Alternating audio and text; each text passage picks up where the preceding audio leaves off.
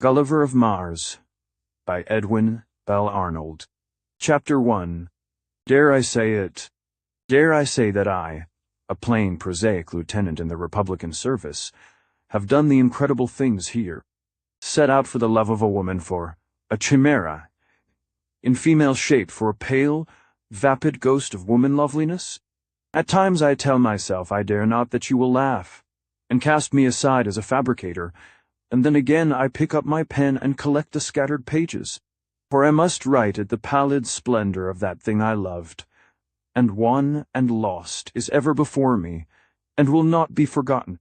The tumult of the struggle into which that vision led me still throbs in my mind, the soft, lisping voices of the planet I ransacked for its sake, and the roar of the destruction which followed me back from the quest, drowns all other sounds in my ears. I must and will write tight relieves me read and believe as you list. At the moment this story commences, I was thinking of grilled steak and tomato steak, crisp and brown on both sides, and tomatoes red as a setting sun. Much else, though, I have forgotten. That fact remains as clear as the last sight of a well-remembered shore in the mind of some wave-tossed traveler, and the occasion which produced that prosaic thought was a night well calculated to make one think of supper and fireside, though the one might be frugal and the other lonely. And as I, Gulliver Jones, the poor foresaid Navy lieutenant, with the honored stars of our republic on my collar, and an undeserved snub from those in authority rankling in my heart, picked my way homeward by a short cut through the dismalness of a New York slum, I longed for steak and stout, slippers and a pipe, with all the pathetic keenness of a troubled soul. It was a wild, black kind of night, and the weirdness of it showed up as I passed from light to light, or crossed the mouths of dim alleys, leading heaven knows to what infernal dens of mystery and crime, even in this latter-day city of ours. The moon was up as far as the church steeple's large vapory cloud scudding across the sky between us and her, and a strong, gusty wind, laden with big raindrops, snarled angrily round corners, and sighed in the parapets like strange voices talking about things not of human interest. It made no difference to me, of course. New York in this year of grace is not the place for the supernatural, be the time never so fit for witch-writing, and the night wind in the chimney-stack sound never so much like the last gurgling cries of throttled men. No! The world was very matter-of-fact, and particularly so to me, a poor younger son with $5 in my purse by way of fortune, a packet of unpaid bills in my breast pocket, and round my neck a locket with a portrait therein of that dear, buxom, freckled, stub-nosed girl away in a little southern seaport town, whom I thought I loved with a magnificent affection. Gods! I had not even touched the fringe of that affliction, thus sauntering along moodily, my chin on my chest, and much too absorbed in reflection to have any nice appreciation of what was happening about me. I was crossing in front of a dilapidated block of houses, dating back nearly to the time of the Pilgrim Fathers, when I had a vague consciousness of something dark suddenly sweeping by me, a thing like a huge bat, or a solid shadow if such a thing could be, and the next instant there was a thud and a bump again, a half-stifled cry, and then a hurried vision of some black carpeting that flapped and shook as though all the winds of Eblis were in its folds, and then apparently disgorged from its inmost recesses a little man. Before my first start of half-amused surprise was over, I saw him by the flickering lamplight clutch at space as he tried to steady himself, stumble on the slippery curb, and the next moment go down on the back of his head with a most ugly thud. Now I was not destitute of feeling, though it had been my lot to see men die in many ways, and I ran over to that motionless form, without an idea that anything but an ordinary accident had occurred. There he lay, silent and, as it turned out afterwards, dead as a doornail, the strangest old fellow ever eyes looked upon, dressed in shabby, sorrel-colored clothes of antique cut, with a long grey beard upon his chin, pentroof eyebrows, and a wizened complexion so puckered and tanned by exposure to heaven only knew what weathers that it was impossible to guess his nationality. I lifted him up out of the puddle of black blood in which he was lying, and his head dropped back over my arm, as though it had been fixed to his body with string alone. There was neither heartbeat nor breath in him, and the last flicker of life faded out of that gaunt face, even as I watched. It was not altogether a pleasant situation, and the only thing to do appeared to be to get the dead man into proper care, though little good it could do him now, as speedily as possible. So, sending a chance passerby into the main street for a cab, I placed him into it as soon as it came, and there being nobody else to go, got in with him myself, telling the driver at the same time to take us to the nearest hospital. "Is this your rug, Captain?" asked a bystander just as we were driving off. "Not mine," I answered somewhat roughly. "You don't suppose I go about at this time of night with Turkey carpets under my arm, do you? It belongs to this old chap here who has just dropped out of the skies onto his head, chuck it on top and shut the door, and that rug, the very mainspring of the startling things which followed, was thus carelessly thrown on to the carriage, and off we went. Well, to be brief, I handed in that stark old traveler from nowhere at the hospital, and as a matter of curiosity sat in the waiting room while they examined him. In 5 minutes, the house's surgeon on duty came in to see me, and with a shake of his head said briefly, "Gone, sir, clean gone. Broke his neck like a pipe stem. Most strange-looking man, and none of us can even guess at his age. Not a friend of yours, I suppose?" "Nothing whatever to do with me, sir. He slipped on the pavement and fell in front of me just now, and as a matter of common charity, I brought him in here." "Were there any means of identification on him?" "None whatever," answered the doctor, taking out his notebook, and as a matter of form, writing down my name and address and a few brief particulars. "Nothing whatever, except this curious-looking bead hung around his neck by a blackened thong of leather, and he handed me a thing about as big as A, silver note with a loop for suspension, and apparently of rock crystal, though so begrimed and dull its nature was difficult to speak of with certainty. The bead was of no seeming value and slipped unintentionally into my waistcoat pocket as I chatted for a few minutes more with the doctor, and then, shaking hands, I said goodbye, and went back to the cab which was still waiting outside. It was only on reaching home I noticed the hospital porters had omitted to take the dead man's carpet from the roof of the cab when they carried him in, and as the cabman did not care about driving back to the hospital with it, and it could not well be left in the street, I somewhat reluctantly carried it indoors with me. Once in the shine of my own lamp, and a cigar in my mouth, I had a closer look at that ancient piece of artwork from heaven, or the other place, only knows what ancient loom, a big, strong rug of faded oriental coloring. It covered half the floor of my sitting room, the substance being of a material more like camel's hair than anything else, and running across, when examined closely, were some dark fibers so long and fine that surely they must have come from the tail of Solomon's favorite black stallion itself. But the strangest thing about that carpet was its pattern. It was threadbare enough to all conscience in places, yet the design still lived in solemn, age-worsted hues, and as I dragged it to my stove front and spread it out, it seemed to me that it was as much like a star map done by a scribe who had lately recovered from delirium tremens as anything else.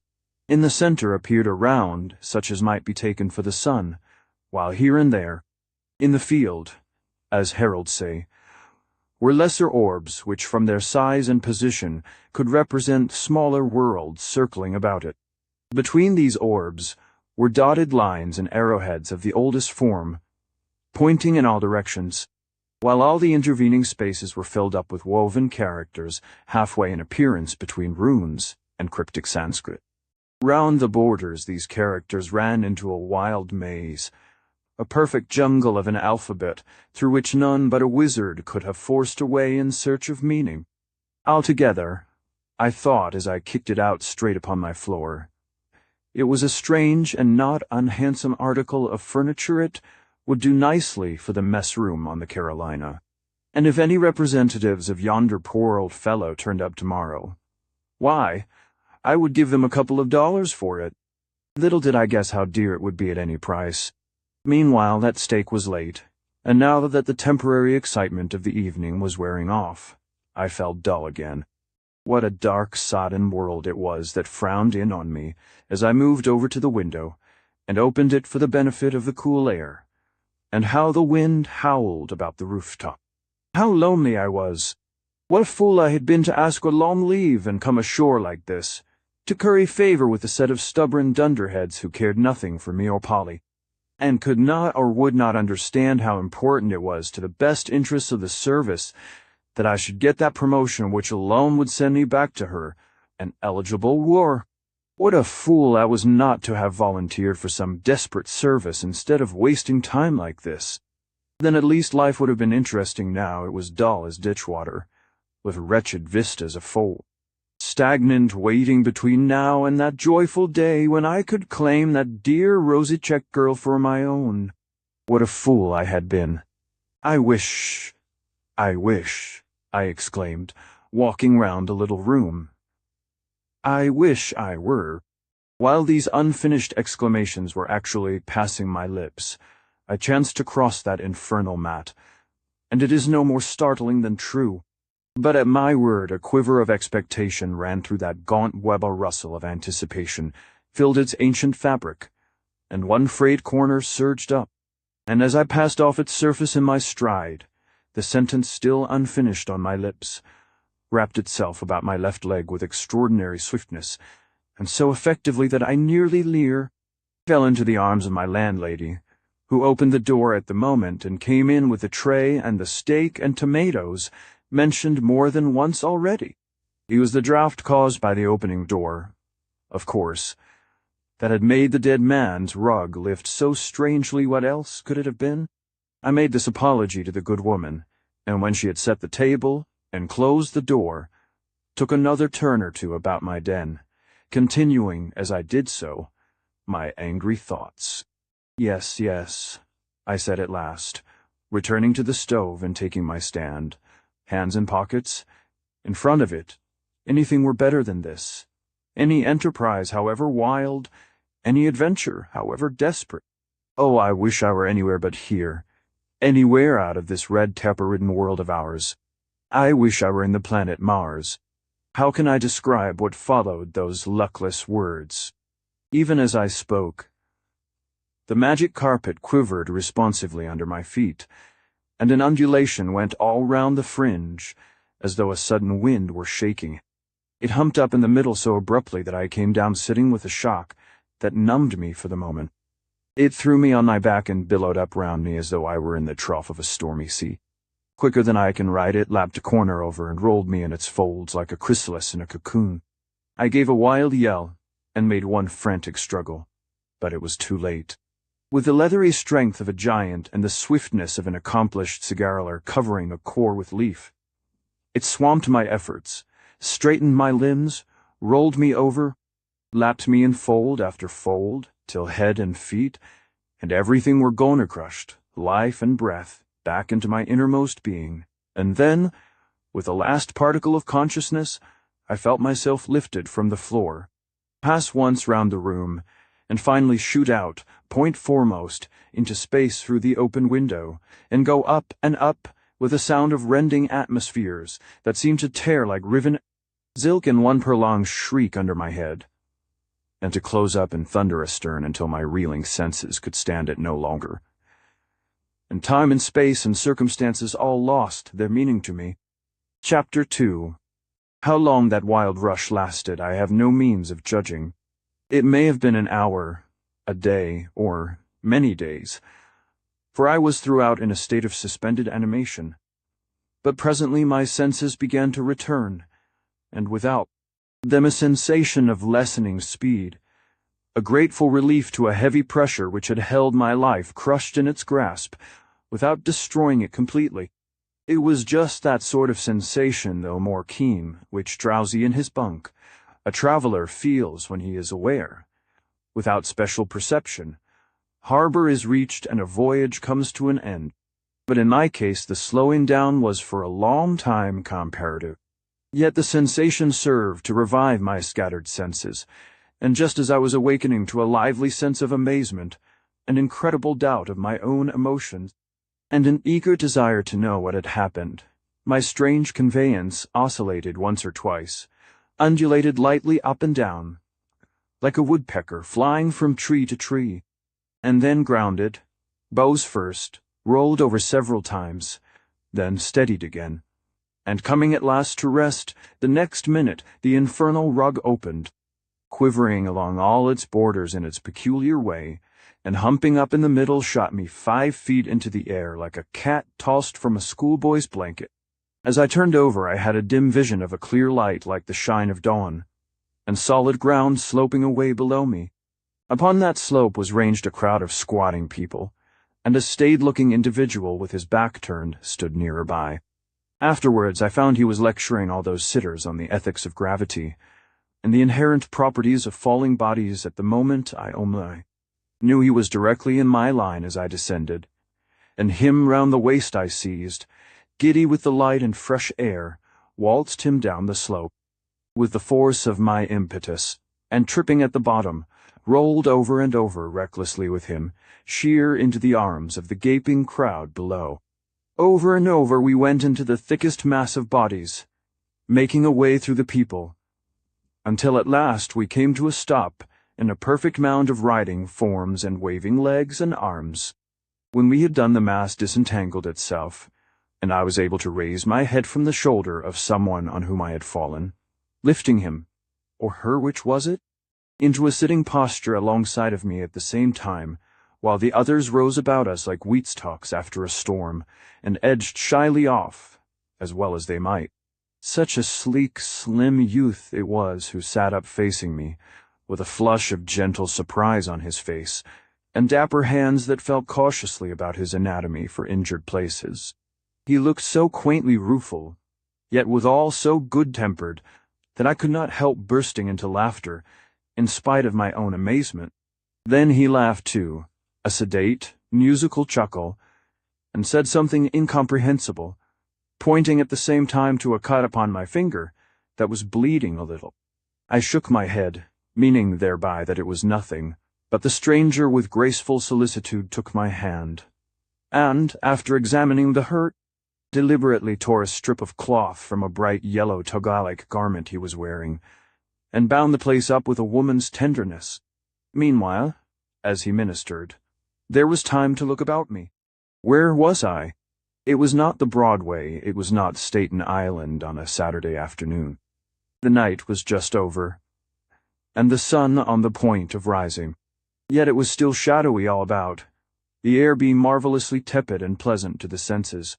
Quaint, soft aromas, like the breath of a new world, the fragrance of unknown flowers, and the dewy scent of never-trodden fields, drifted to my nostrils, and to my ears came a sound of laughter scarcely more human than the murmur of the wind in the trees, and a pretty undulating whisper as though a great concourse of people were talking softly in their sleep. I gazed about, scarcely knowing how much of my senses or surroundings were real, and how much fanciful, until I presently became aware the rosy twilight was broadening into day, and under the increasing shine a strange scene was fashioning itself. At first it was an opal sea I looked on of mist, shot along its upper surface with the rosy gold and pinks of dawn. Then, as that soft, translucent lake ebbed, jutting hills came through it, black and crimson, and as they seemed to mount into the air, other lower hills showed through the veil with rounded forest knobs, till at last the brightening day dispelled the mist, and as the rosy-colored gauzy fragments went slowly, floating away, a wonderfully fair country lay at my feet, with a broad sea glimmering in many arms and bays in the distance beyond. It was all dim and unreal at first, the mountains shadowy, the ocean unreal, the flowery fields between it and me vacant and shadowy. Yet were they vacant? As my eyes cleared and day brightened still more, and I turned my head this way and that, it presently dawned upon me all the meadow coppices and terraces northwards of where I lay, all that blue and spacious ground I had thought to be bare and vacant, were alive with a teeming city of booths and tents. Now I came to look more closely. There was a whole town upon the slope, built as might be in a night of boughs and branches still unwithered. The streets and ways of that city in the shadows thronged with expectant people moving in groups, and shifting to and fro, lively stream chatting at the stalls, and clustering round the tent doors, in soft, gauzy, party-colored crowds, in a way both fascinating and perplexing. I stared about me like a child at its first pantomime, dimly understanding all I saw was novel, but more allured to the color and life of the picture than concerned with its exact meaning. And while I stared in turn, my finger was bandaged, and my new friend had been lisping away to me without getting anything in turn but a shake of the head. This made him thoughtful, and thereon followed a curious incident which I cannot explain. I doubt even whether you will believe it, but what am I to do in that case? You have already accepted the episode of my coming, or you would have shut the covers before arriving at this page of my modest narrative, and this emboldens me. I may strengthen my claim on your credulity by pointing out the extraordinary marvels which science is teaching you, even on our own little world. To quote a single instance, if anyone had declared 10 years ago that it would shortly be practicable and easy for two persons to converse from shore to shore across the Atlantic without any intervening medium, he would have been laughed at as a possibly amusing but certainly extravagant romancer. Yet that picturesque lie of yesterday is amongst the accomplished facts of today. Therefore I am encouraged to ask your indulgence, in the name of your previous errors, for the following and any other instances in which I may appear to trifle with strict veracity. There is no such thing as the impossible in our universe. When my friendly companion found I could not understand him, he looked serious for a minute or two, then shortened his brilliant yellow toga, as though he had arrived at some resolve, and knelt down directly in front of me. He next took my face between his hands, and putting his nose within an inch of mine, stared into my eyes with all his might. At first I was inclined to laugh, but before long the most curious sensations took hold of me. They commenced with a thrill which passed all up my body, and next all feelings save the consciousness of the loud beating of my heart ceased. Then it seemed the boy's eyes were inside my head and not outside, while along with them an intangible something pervaded my brain. The sensation at first was like the application of ether to the skin, a cool, numbing emotion. It was followed by a curious, tingling feeling, as some dormant cells in my mind answered to the thought transfer, and were filled and fertilized. My other brain cells most distinctly felt the vitalizing of their companions, and for about a minute I experienced extreme nausea and a headache such as comes from overstudy, though both passed swiftly off. I presume that in the future we shall all obtain knowledge in this way. The professors of a later day will perhaps keep shops for the sale of miscellaneous information, and we shall drop in and be inflated with learning just as the bicyclist gets his tire pumped up, or the motorist is recharged with electricity at so much per unit. Examinations will then become matters of capacity in the real meaning of that word, and we shall be tempted to invest our pocket money by advertisements of a cheap line in astrology. Try our double strength, too many course of classics. This is remnant day for trigonometry and metaphysics, and so on. My friend did not get as far as that. With him the process did not take more than a minute, but it was startling in its results, and reduced me to an extraordinary state of hypnotic receptibility. When it was over, my instructor tapped with a finger on my lips, uttering aloud as he did so the word, "No, none. No, some. No, little, no, morel," again and again.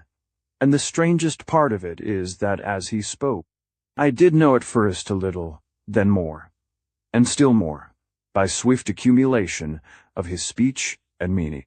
In fact, when presently he suddenly laid a hand over my eyes, and then let go of my head with a pleasantly put question as to how I felt, I had no difficulty whatever in answering him in his own tongue, and rose from the ground as one gets from a hairdresser's chair, with a vague idea of looking round for my hat and offering him his fee. "My word, sir," I said, in lisping Martian, as I pulled down my cuffs and put my cravat straight. That was a quick process. I once heard of a man who learnt a language in the moments he gave each day to having his boots blacked, but this beats all. I trust I was a docile pupil? Oh, fairly, sir, answered the soft, musical voice of this strange being by me. But your head is thick, and your brain tough. I could have taught another in half the time. Curiously enough, was my response. Those are almost the very words with which my dear old tutor dismissed me the morning I left college. Never mind. The thing is done. Shall I pay you anything? I do not understand. Any honorarium, then? Some people understand one word and not the other. But the boy only shook his head in answer. Strangely enough, I was not greatly surprised all this time, either at the novelty of my whereabouts or at the hypnotic instruction in a new language just received. Perhaps it was because my head still spun too giddily with that flight in the old rug. For much thought, perhaps, because I did not yet fully realize the thing that had happened. But anyhow, there is the fact which, like so many others in my narrative, must, alas, remain unexplained for the moment. The rug, by the way, had completely disappeared. My friend comforting me on this score, however, by saying he had seen it rolled up and taken away by one whom he knew. We are very tidy people here, stranger, he said, and everything found lying about goes back to the palace storerooms. You will laugh to see the lumber there, for few of us ever take the trouble to reclaim our property. Heaven knows I was in no laughing mood when I saw that enchanted web again. When I had lain and watched the brightening scene for a time, I got up, and having stretched and shaken my clothes into some sort of order, we strolled down the hill and joined the light-hearted crowds that twined across the plain and through the streets of their city of booths. They were the prettiest, daintiest folk ever eyes looked upon, well-formed, and like to us as could be in the main, but slender and willowy, so dainty and light, both the men and the women, so pretty of cheek and hair, so mild of aspect I felt, as I strode amongst them, I could have plucked them like flowers and bound them up in bunches with my belt. And yet somehow I liked them from the first minute, such a happy, careless, light-hearted race, again I say, never was seen before. There was not a stain of thought or care on a single one of those white foreheads that eddied round me under their peaked, blossom-like caps, the perpetual smile their faces wore, never suffered rebuke. Anywhere their very movements were graceful and slow. Their laughter was low and musical.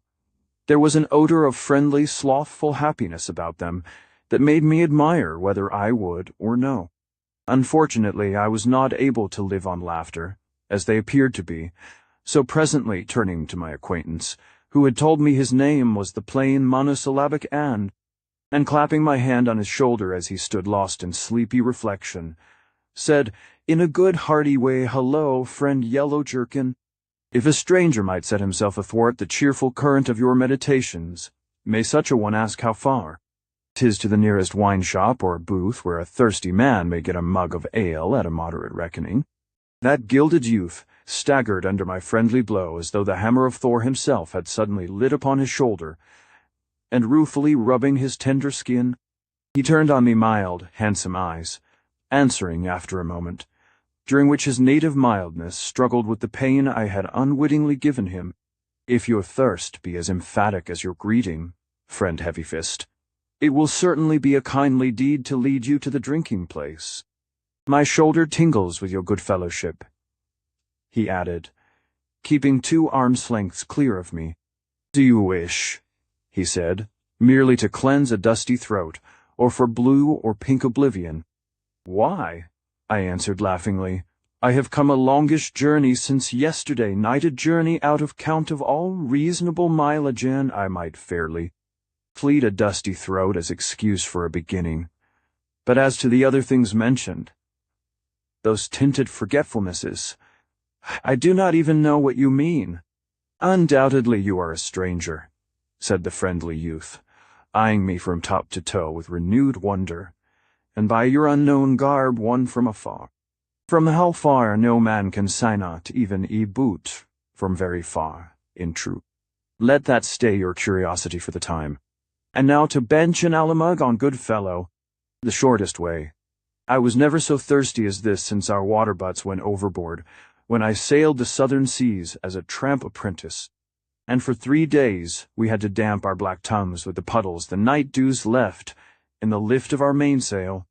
Without more words, being a little odd of me, I thought, the boy led me through the good-humored crowd to where, facing the main road to the town, but a little sheltered by a thicket of trees covered with gigantic pink blossoms, stood a drinking place, a cluster of tables set round an open grass plot.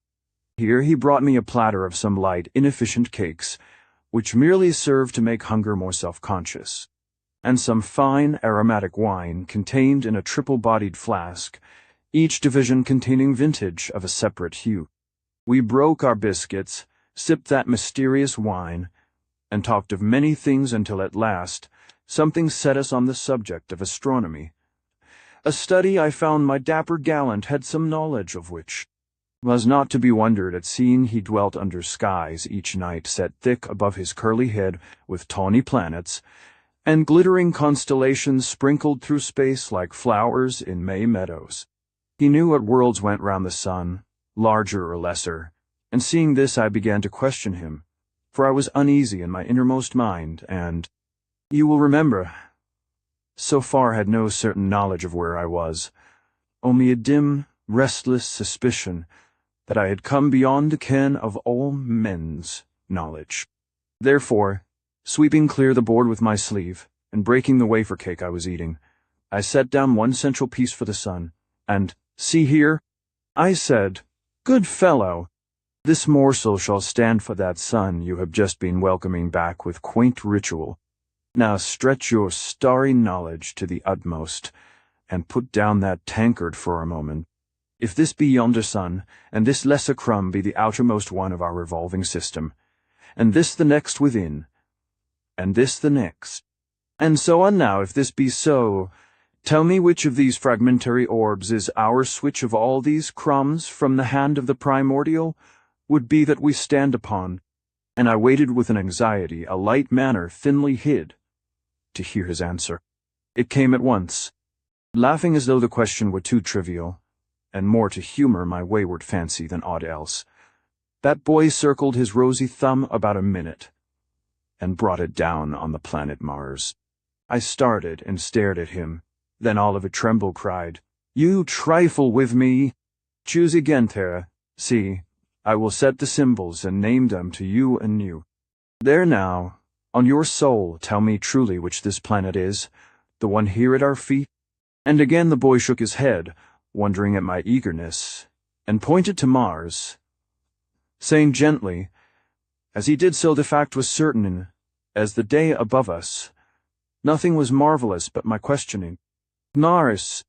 Oh, dreadful, tremendous, unexpected! With a cry of affright, and bringing my fist down on the table till all the cups upon it leapt, I told him he lied like a simpleton whose astronomy was as rotten as his wit smote the table, and scowled at him for a spell, then turned away and let my chin fall upon my breast, and my hands upon my lap. And yet, it might be so. Everything about me was new and strange. The crisp, thin air I breathed was new, the lukewarm sunshine, new the sleek, long, ivory faces of the people new. Yesterday, was it yesterday? I was back there away in a world that pines to know of other worlds, and one fantastic wish of mine, backed by a hideous, infernal chance, had swung back the doors of space and shot me if that boy spoke true into the outer void where never living man had been before. All my wits about me, all the horrible bathos of my earthly clothing on me, all my terrestrial hungers in my veins. I sprang to my feet and swept my hands across my eyes. Was that a dream, or this? No, both were too real. The hum of my faraway city still rang in my ears, a swift vision of the girl I had loved, of the men I had hated, of the things I had hoped for, rose before me, still dazing my inner eye. And these about me were real people, too, It was real earth, real skies, trees and rock shad the infernal gods indeed heard. I asked myself, the foolish wish that started from my lips in a moment of fierce discontent and swept me into another sphere, another existence. I looked at the boy as though he could answer that question, but there was nothing in his face but vacuous wonder. I clapped my hands together and beat my breast. It was true. My soul within me said it was true. The boy had not lied. The genes had heard. I was just in the flesh. I had my common human hungers, still unsatisfied where never mortal man had hungered before, and scarcely knowing whether I feared or not, whether to laugh or cry, but with all the wonder and terror of that great remove sweeping suddenly upon me, I staggered back to my seat, and dropping my arms upon the table, leant my head heavily upon them, and strove to choke back the passion which beset me. Chapter 3. It was the light touch of the boy and upon my shoulder which roused me.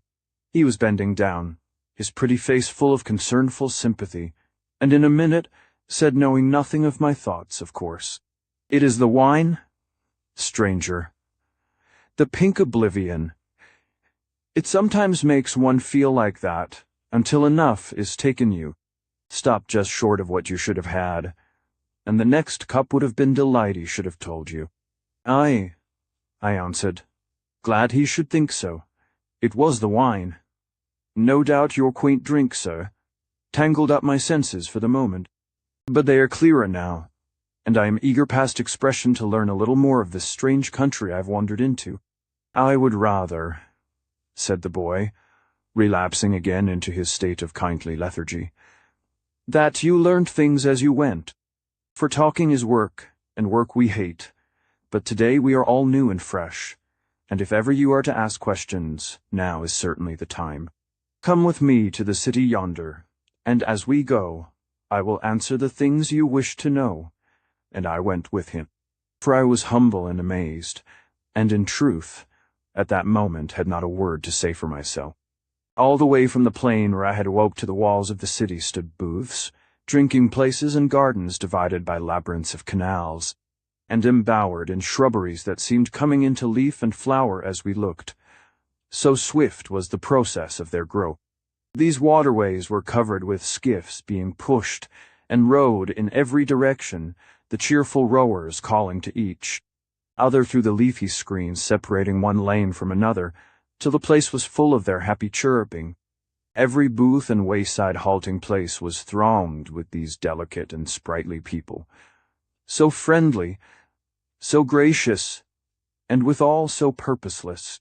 I began to think we should never reach the town itself, for first my guide would sit down on a green stream bank, his feet a dangle in the clear water, and bandy wit with a passing boat, as though there were nothing else in the world to think of. And when I dragged him out of that, whispering in his ear, "The town, my dear boy, the town? I am all agape to see it," he would saunter reluctantly to a booth, 100 yards further on, and fall to eating strange confections, or sipping colored wines with chance acquaintances, till again I plucked him by the sleeve and said, "Seth, good comrade, was it not so you called your city just now? Take me to the gates, and I will be grateful to you." Then on again down a flowery lane. Aimless and happy, wasting my time and his, with placid civility, I was led by that simple guide. Wherever we went, the people stared at me. As well they might, as I walked through them, overtopping the tallest by a head or more. The drinking cups paused halfway to their mouths, the jests died away upon their lips, and the blinking eyes of the drinkers shone with a momentary sparkle of wonder as their minds reeled down those many-tinted floods to the realms of oblivion they loved. I heard men whisper one to another, "Who is he? Whence does he come? Is he a tribute-taker? How?" As I strolled amongst them, my mind still so thrilled with doubt and wonder that to me they seemed hardly more than painted puppets, the vistas of their lovely glades and the ivory town beyond only the fancy of a dream, and their talk as incontinent as the babble of a stream. Then happily, as I walked along with bent head brooding over the incredible thing that had happened, My companion's shapely legs gave out, and with a sigh of fatigue, he suggested we should take a tour skiff amongst the many lying about upon the margins and sail towards the town. "For," said he, "the breeze blows thitherward, and 'tis a shame to use one's limbs when nature will carry us for nothing. But have you a boat of your own hereabouts?" I queried, for to tell the truth I came from home myself somewhat poorly provided with means to buy or barter, and if your purse be not heavier than mine, we must still do as poor men do. "Oh," said Anne, "there is no need to think of that. No one here to hire or hire of. We will just take the first skiff we see that suits us. And what if the owner should come along and find his boat gone? Why, what should he do but take the next along the bank, and the master of that the next again? How else could it be?" said the Martian, and shrugging my shoulders. For I was in no great mood to argue, we went down to the waterway, through a thicket of budding trees underlaid with a carpet of small red flowers, filling the air with a scent of honey, and soon found a diminutive craft pulled up on the bank. There were some dainty cloaks and wraps in it, which he took out and laid under a tree. But first he felt in the pouch of one for a sweetmeat, which his fine nostrils, acute as a squirrel's, told him was there, and taking the lump out, bit a piece from it, afterwards replacing it in the owner's pocket with the frankest simplicity. Then we pushed off, hoisted the slender mast, set the smallest lug sail that ever a sailor smiled at, and myself at the helm, and that golden youth amidships. Away we drifted under thickets of drooping canes tasseled with yellow catkin flowers, up the blue alley of the water into the broader open river, beyond with its rapid flow and crowding boats. The white city front now towering clear before us. The air was full of sunshine and merry voices. Birds were singing. Trees were budding. Only my heart was heavy, my mind confused. Yet why should I be sad? I said to myself presently. Life beat in my pulses. What had I to fear? This world I had tumbled into was new and strange, no doubt, but tomorrow it would be old and familiar. It discredited my manhood to sit brow-bent like that, so with an effort I roused myself. "Old chap," I said to my companion, as he sat astride of a thwart, slowly chewing something sticky and eyeing me out of the corner of his eyes with vapid wonder. "Tell me something of this land of yours, or something about yourself, which reminds me I have a question to ask. It is a bit delicate, but you look a sensible sort of fellow, and will take no offense. The fact is, I have noticed as we came along half your population dresses, in all the colors of the rainbow fancy. Suitings our tailors could call it at home, and this half of the census are undoubtedly men and women. The rub is that the other half, to which you belong, all dress alike in yellow, and I will be fired from the biggest gun on the Carolina's main deck if I can tell what sex you belong to. I took you for a boy in the beginning, and the way you closed with the idea of having a drink with me seemed to show I was dead on the right course. Then a little later on I heard you and a friend abusing our sex from an outside point of view, in a way which was very disconcerting. This and some other things have set me all abroad again, and as fate seems determined to make us chums for this voyage, why, well, frankly, I should be glad to know if you be boy or girl. If you are as I am, no more nor less than, for I like you, there's my hand in comradeship. If you are otherwise, as those sleek outlines seem to promise, why, here is my hand again. But man or woman you must become, which is it? If I had been perplexed before, to watch that boy now was more curious than ever. He drew back from me with a show of wounded dignity, then bit his lips, and sighed, and stared, and frowned. "Come," I said laughingly, "speak. It engenders ambiguity to be so ambiguous of gender. 'Tis no great matter, yes or no. A plain answer will set us fairly in our friendship if it is comrade. Then comrade let it be if made. Why, I shall not quarrel with that, though it cost me a likely mess me. You mock me. Not I. I never mocked anyone. And does my robe tell you nothing? Nothing so much a yellow tunic and becoming enough, but nothing about it to hang a deduction on. Come, are you a girl? After all, I do not count myself a girl. Why, then, you are the most blooming boy that ever eyes were set upon, and though 'tis with some tinge of regret, yet cheerfully I welcome you into the ranks of manhood. I hate your manhood. Send it after the maidhood. It fits me just as badly. But, Anne, be reasonable man or maid you must be. Must be why? Why? Was ever such a question put to a sane mortal before? I stared at it, that ambiguous thing before me. And then, a little wroth to be played with, growled out something about Martians being all drunk or mad. "'Tis you yourself, a one or other," said that individual, by this time pink with anger. "And if you think because I am what I am you can safely taunt me, you are wrong. See, I have a sting," and like a thwarted child my companion half drew from the folds of the yellow tunic dress the daintiest, most harmless-looking little dagger that was ever seen. "Oh, if it comes to that," I answered, touching the navy scabbard still at my hip, and regaining my temper at the sight of hers. "Why, I have a sting also, and twice as long as yours. But in truth, Anne, let us not talk of these things. If something in what I have said has offended nice Martian scruples, I am sorry, and will question no more, leaving my wonder for time to settle." "No," said the other, "it was my fault to be hasty of offense. I am not so angered once a year. But in truth, your question moves us yellow robes deeply. Did you not really know that we who wear this saffron tunic are slaves, a race apart, despised by all? Slaves? No, how should I know it? I thought you must understand a thing so fundamental, and it was that thought which made your question seem unkind. But if indeed you have come so far as not to understand even this, then let me tell you once we of this garb were women priestesses of the immaculate conceptions of humanity, guardians of those great hopes and longings which die so easily.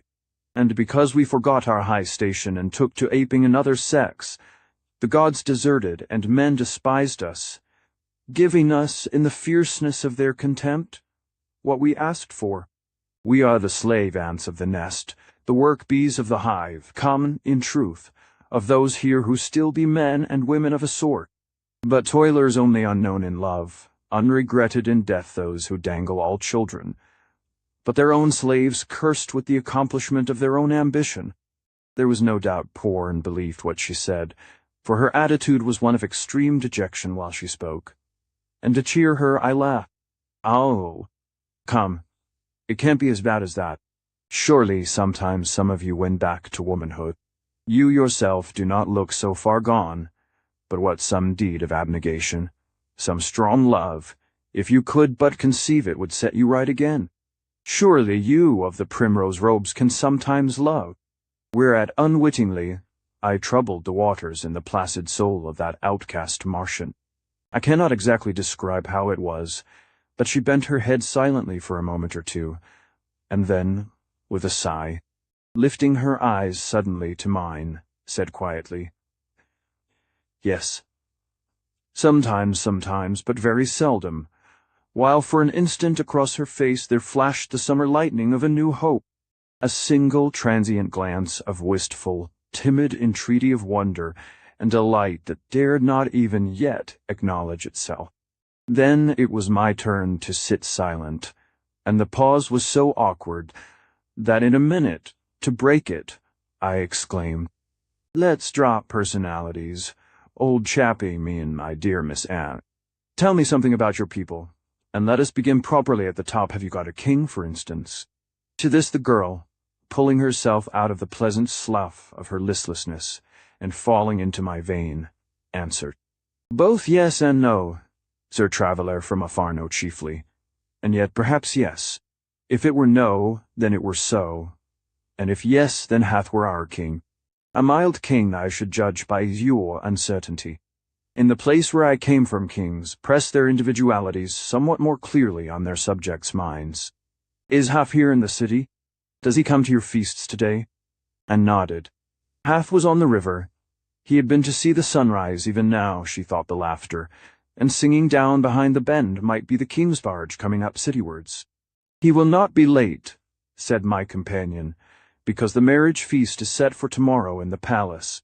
I became interested. Kings, palaces, marriage feasts, why? Here was something substantial to go upon. After all, these gauzy folk might turn out good fellows. Jolly comrades to sojourn amongst, and marriage feasts reminded me again I was hungry. "Who is it?" I asked, with more interest in my tone. "Who gets married? Is it your ambiguous king himself?" Whereat Anne's purple eyes broadened with wonder. Then, as though she would not be uncivil, she checked herself, and answered with smothered pity for my ignorance, "Not only hath himself, but everyone." "Stranger?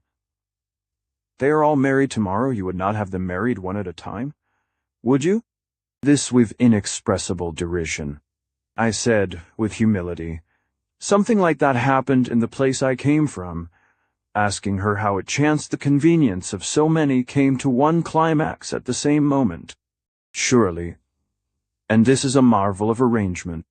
Where I dwelt, wooings would sometimes be long or sometimes short, and all maids were not complacent by such universal agreement."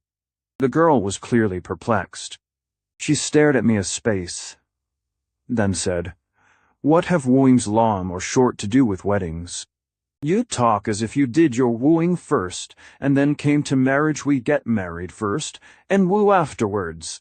'Tis not a bad idea, and I can see it might lend an ease and certainty to the pastime which our method lacks. But if the woman is got first and sued subsequently, who brings you together?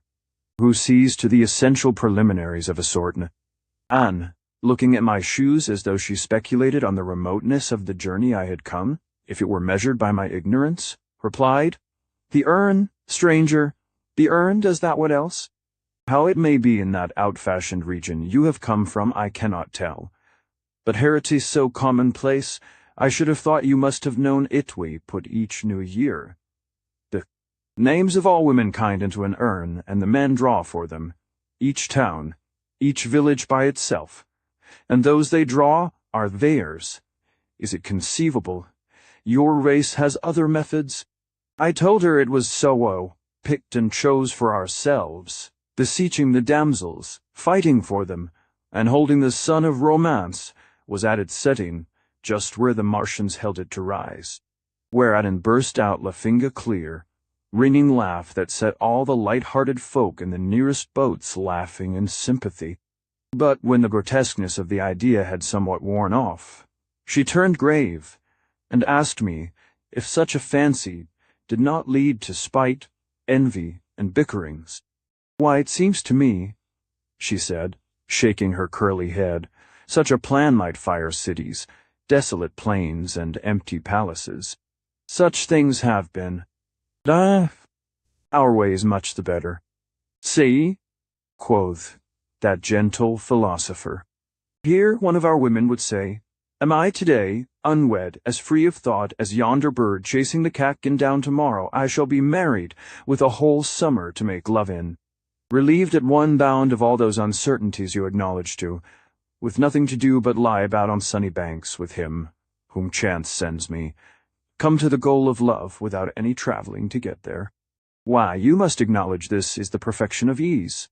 "But supposing," I said, "chance dealt unkindly to you from your nuptial urn, supposing the man was not to your liking, or another coveted him," to which Anne answered with some shrewdness, "In the first case we should do what we might, being no worse off than those in your land who had played ill providence to themselves. In the second, no maid would covet him whom fate had given to another. It were too fatiguing, or if such a thing did happen, then one of them would waive his claims, for no man or woman ever born was worth a wrangle, and it is allowed us to barter, and change a little." All this was strange enough. I could not but laugh, while Anne laughed at the lightest invitation, and thus chatting and deriding each other's social arrangements, we floated idly townwards, and presently came out into the main waterway, perhaps a mile wide and flowing rapidly, as streams will a threshold of the spring, with brash or waste of distant beaches riding down it, and every now and then a broken branch or tree stem glancing through waves, whose crests a fresh wind lifted and sowed in golden showers in the intervening furrows. The Martians seemed expert upon the water, steering nimbly between these floating dangers when they met them, but for the most part hugging the shore where a more placid stream better suited their fancies. And for a time all went well. Anne, as we went along, was telling me more of her strange country, pointing out birds or flowers, and naming them to me. "Now that," she said, pointing to a small gray owl, who sat reflective on a floating log we were approaching, "that is a bird of omen. Cover your face and look away, for it is not well to watch it." "We're at," I laughed. "Oh," I answered, "so those ancient follies have come as far as this, have they? But it is no bird gray or black or white that can frighten folk where I come from. See, I will ruffle his philosophy for him." And suiting the action to the words, I lifted a pebble that happened to lie at the bottom of the boat, and flung it at that creature with the melancholy eyes. Away went the owl, dipping his wings into the water at every stroke, and as he went wailing out a ghostly cry, which even among sunshine and glitter made one's flesh creep, and shook her head. "You should not have done that," she said. "Our dead, whom we send down over the falls, come back in the body of yonder little bird. But he is gone now," she added, with relief. "See, he settles far upstream upon the point of yonder rotten bough. I would not disturb him again if I were you." Whatever more Anne would have said was lost, for amidst a sound of flutes and singing round the bend of the river below came a crowd of folk, boats decked with flowers and garlands, all clustering round a barge barely able to move, so thick those lesser skiffs pressed upon it. So close those wherries hung about that the garlanded rowers who sat at the oars could scarcely pull. But here, as everywhere, it was the same good temper, the same carelessness of order, as like a flowery island in the dancing blue water, the motley fleet came up. I steered our skiff a space out from the bank to get a better view, while Anne clapped her hands together and laughed. "It is Hathé himself, and those of the palace with him. Steer a little nearer still, friendso, between yon floating rubbish flats, for those with Hath are good to look at."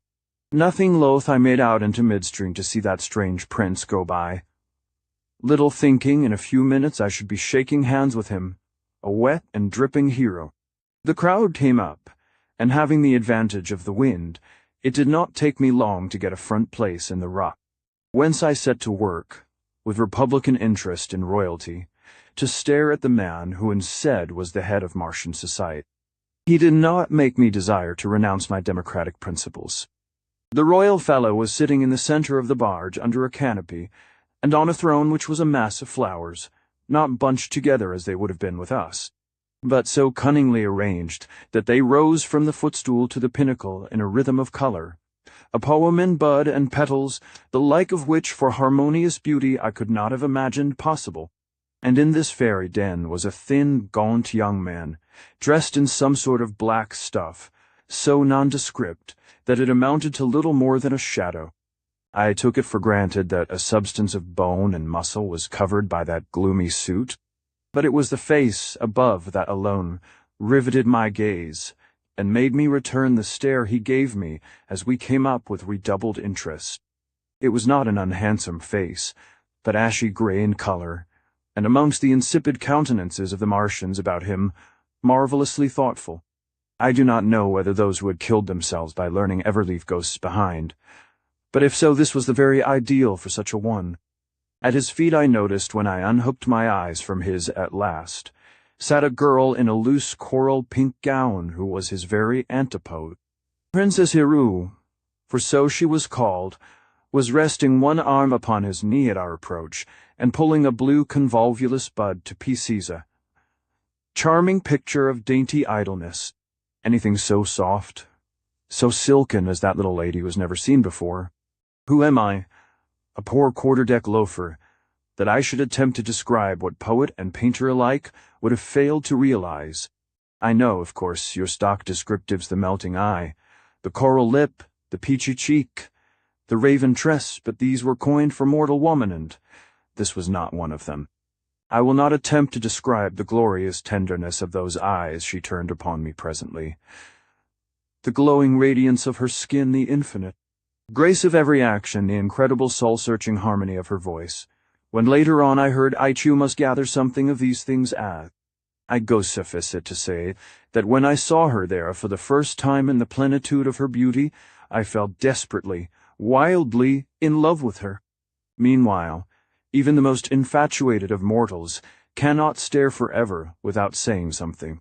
The grating of our prow against the garlanded side of the royal barge roused me from my reverie, and nodding to Antoine I would be back presently, I lightly jumped on to Hath's vessel, and with the assurance of a free and independent American voter, approached that individual, holding out my palm, and saying, as I did so, "Shake hands, Mr. President."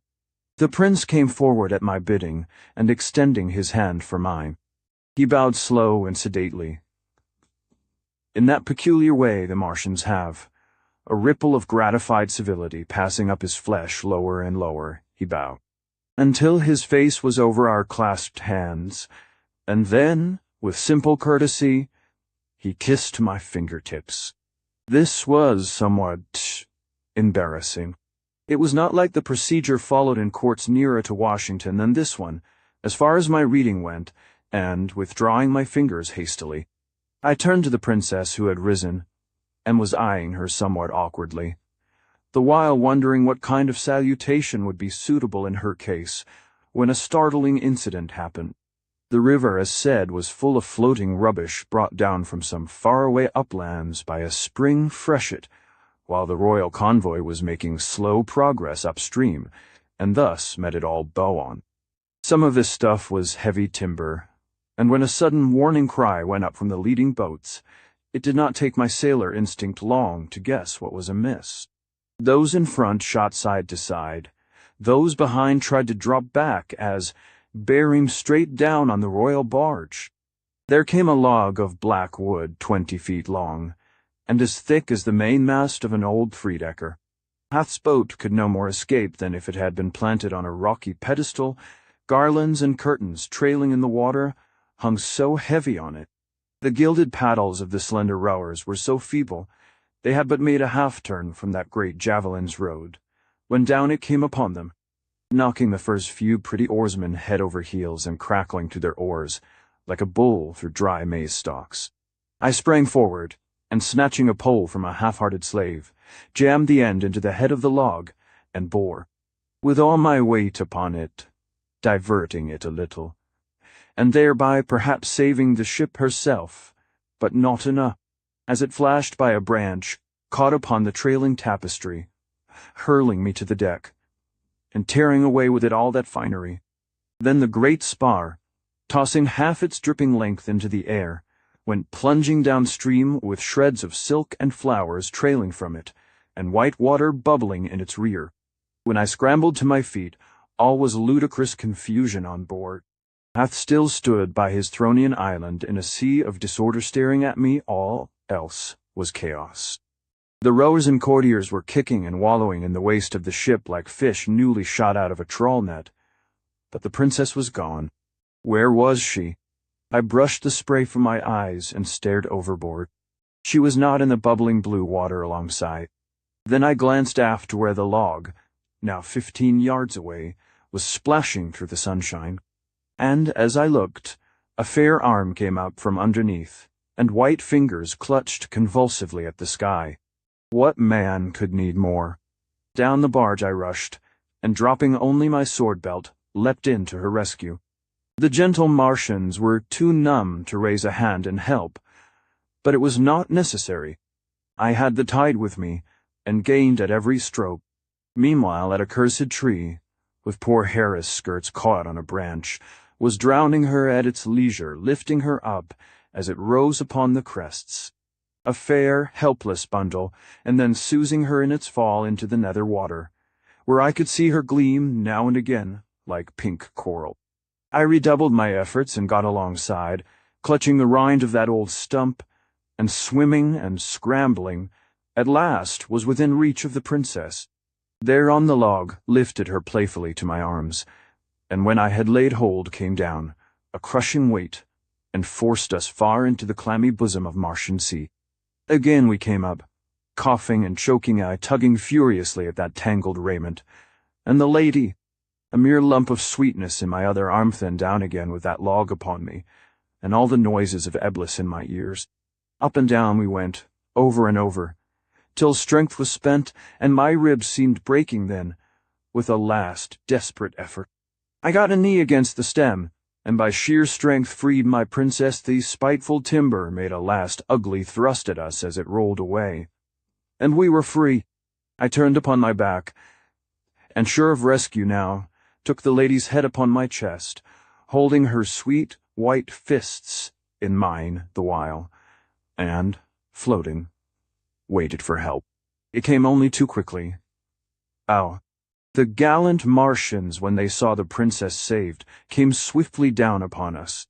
Over the lapping of the water in my ears I heard their sigh-like cries of admiration and surprise. The rattle of spray on the canoe sides mingled with the splash of oars. The flitting shadows of their prows were all about us, and in less time than it takes to write, we were hauled aboard, revived, and taken to Hath's barge. Again the prince's lips were on my fingertips again. The flutes and music struck up, and as I squeezed the water out of my hair, and tried to keep my eyes off the outline of Heru, whose loveliness shone through her damp, clinging, pink robe, as if that robe were but a gauzy fancy, I vaguely heard Hath saying wondrous things of my gallantry, and what was more to the purpose, asking me to come with him and stay that night at the palace. Chapter 4. They lodged me like a prince in a tributary country that first night. I was tired. 'Twas a stiff stage I had come the day before, and they gave me a couch whose ethereal softness seemed to close like the wings of a bird as I plunged at its touch into fathomless slumbers. But the next day had hardly broken when I was awake, and, stretching my limbs upon the piled silk of a legless bed upon the floor, found myself in a great chamber, with a purple tapestry across the entrance, and a square arch leading to a flat terrace outside. It was a glorious daybreak, making my heart light within me, the air like new milk, and the colors of the sunrise lay purple and yellow in bars across my room. I yawned and stretched, then rising, wrapped a silken quilt about me, and went out into the flat terrace top, where from all the city could be seen stretched, in an ivory and emerald patchwork, with open blue water on one side, and the Martian plain trending away in illimitable distance upon the other. Directly underneath, in the great square at the bottom of Hath's palace steps, were gathered a concourse of people, brilliant in many-colored dresses. They were sitting or lying about just as they might, for all I knew, have done through the warm night, without much order, save that where the black streaks of inlaid stone marked a carriageway across the square. None were stationed. While I wondered what would bring so many together thus early, there came a sound of flutes, for these people can do nothing without piping light. Finches in a thicket in Mayan from the storehouses halfway over to the harbor, there streamed a line of carts piled high with provender. Down came the teams attended by their slaves, circling and wheeling into the open place. And as they passed each group, those lazy, lolling beggars crowded round, and took the dole they were too thriftless to earn themselves. It was strange to see how listless they were about the meal, even though Providence itself put it into their hands to note how the yellow-girded slaves scudded amongst them, serving out the loaves themselves had grown, harvested and baked, slipping from group to group, rousing, exhorting, administering to a helpless throng that took their efforts without thought or thanks.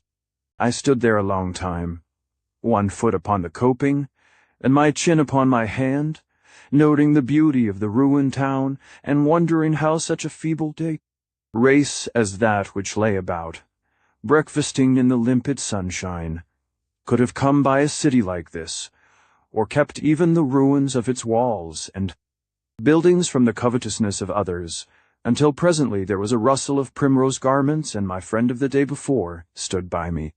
"Are you rested, traveler?" she questioned in that pretty voice of hers. "Rested ambrosially, and John." It is well, I will tell the government, and it will come up to wash and dress you, afterwards giving you breakfast. For the breakfast, damsel, I shall be grateful. But as for the washing and dressing, I will defend myself to the last gasp, sooner than submit to such administration. How strange! Do you never wash in your country? Yes. But it is a matter left largely to our own discretion, so, my dear girl, if you will leave me for a minute or two in quest of that meal you have mentioned, I will guarantee to be ready when it comes. Away she slipped, with a shrug of her rosy shoulders, to return presently, carrying a tray covered with a white cloth, whereon were half a dozen glittering covers whence came most fragrant odors of cooked things. Why, comrade, I said, sitting down and lifting lid by lid, for the cold, sweet air outside had made me hungry. This is better than was hoped for I.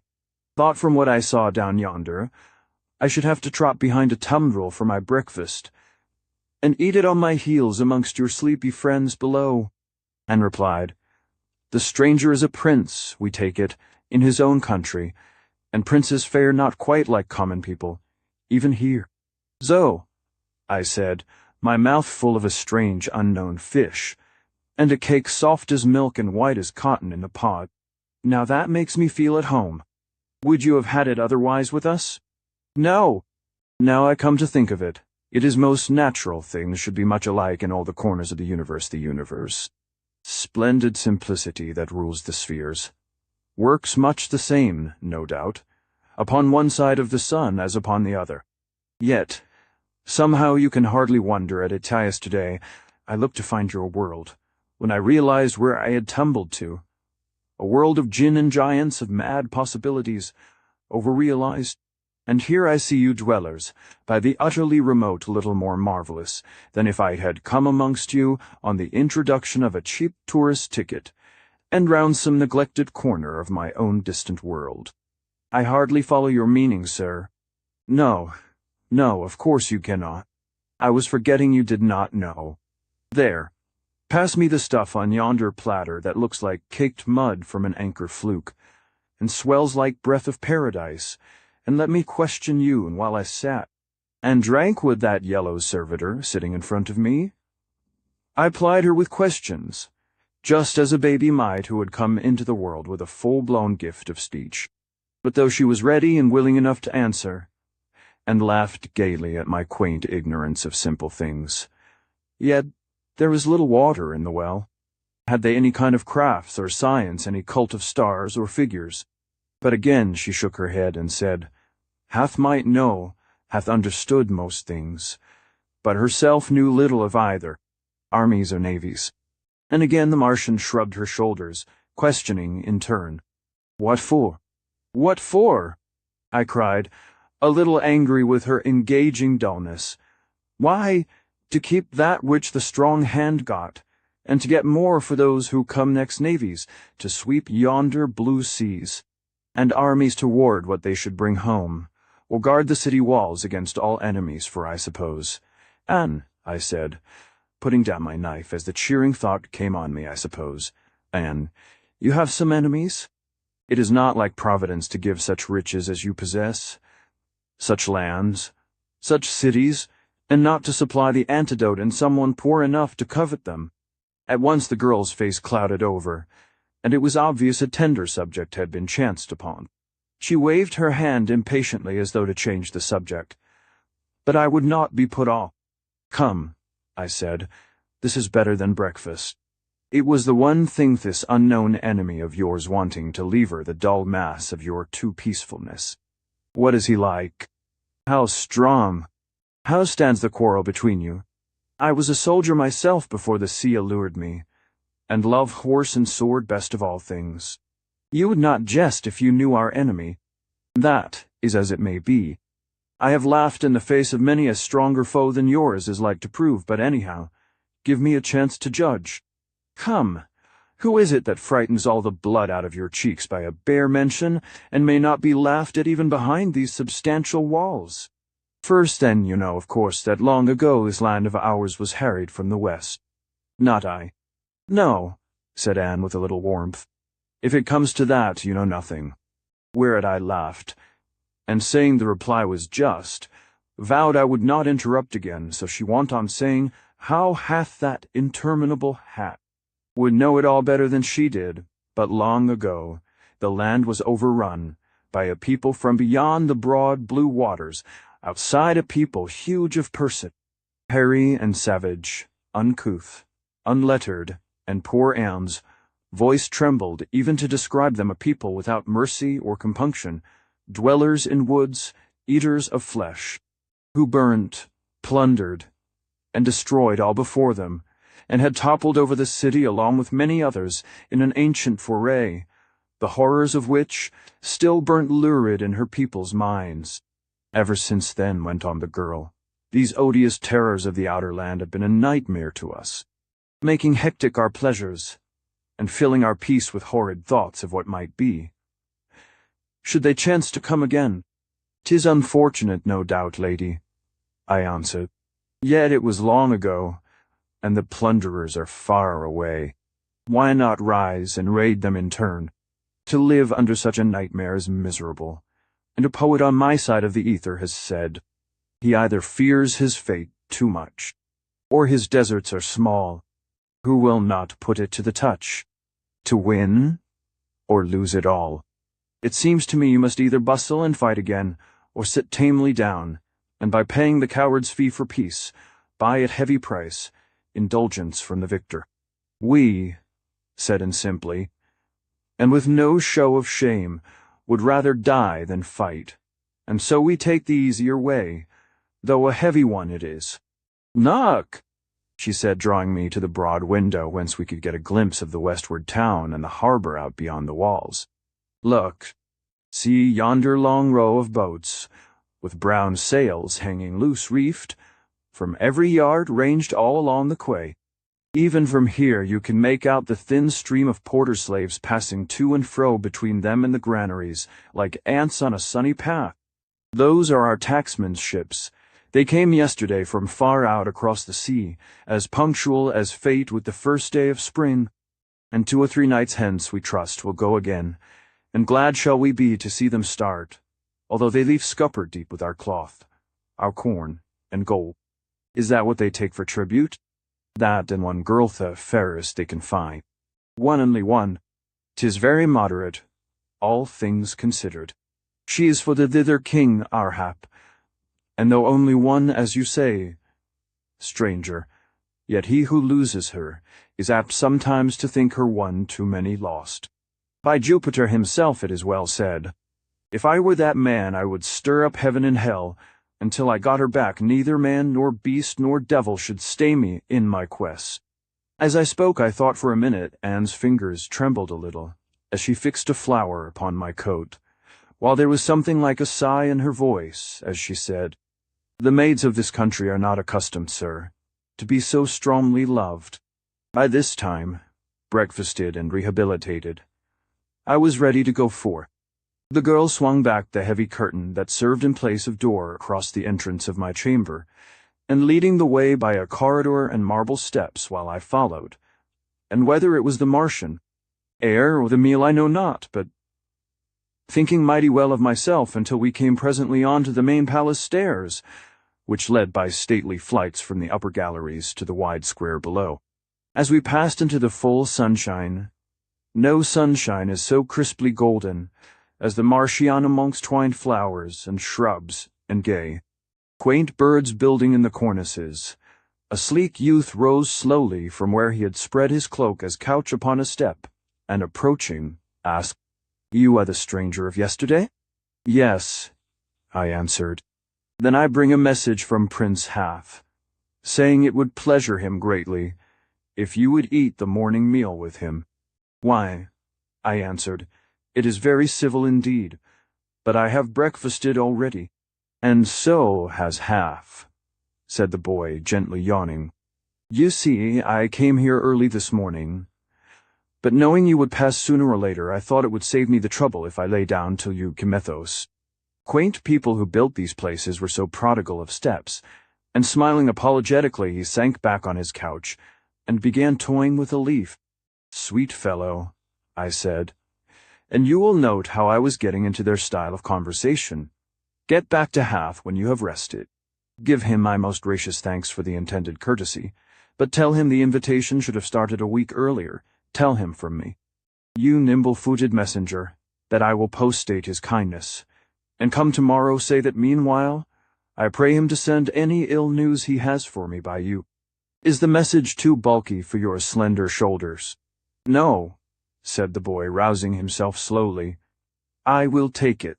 And then he prepared to go. He turned again and said, without a trace of incivility, but indeed, stranger, I wish you would take the message yourself.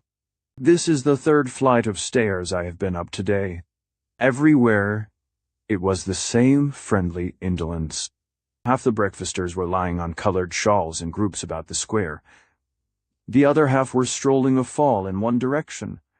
I noticed as slowly as could be towards the open fields. Beyond no one was active or had anything to do save the yellow folk who flitted to and fro, fostering the others, and doing the city work as though it were their only thought in life. There were no shops in that strange city, for there were no needsome booths I saw indeed, and temple-like places but hollow, and used for birds and beast things these lazy Martians love. There was no tramp of busy feet, for no one was busy, no clank of swords or armor in those peaceful streets. For no one was warlike, no hustle. For no one hurried, no white pack. Asses nodding down the lanes, for there was nothing to fill their packs with, and though a cart sometimes came by with a load of lolling men and maids, or a small horse. For horses they had, paced along itself, nearly as lazy as the master he bore, with trappings sewed over bits of colored shell and coral. Yet somehow it was all extraordinarily unreal. It was a city full of the ghosts of the life which once pulsed through its ways. The streets were peopled, the chatter of voices everywhere, the singing boys and laughing girls wandering. Arms linked together, down the ways filled every echo with their merriment. Yet somehow it was all so shallow that again and again I rubbed my eyes, wondering if I were indeed awake, or whether it were not a prolonged sleep of which the tomorrow were still to come. What strikes me as strangest of all, good comrade, I observed pleasantly to the tripping presence at my elbow, is that these countrymen of yours, who shirk to climb a flight of steps, and have palms as soft as rose petals, these wide ways paved with stones as hard as a usurer's heart, and laugh. The stones were still in their native quarries had it been left to us to seek them. We are like the conies in the ruins, sir, the inheritors of what other hands have done.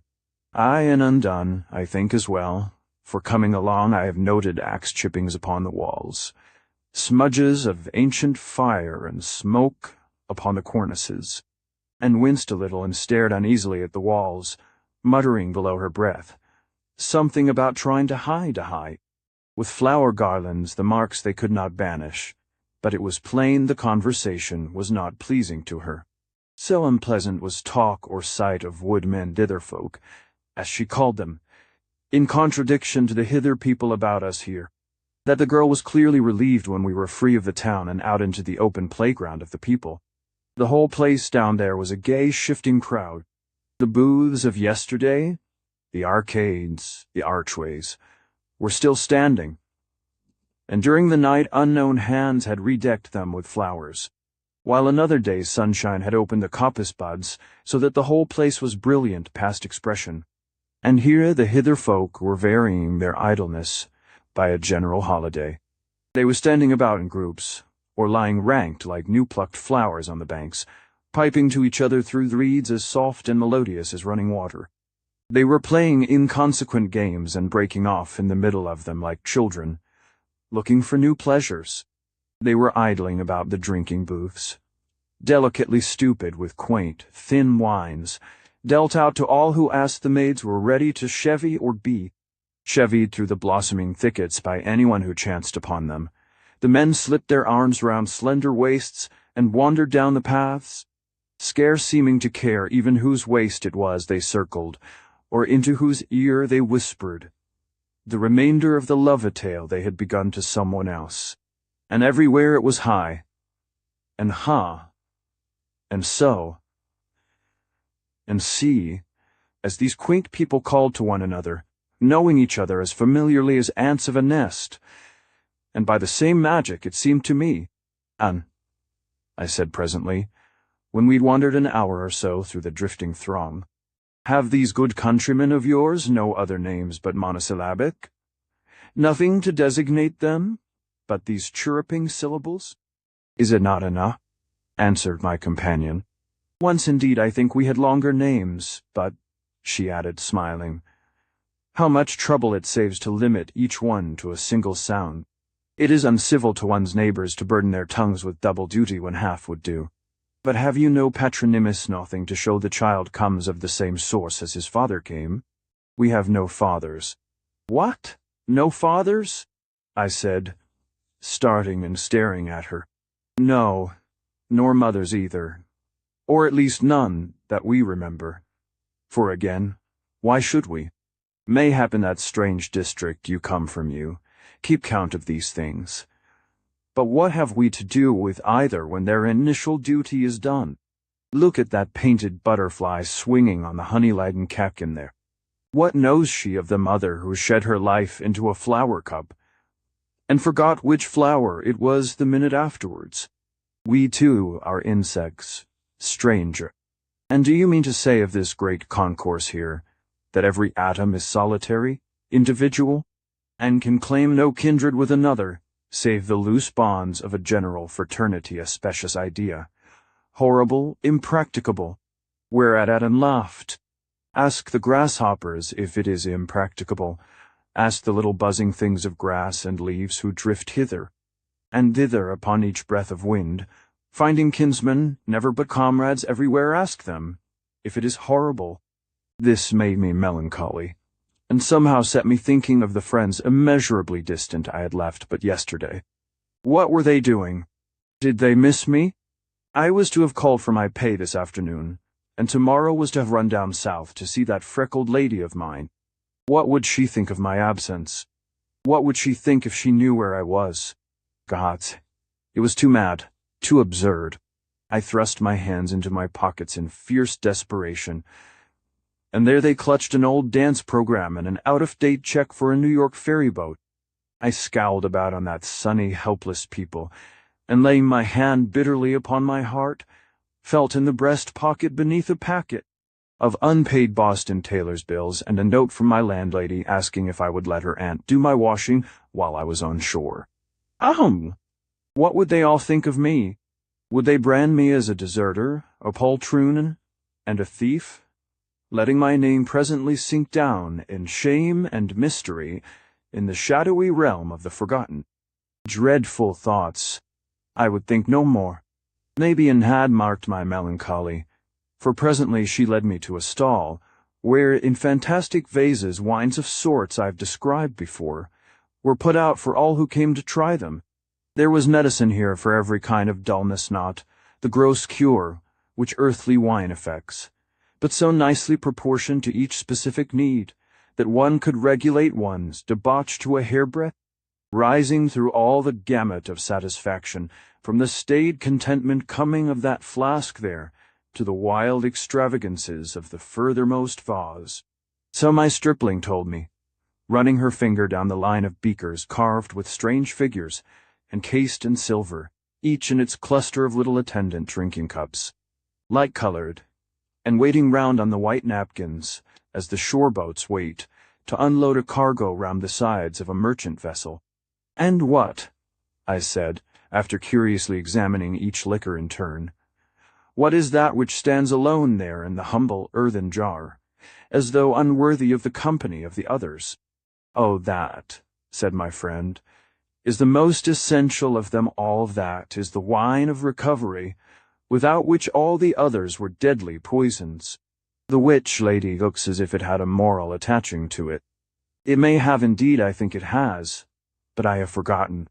Prince Hath would know. Meanwhile, let me give you to drink, great stranger. Let me get you something."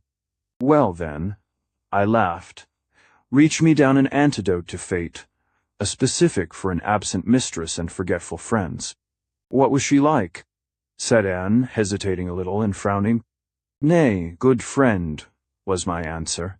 "What can that matter to you? "Oh, nothing, of course," answered that Martian, and while she took from the table a cup and filled it with fluid, I felt in the pouch of my sword belt too, see if by chance a bit of money was lying there, but there was none.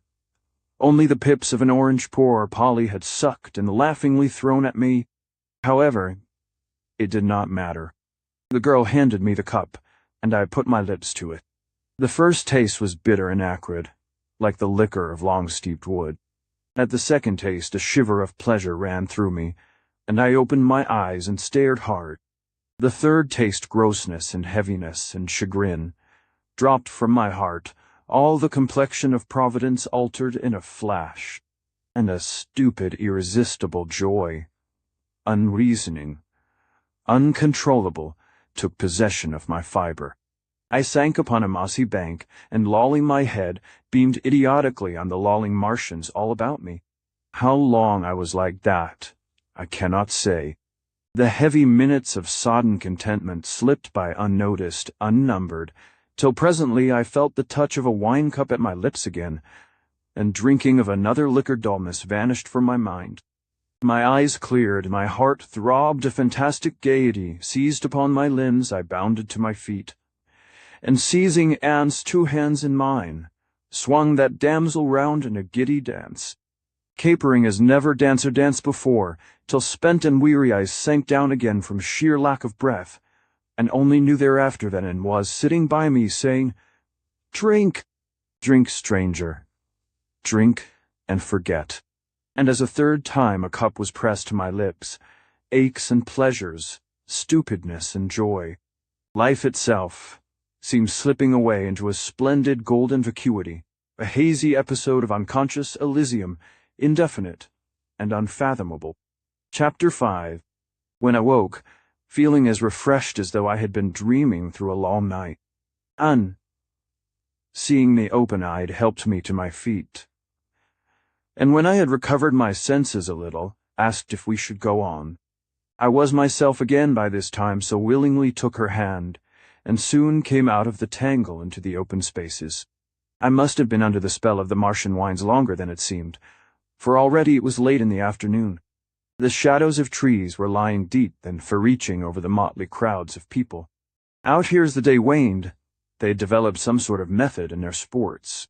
In front of us was a broad, grassy course marked off with garlanded finger-posts, and in this space rallies of workfolk were taking part in all manner of games under the eyes of a great concourse of spectators, doing the Martians' pleasures for them as they did their labors, and led me gently on, leaning on my arm heavier, I thought, than she had done in the morning, and ever and anon turning her gazelle-like eyes upon me with a look I could not understand. As we sauntered forward, I noticed all about lesser circles, where the yellow-girded ones were drawing delighted laughter from good-tempered crowds by tricks of sleight of hand, and posturing or tossing gilded cups and balls as though they were catering, as indeed they were, for outgrown children. Others fluted or sang psalms in chorus to the slow clapping of hands, while others were doing I knew not what, sitting silent amongst silent spectators, who every now and then burst out laughing for no cause that I could see, and would not let me stop.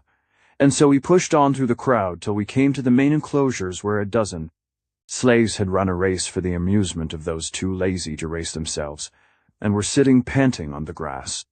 To give them time to get their breath, perhaps, a man stepped out of the crowd, dressed in a dark blue tunic, a strange, vacuous-looking fellow, and throwing down a sheaf of javelins, marched off a dozen paces, then, facing round, called out loudly he would give 16 suits of summer cloth to anyone who could prick him with a javelin from the heap.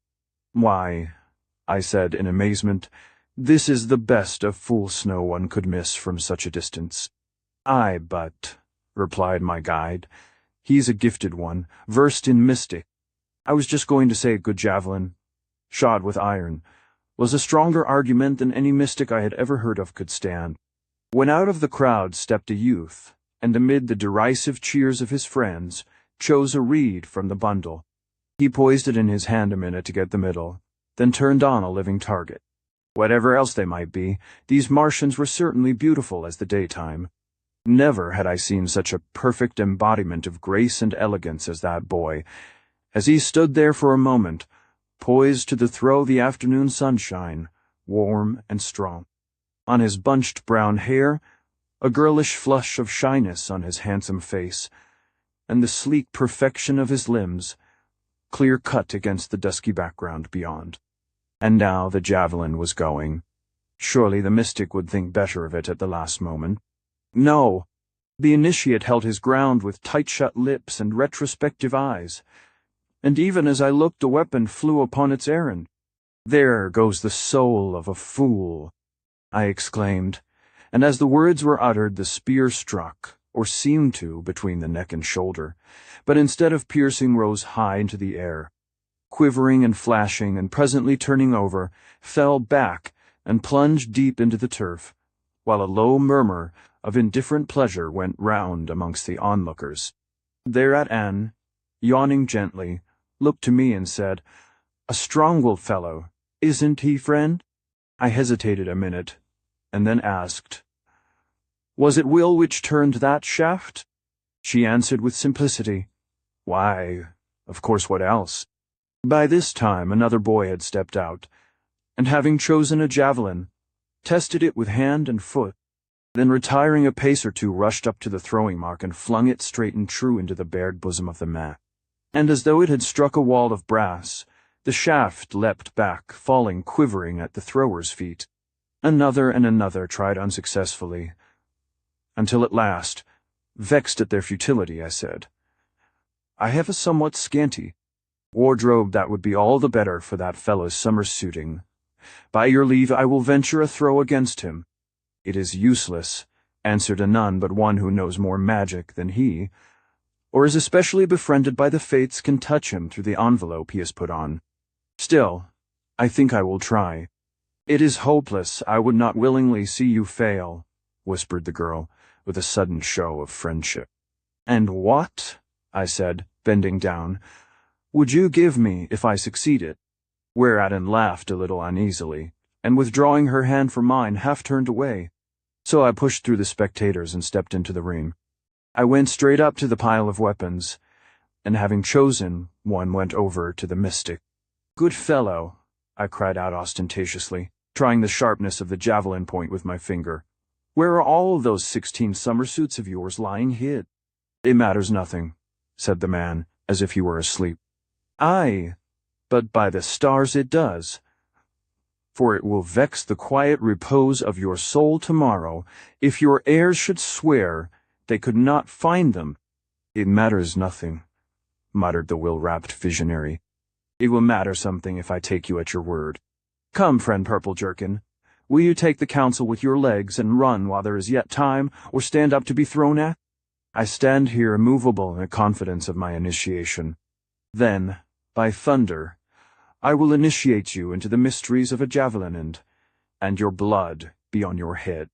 The Martians were all craning their necks in hushed eagerness as I turned to the casting place, and, poising the javelin, faced the magician. Would he run at the last moment? I half hoped so for a minute. I gave him the chance then.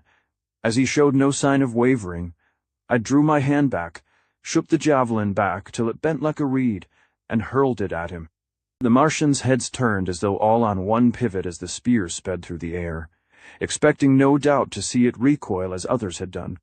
But it took him full in the center of his chest, and with a wild wave of arms, and a flutter of purple raiment sent him backwards, and down, and over in a shapeless heap of limbs and flying raiment, while a low murmur of awed surprise rose from the spectators. They crowded round him in a dense ring, as he came flitting to me with a startled face. "Oh, stranger," she burst out, "you have surely killed him."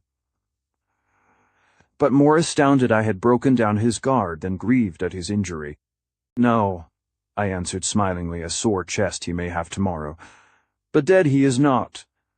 For I turned the lance-point back as I spun it, and it was the button I threw at him. It was none the less wonderful I thought you were a common man, a prince mayhap, come but from over the hills. But now something tells me you are more than that." And she lapsed into thoughtful silence for a time.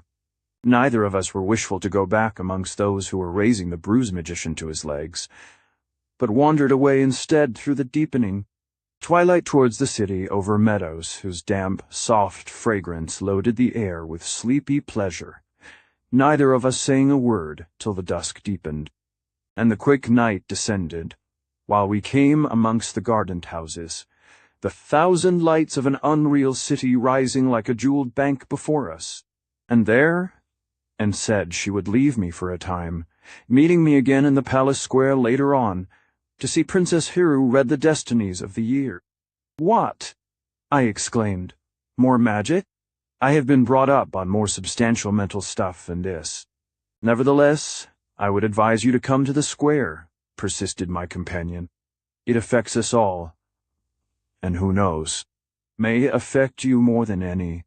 Therein, poor Anne was unconsciously wearing the cloak of prophecy herself, and shrugging my shoulders good-humoredly. I kissed her chin, little realizing, as I let her fingers slip from mine, that I should see her no more. Turning back alone, through the city, through ways twinkling with myriad lights, as little lamps began to blink out amongst garlands and flower-decked booths on every hand, I walked on, lost in varying thoughts, until, fairly tired and hungry, I found myself outside a stall, where many Martians stood eating and drinking to their heart's content. I was known to none of them, and forgetting past experience, was looking on rather enviously, when there came a touch upon my arm, and "Are you hungry, sir?" asked a bystander.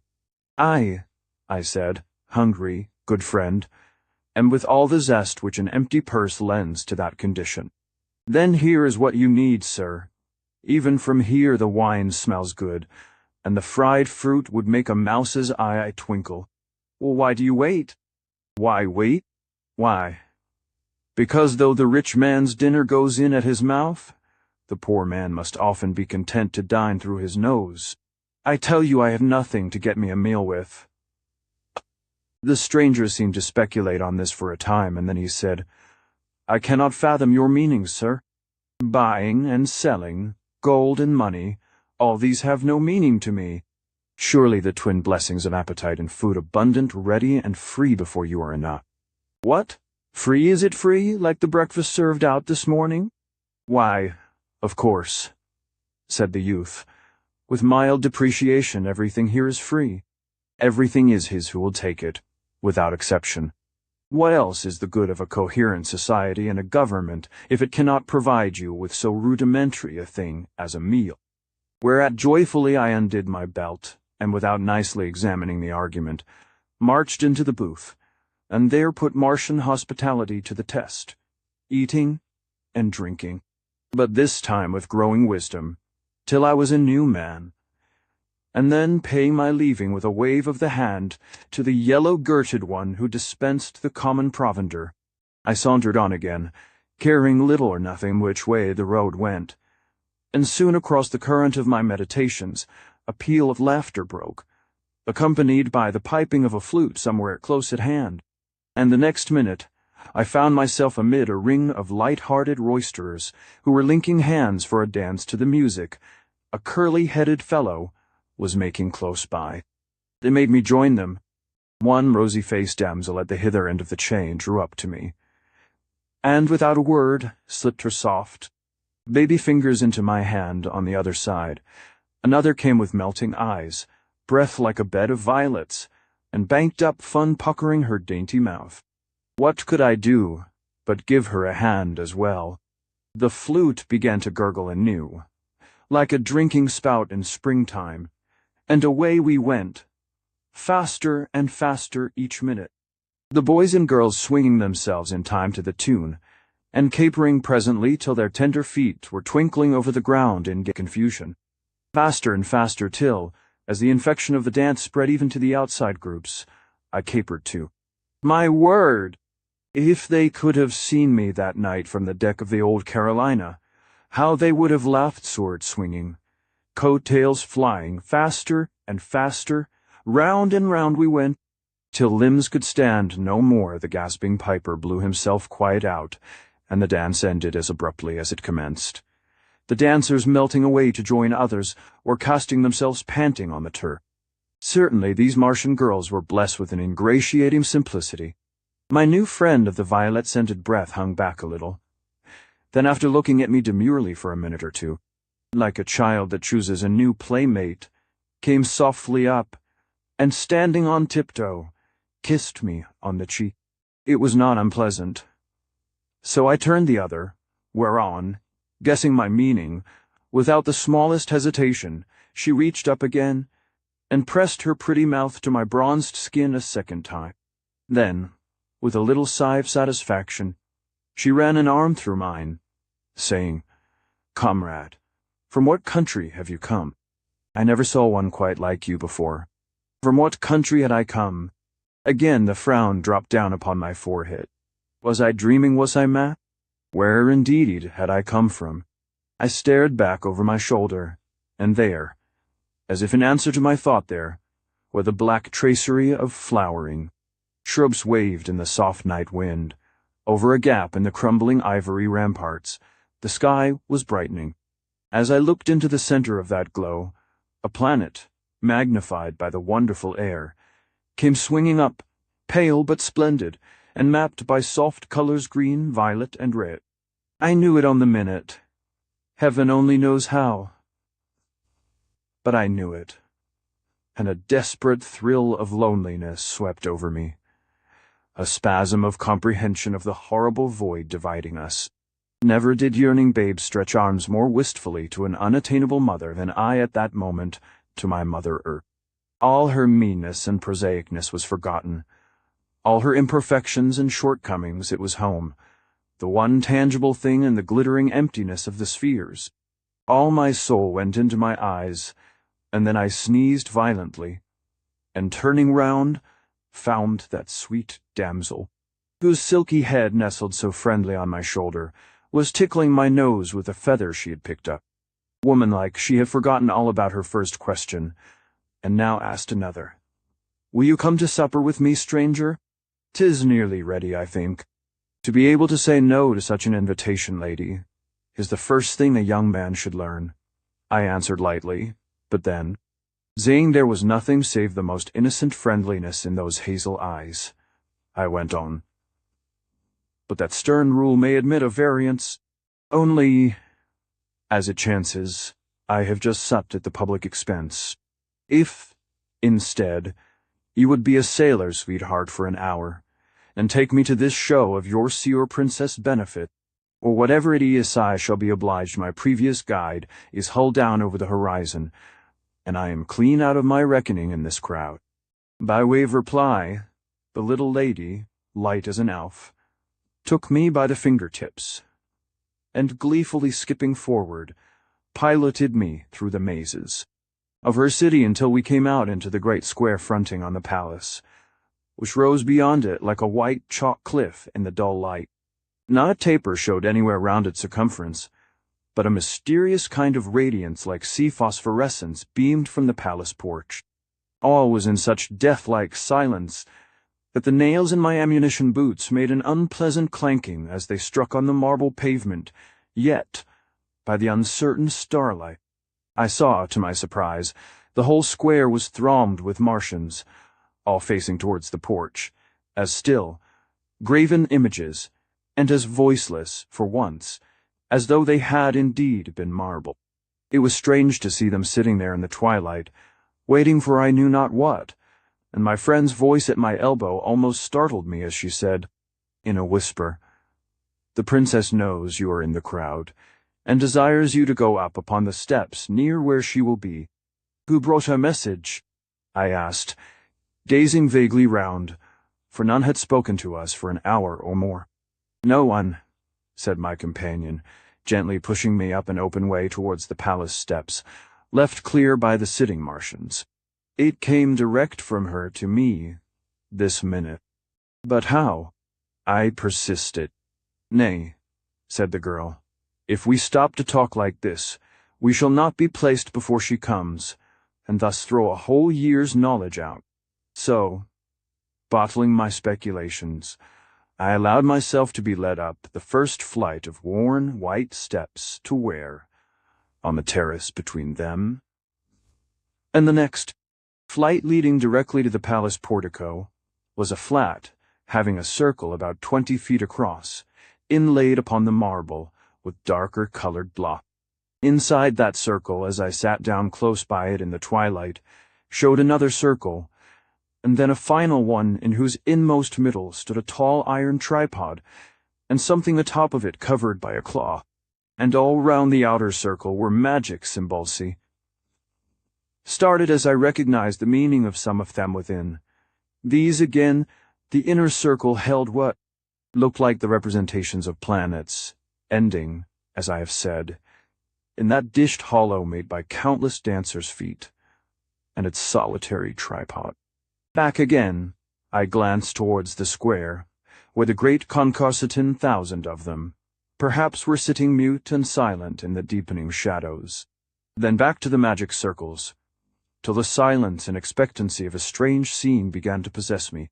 Shadow down below, star-dusted heaven above, and not a figure moving when suddenly something like a long-drawn sigh came from the lips of the expectant multitude, and I was aware every eye had suddenly turned back to the palace porch, where, as we looked, a figure, wrapped in pale blue robes, appeared and stood for a minute, then stole down the steps with an eagerness in every movement, holding us spellbound. I have seen many splendid pageants and many sights, each of which might be the talk of a lifetime, but somehow nothing ever so engrossing, so thrilling, as that ghostly figure in flowing robes stealing across the piazza in starlight and silence, the princess of a broken kingdom, the priestess of a forgotten faith coming to her station to perform a jugglery of which she knew not even the meaning. It was my versatile friend Haru, and with quick, incisive steps, her whole frame ambent for the time with the fervor of her mission, she came swiftly down to within a dozen yards of where I stood. Haru indeed, but not the same princess as in the morning, an inspired priestess rather, her slim body wrapped in blue and quivering with emotion, her face ashine with Delphic fire, her hair loose, her feet bare, until at last when, as she stood within the limit of the magic circle, her white hands upon her breast, her eyes flashing like planets themselves, in the starshine she looked so ghostly and unreal, I felt for a minute I was dreaming. Then began a strange, weird dance amongst the imagery of the rings, over which my Earth planet was beginning to throw a haze of light. At first it was hardly more than a walk, a slow procession round the twin circumferences of the centered tripod.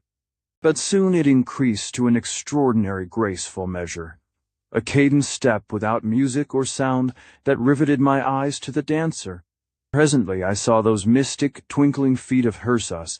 The dance became swifter, performing a measured round amongst the planets, sign-spelling out something, I knew not what, with quick, light touch amongst the zodiac figures, dancing out a soundless invocation of some kind, as a dumb man might spell a message by touching letters. Quicker and quicker, for minute after minute, grew the dance. Swifter and swifter the swing of the light blue drapery, as the priestess, with eager face and staring eyes, swung panting round upon her orbit, and redder over the city tops rose the circumference of the earth. It seemed to me all the silent multitude were breathing heavily as we watched that giddy dance, and whatever they felt, all my own senses seemed to be winding up upon that revolving figure as thread winds on a spindle. When will she stop?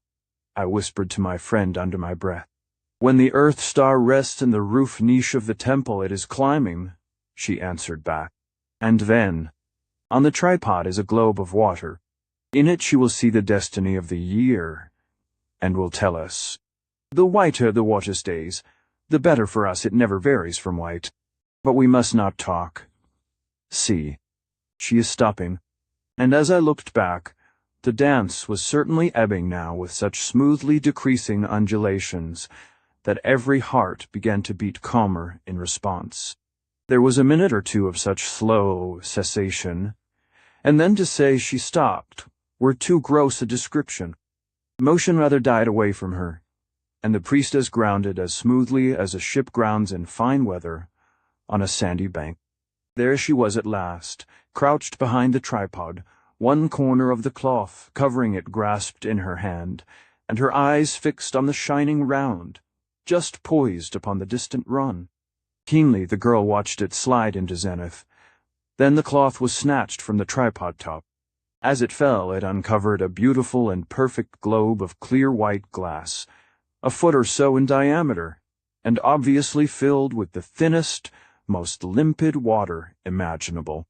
At first it seemed to me, who stood near to the priestess of Mars, with that beaming sphere directly between us, and the newly risen world, that its smooth and flawless face was absolutely devoid of sign or coloring. Then, as the distant planet became stronger in the magnifying Martian air, or my eyes better accustomed to that sudden nucleus of brilliancy, a delicate and infinitely lovely network of colors came upon it. They were like the radiant prisms that sometimes flush the surface of a bubble more than aught else for a time.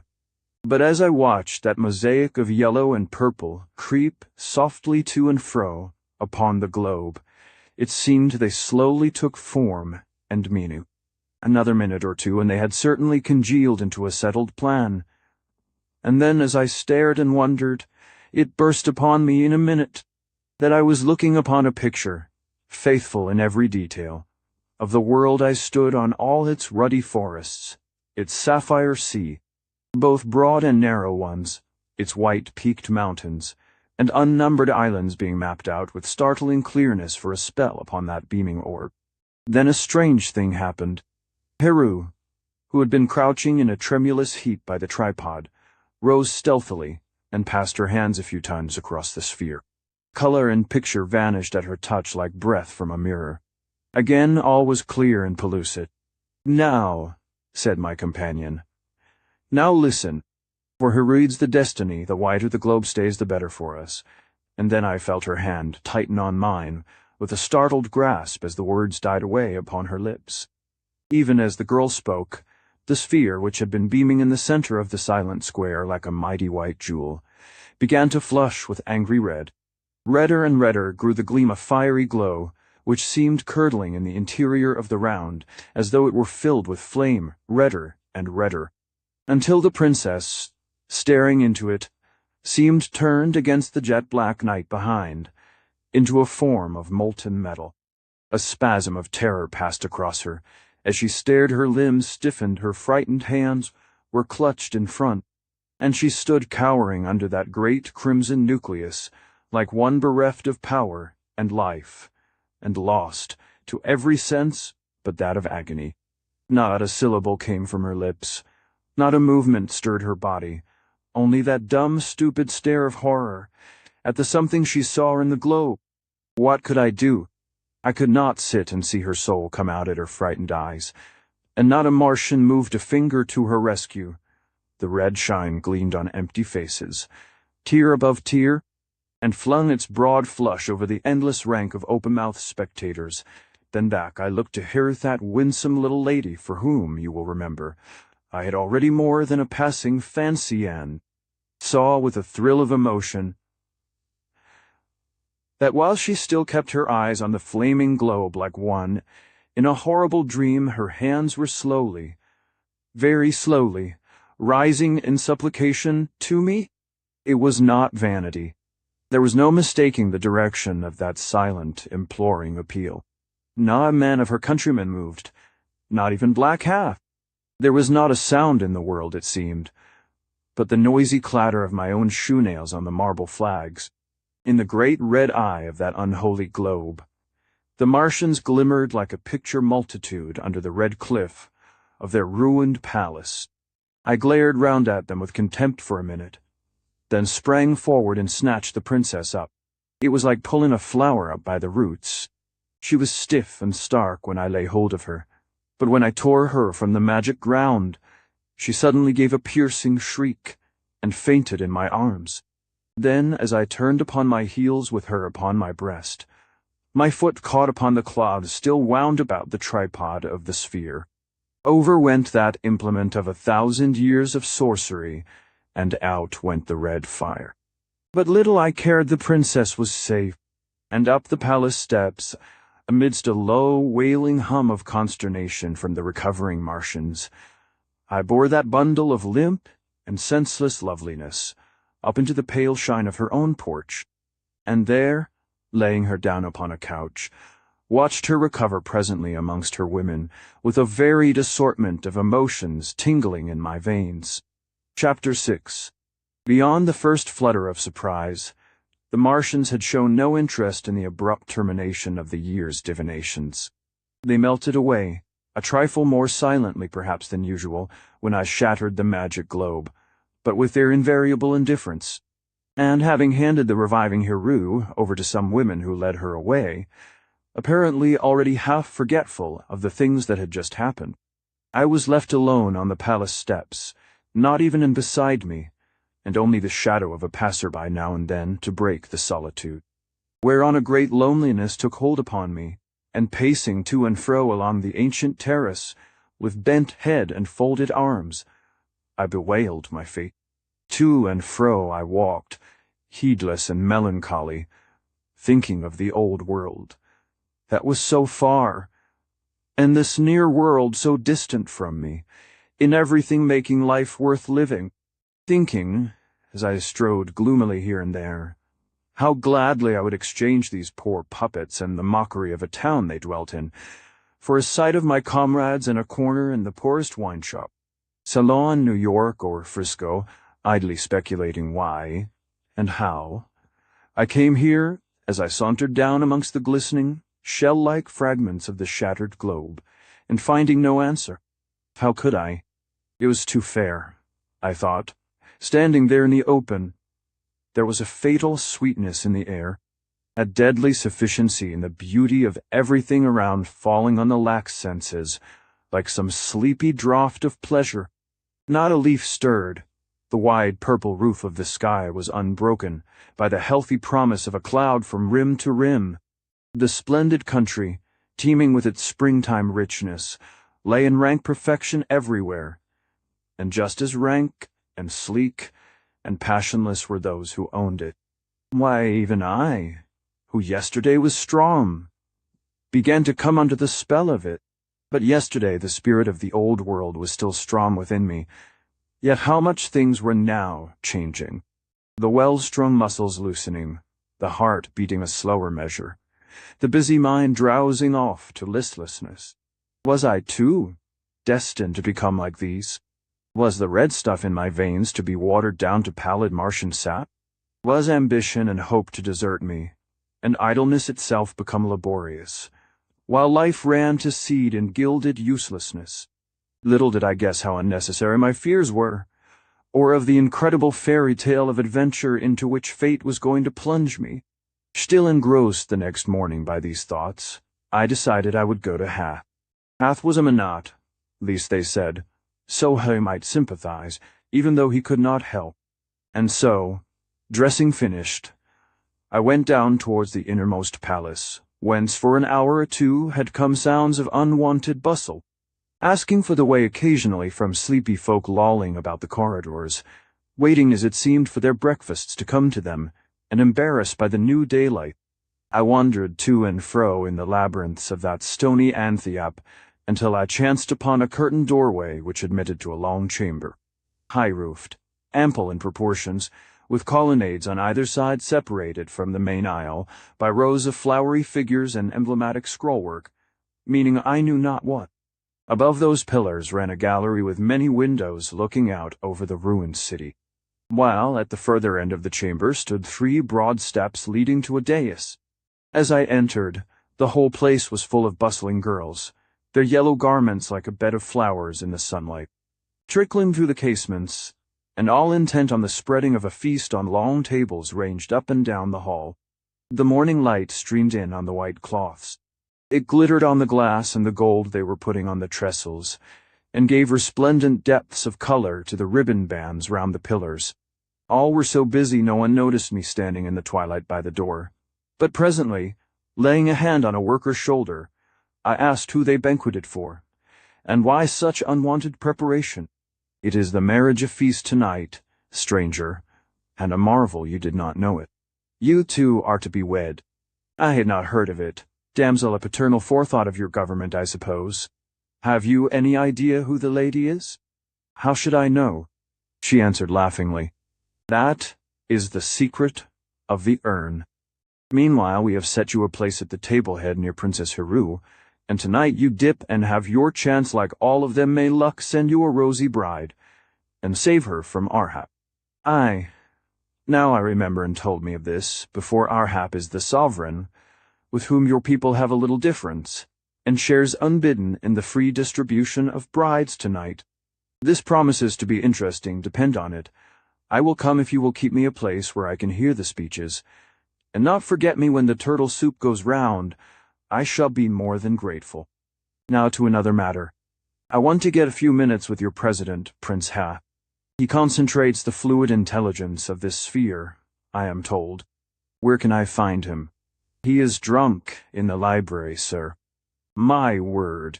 It is early in the day for that, and a singular conjunction of place and circumstance. Where?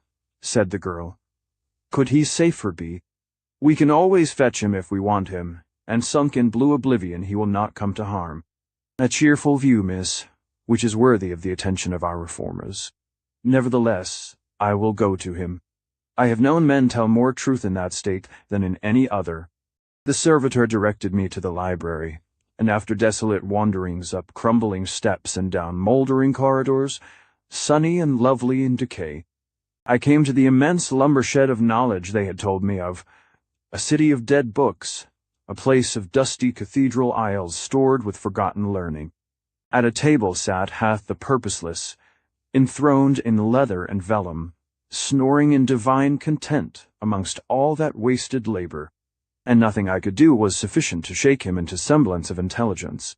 So perforce I turned away till he should have come to himself, and wandering round the splendid litter of a noble library, presently amongst the ruck of volumes on the floor, amongst those lordly tomes in tattered green and gold and ivory, my eye lit upon a volume propped up curiously on end, and going to it through the confusion I saw by the dried fruit rind upon the sticks supporting it, that the grave and reverend tome was set to catch a mouse.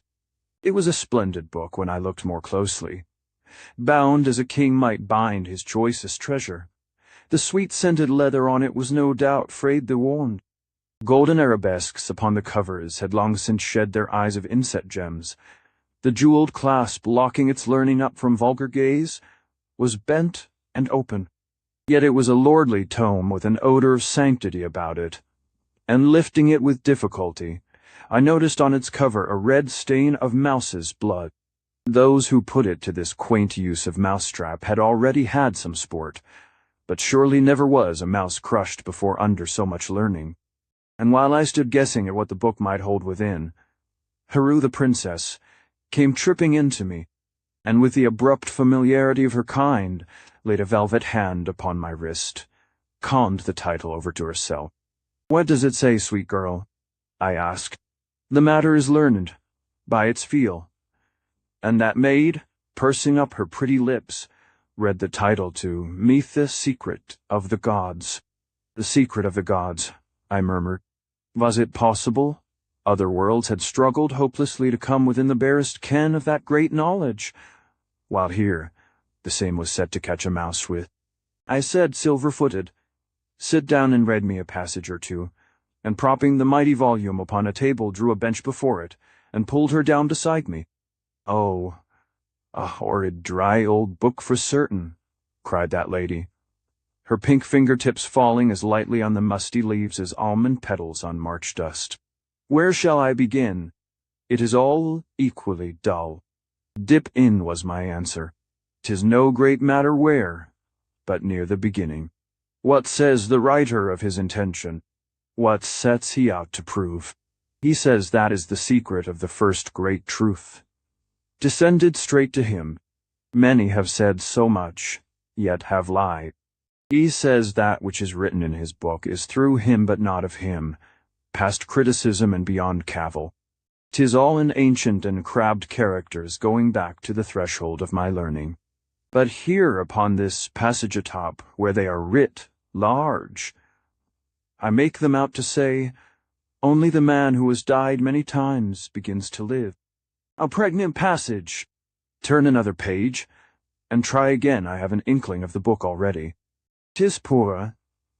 Silly stuff, said the girl, slipping a hand covertly into my own. Why will you make me read it? I have a book on pomatums worth twice as much as this.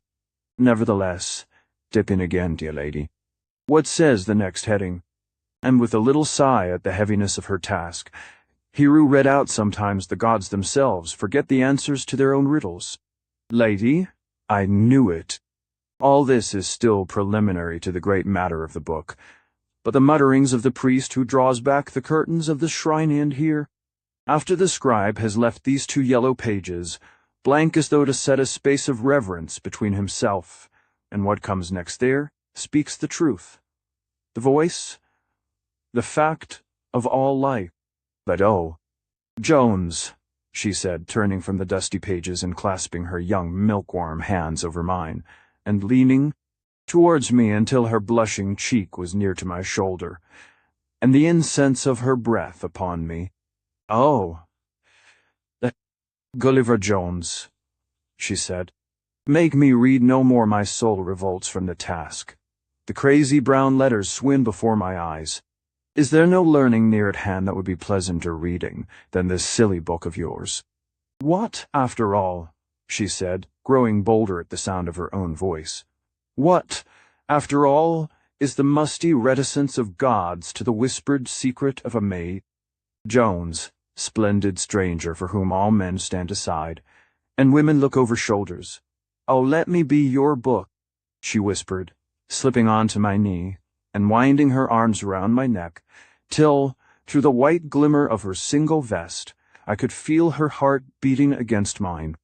Newest and dearest of friends, put by this dreary learning and look in my eyes, is there nothing to be spelt out there? And I was constrained to do as she bid me, for she was as fresh as an almond blossom touched by the sun, and looking down into 2 swimming blue lakes, where shyness and passion were contending, books easy enough, in truth, to be read, I saw that she loved me, with the unconventional ardor of her nature. It was a pleasant discovery, if its abruptness was embarrassing, for she was a maid in 1,500, ashamed and half laughing. I let her escalade me, throwing now and then a rueful look at the secret of the gods, and all that priceless knowledge treated so unworthily. What else could I do? Besides, I loved her myself, and if there was a momentary chagrin at having yonder golden knowledge put off by this lovely interruption, yet I was flesh and blood. The gods could wait. They had to wait long and often before, and when this sweet interpreter was comforted, we would have another try. So it happened I took her into my heart and gave her the answer she asked for. For a long time we sat in the dusky grandeur of the royal library, my mind revolving between wonder and admiration of the neglected knowledge all about, and the stirrings of a new love, while Heru herself, lapsed again into Martian calm, lay half sleeping on my shoulder. But presently, unwinding her arms, I put her down. There, sweetheart, I whispered. Enough of this for the moment tonight, perhaps some more. But while we are here amongst all this lordly litter, I can think of nothing else. Again I bid her turn the pages, noting as she did so how each chapter was headed by the colored configuration of a world. Page by page we turned of crackling parchment, until by chance at the top of one, my eye caught a colored round eye. Could not fail to recognize it was the spinning button on the blue breast of the immeasurable that yesterday I inhabited. Right here, I cried, clapping my finger upon the page midway down, where there were some signs looking like Egyptian writing. Says this quaint dabbler in all knowledge anything of Isis, anything of Phra, of Ammon, Top. And who was Isis? Who Ammon-Ta? Asked the lady. Nay, read, I answered, and down the page her slender fingers went a-wandering, till at a spot of knotted signs they stopped. Why, here is something about thy Isis, exclaimed Heru, as though amused at my perspicuity. "Here, halfway down this chapter of Earth history, it says," and putting one pink knee across the other to better prop the book she read, "and the priests of Thebes were gone." The sand stood untrampled on the temple steps 1,000 years. The wild bees sang the song of desolation. In the ears of Isis the wild cats littered in the stony lap of Ammoni. Another 1,000 years went by, and earth was tilled of unseen hands, and sown with yellow grain from paradise, and the thin veil that separates the known from the unknown was rent, and men walked to and fro. "Go on," I said. "Nay," laughed the other, "the little mice in their eagerness have been before you see. All this corner is gnawed away." "Read on again," I said, "where the pages hold those sips of knowledge you have given, make me thirsty for more. There, begin where this blazonry of initialed red and gold looks so like the carpet spread by the scribe for the feet of a sovereign truth. What says he here?" And she, half pouting to be set back once more to that task, half wondering as she gazed on those magic letters, let her eyes run down the page, then began, and it was the beginning, and in the center void presently there came a nucleus of light, and the light brightened in the gray primeval morning, and became definite and articulate, and from the midst of that natal splendor, behind which was the unknowable, the life came hitherward from the midst of that nucleus undescribed, undescribable. There issued presently the primeval sigh that breathed the breath of life into all things, and that sigh thrilled through the empty spaces of the illimitable. It breathed the breath of promise over the frozen hills of the outside planets were the outside planets. Night frost had lasted without beginning, and the waters of 10,000 nameless oceans, girding nameless planets, were stirred, trembling into their depth. It crossed the illimitable spaces where the hurting aerolites swirl forever through space, in the wake of careering world, and all their whistling wings answered to it. It reverberated through the gray wastes of vacuity, and crossed the dark oceans of the outside, even to the black shores of the eternal night beyond, and hardly had echo of that breath died away in the hollow of the heavens and the empty wombs of 1,000,000 barren worlds, when the light brightened again, and drawing in upon itself became definite and took form, and therefrom, at the moment of primitive conception, there came, and just then, as she had read so far as that, when all my faculties were aching to know what came next, whether this were but the idle scribbling of a vacuous fool, or something else, there rose the sound of soft flutes and tinkling bells in the corridors, as seneschals wandered piping round the palace to call folk to meals, a smell of roast meat, and grilling fish as that procession lifted the curtains between the halls. "Dinner!" shouted my sweet Martian, slapping the covers of The Secret of the Gods together, and pushing the stately tome headlong from the table. "Dinner! 'Tis worth 100,000 planets to the hungry." Nothing I could say would keep her, and scarcely knowing whether to laugh or to be angry at so unseemly an interruption. But both being purposeless, I dug my hands into my pockets, and somewhat sulkily refusing Hera's invitation to luncheon in the corridor Navy rations, had not fitted my stomach for these constant debauches of gossamer food, strolled into the town again, in no very pleasant frame of mind. Chapter 7. It was only at moments like these I had any time to reflect on my circumstances, or that giddy chance which had shot me into space in this fashion. And frankly, the opportunities, when they did come, brought such an extraordinary depressing train of thought, I by no means invited them. Even with the time available, the occasion was always awry for such reflection. These dainty triflers made sulking as impossible amongst them as philosophy in a ballroom.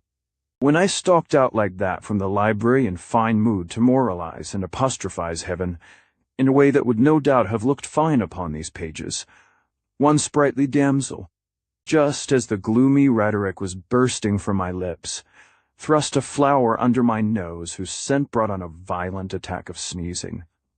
Her companions joining hands and dancing round me, while they imitated my agony, Then when I burst away from them and rushed down a narrow arcade of crumbling mansions, another stopped me in mid-career, and taking the honey stick she was sucking from her lips, put it to mine, like a pretty, playful child.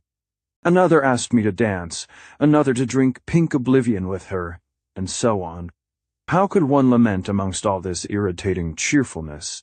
And might have helped me, for poor Anne was intelligent for a Martian, but she had disappeared, and the terrible vacuity of life in the planet was forced upon me when I realized that possessing no condiment, no fixed address or rating, it would be the merest chance if I ever came across her again. Looking for my friendly guide and getting more and more at sea, amongst a maze of comely but similar faces, I made chance acquaintance with another of her kind who cheerfully drank my health at the government's expense, and chatted on things Martian. She took me to see a funeral by way of amusement, and I found these people floated their dead off on flower-decked rafts instead of burying them, the send-offs all taking place upon a certain swift-flowing stream, which carried the dead away to the vast region of northern ice, but more exactly whither my informant seemed to have no idea. The voyager on this occasion was old, and this brought to my mind the curious fact that I had observed few children in the city, and no elders all, except perhaps half, being in a state of sleek youthfulness. My new friend explained the peculiarity by declaring Martians ripened with extraordinary rapidity from infancy to the equivalent of about 25 years of age.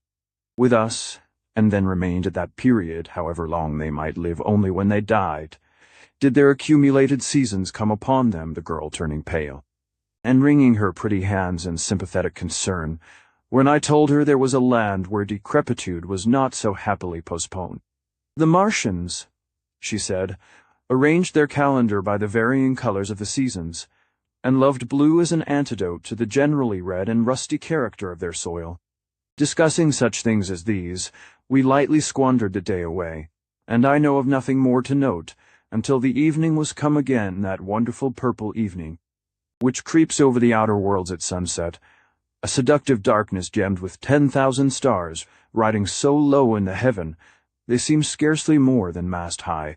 When that hour was come, my friend tiptoed again to my cheek, and then, pointing to the palace, and laughingly, hoping fate would send me a bride as soft as catkin and as sweet as honey, slipped away into the darkness.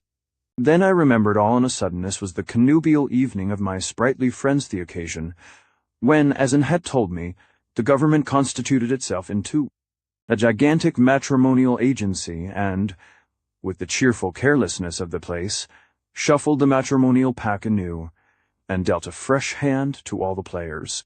Now I had no wish to avail myself of a sailor's privilege of a bride in every port, but surely this game would be interesting enough to see, even if I were but a disinterested spectator.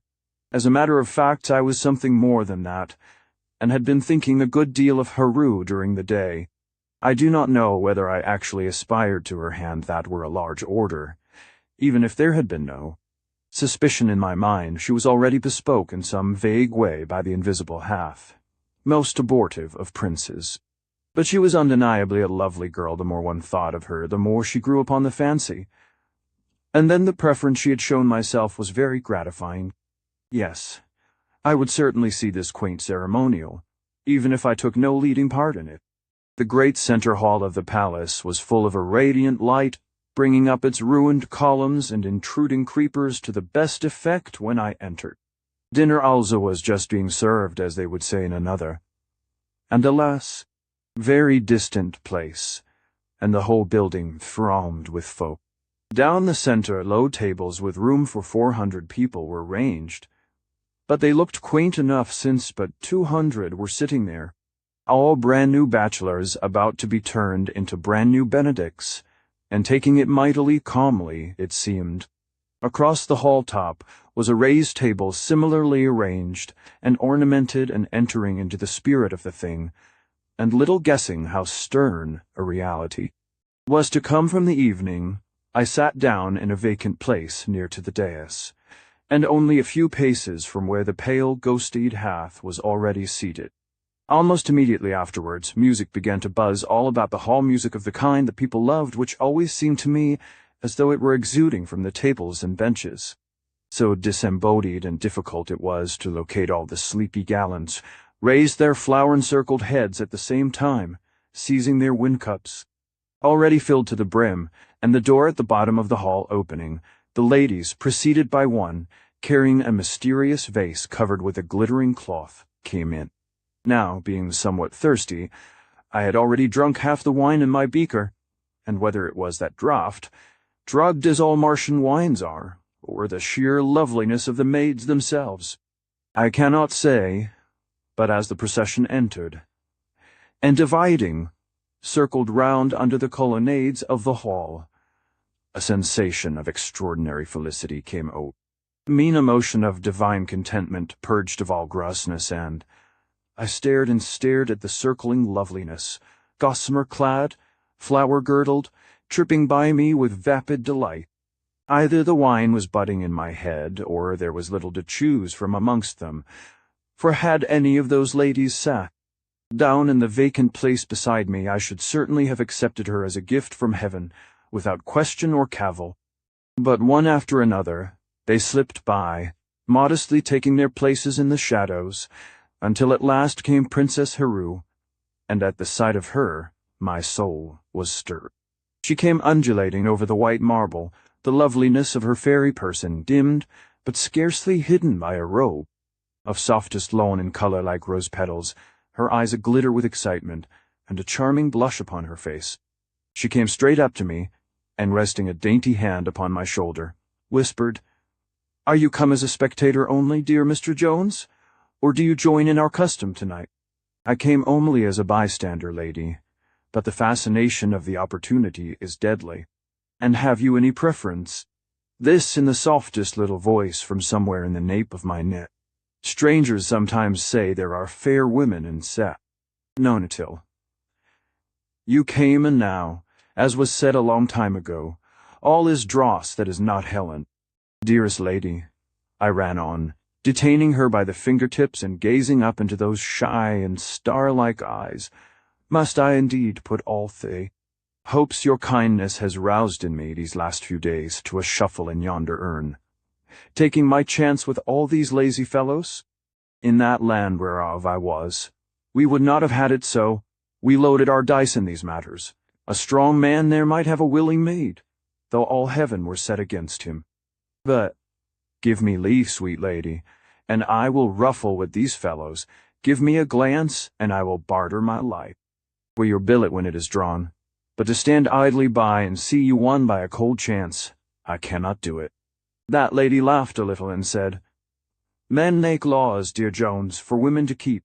It is the rule, and we must not break it." Then, gently tugging at her imprisoned fingers and gathering up her skirts to go, she added, "But it might happen that wit here were better than sword." Then she hesitated, and freeing herself at last, slipped from my side, yet before she was quite gone, half turned again, and whispered so low that no one but I could hear it, "A golden pool, and a silver fish, and a line no thicker than a hair," and before I could beg a meaning of her, had passed down the hall and taken a place with the other expectant damsels. "A golden pool," I said to myself, "a silver fish, and a line of hair." What could she mean? Yet that she meant something, and something clearly of importance, I could not doubt.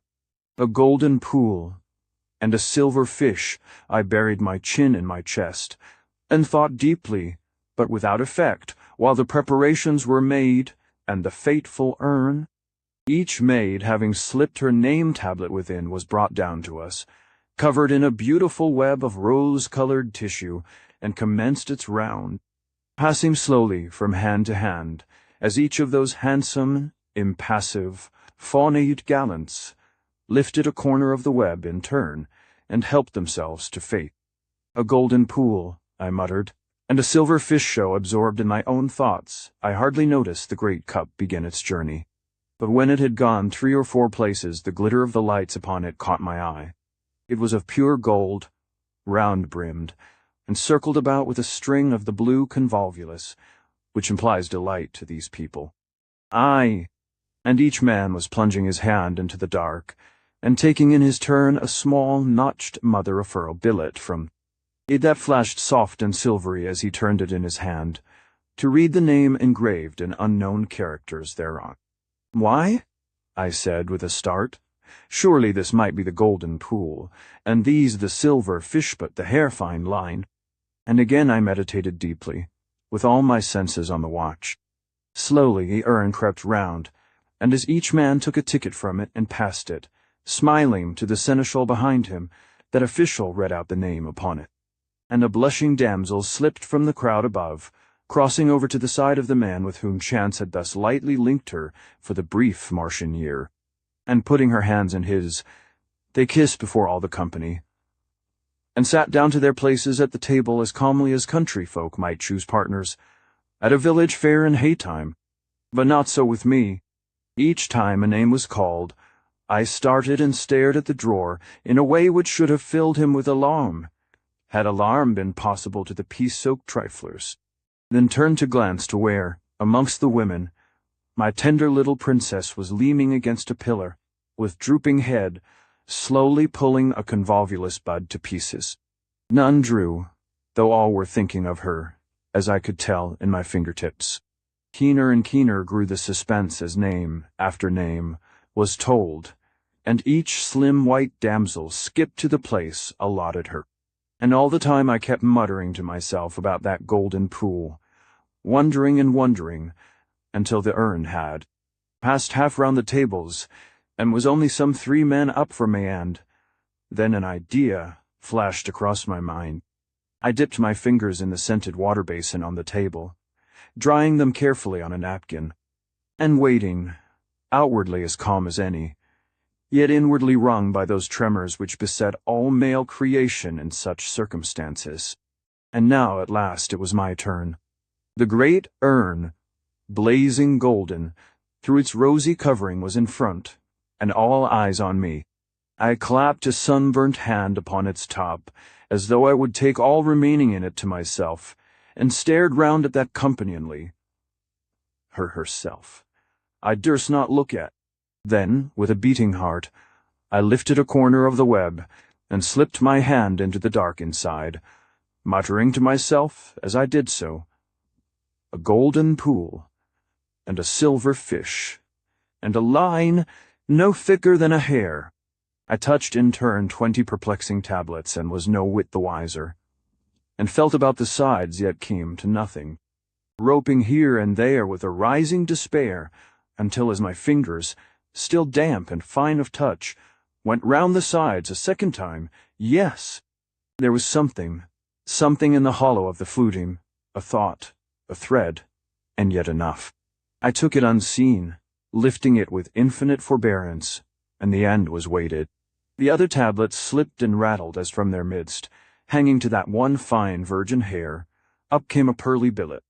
I doubted no longer, but snapped the thread, and showed the tablet, heard Hera's name, read from it amongst the soft applause of that luxurious company with all the unconcern I could muster.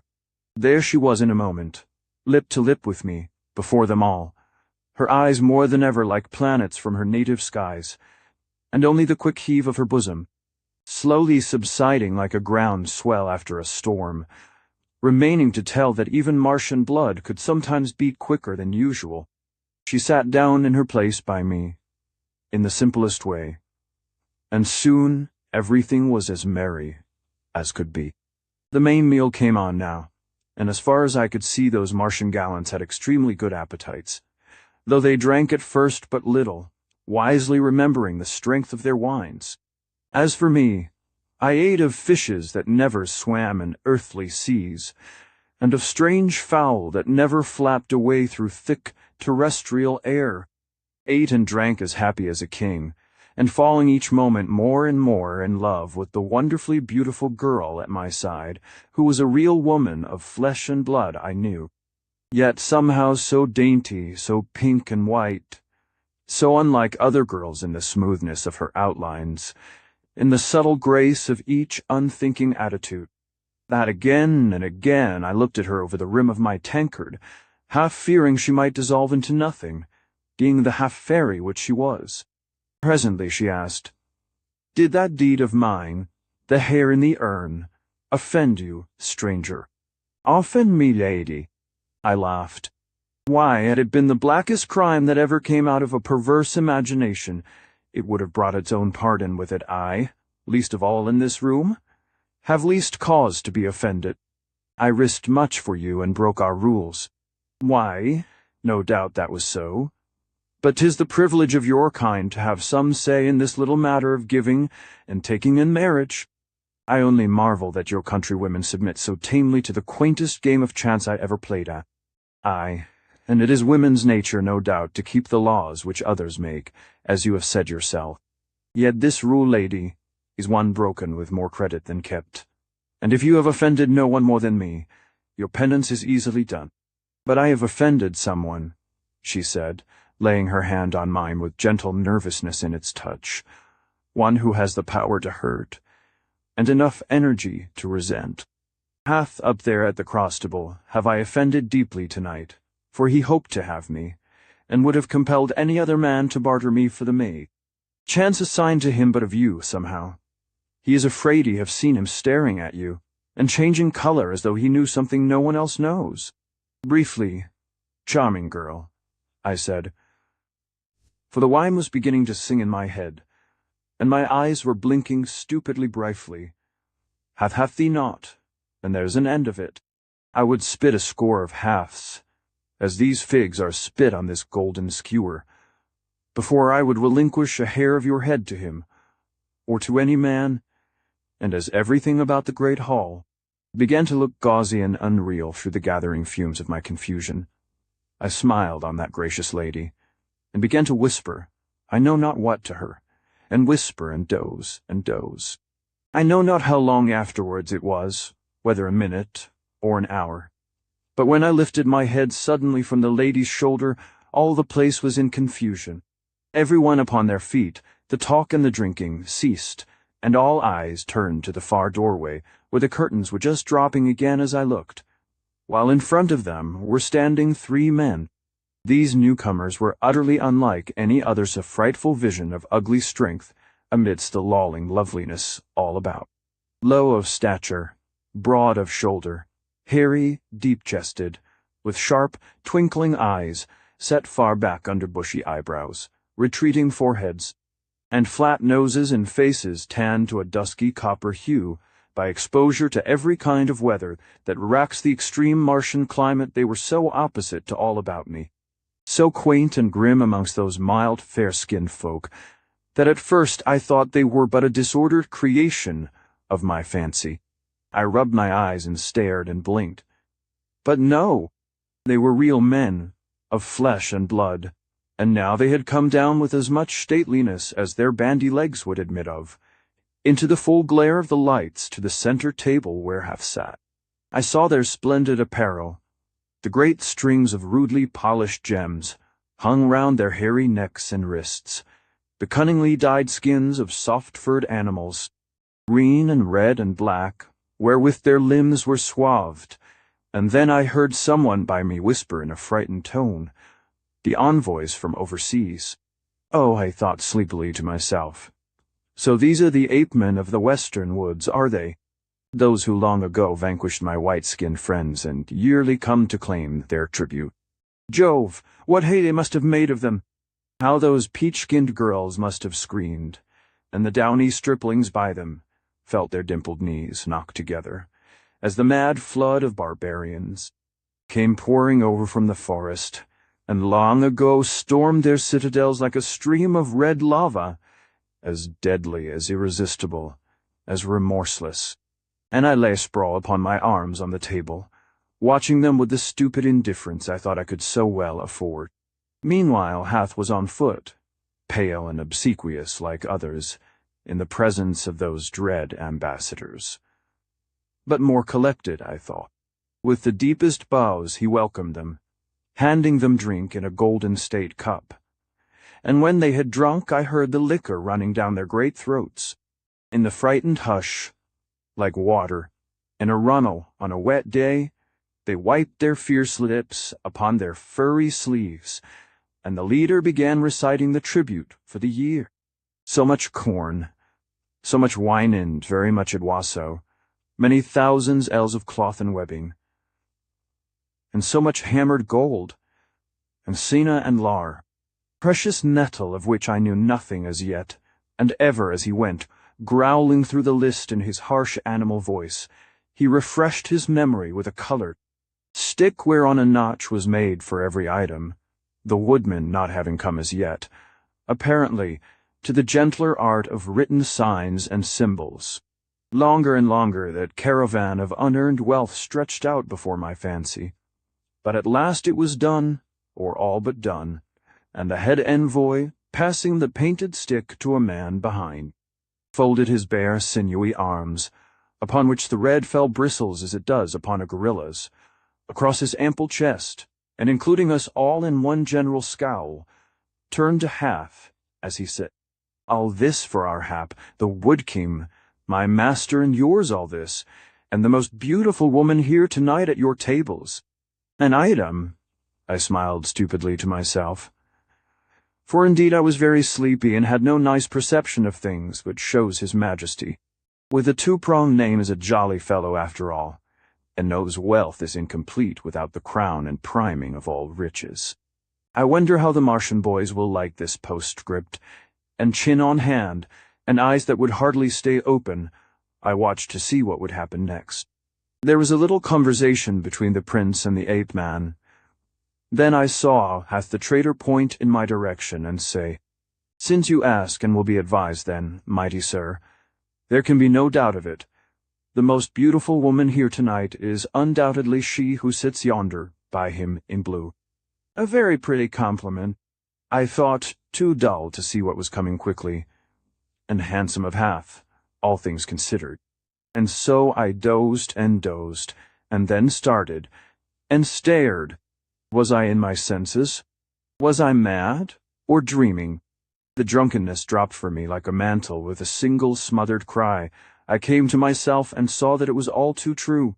The savage envoy had come down the hall at Hath's vindictive prompting, had lifted my fair girl to her feet, and there, even as I looked, had drawn her, white as death, into the red circle of his arm, and with one hand under her chin had raised her sweet face to within an inch of his, and was staring at her with small, ugly eyes. "Yes," said the envoy, more interestedly than he had spoken yet, "it will do the tribute as accepted for our hap, my master," and taking shrinking Heru by the wrist, and laying a heavy hand upon her shoulder, he was about to lead her up the hall. I was sober enough then. I was on foot in an instant, and before all the glittering company, before those simpering girls and pale Martian youths, who sat mumbling their fingers, too frightened to lift their eyes from off their half-finished dinners, I sprang at the envoy. I struck him with my clenched fist on the side of his bullet head, and he let go of Heru, who slipped insensible from his hairy chest like a white cloud slipping down the slopes of a hill at sunrise, and turned on me with a snort of rage. We stared at each other for a minute, and then I felt the wine fumes roaring in my head. I rushed at him and closed. It was like embracing a mountain bull, and he responded with a hug that made my ribs crackle. For a minute we were locked together like that, swinging here and there, and then, getting a hand loose, I belabored him so unmercifully that he put his head down, and that was what I wanted. I got a new hold of him as we staggered and plunged, roaring the while like the wild beasts we were, the teeth chattering in the Martian heads as they watched us, and then, exerting all my strength, lifted him fairly from his feet, and with supreme effort swung him up, shoulder high, and with a mighty heave hurled him across the tables, flung that ambassador, whom no Martian dared look upon, crashing and sprawling through the gold and silver of the feast, whirled him round with such a splendid send that bench and trestle, tankards and flagons, chairs and cloths and candelabras all went down into thundering chaos with him, and the envoy only stayed when his sacred person came to harbor amongst the westral odds and ends, the soiled linen, and dirty platters of our wedding feast. I remember seeing him there on hands and knees, and then the liquor I had had would not be denied. In vain I drew my hands across my drooping eyelids. In vain I tried to master my knees that knocked together. The spell of the love drink that Hiru, blushing, had held to my lips was on me. Its soft, overwhelming influence rose like a prismatic fog between me and my enemy. Everything again became hazy and dreamlike, and feebly calling on Hiru, my chin dropped upon my chest, my limbs relaxed, and I slipped down in drowsy oblivion before my rival. Chapter 8. They must have carried me, still under the influence of wine fumes, to the chamber where I slept that night. For when I woke the following morning, my surroundings were familiar enough, though a glorious maze of uncertainties rocked to and fro in my mind. Was it a real feast we had shared in overnight, or only a quaint dream? Was Hiru real, or only a lovely fancy? And those hairy ruffians of whom a horrible vision danced before my waking eyes, were they fancy too? No. My wrist still ached with the strain of the tussle. The quaint, sad wine taste was still on my lips. It was all real enough. I decided, starting up in bed, and if it was real, where was the little princess? What had they done with her? Surely they had not given her to the Edmund cowards. Though they were, they could not have been cowards enough for that. And as I wondered, a keen, bright picture of the hapless maid, as I saw her last blossomed, before my mind's eye, the ambassadors on either side holding her wrists, and she shrinking from them in horror, while her poor white face turned to me for rescue and desperate pleading go. I must find her at all costs, and leaping from bed, I snatched up those trousers, without which the best of heroes is nothing, and had hardly got into them when there came the patter of light feet without, and a Martian, in a hurry for once with half a dozen others behind him, swept aside the curtains of my doorway. They peeped and peered all about the room. Then one said, "Is Princess Hiru with you, sir?" "No," I answered roughly.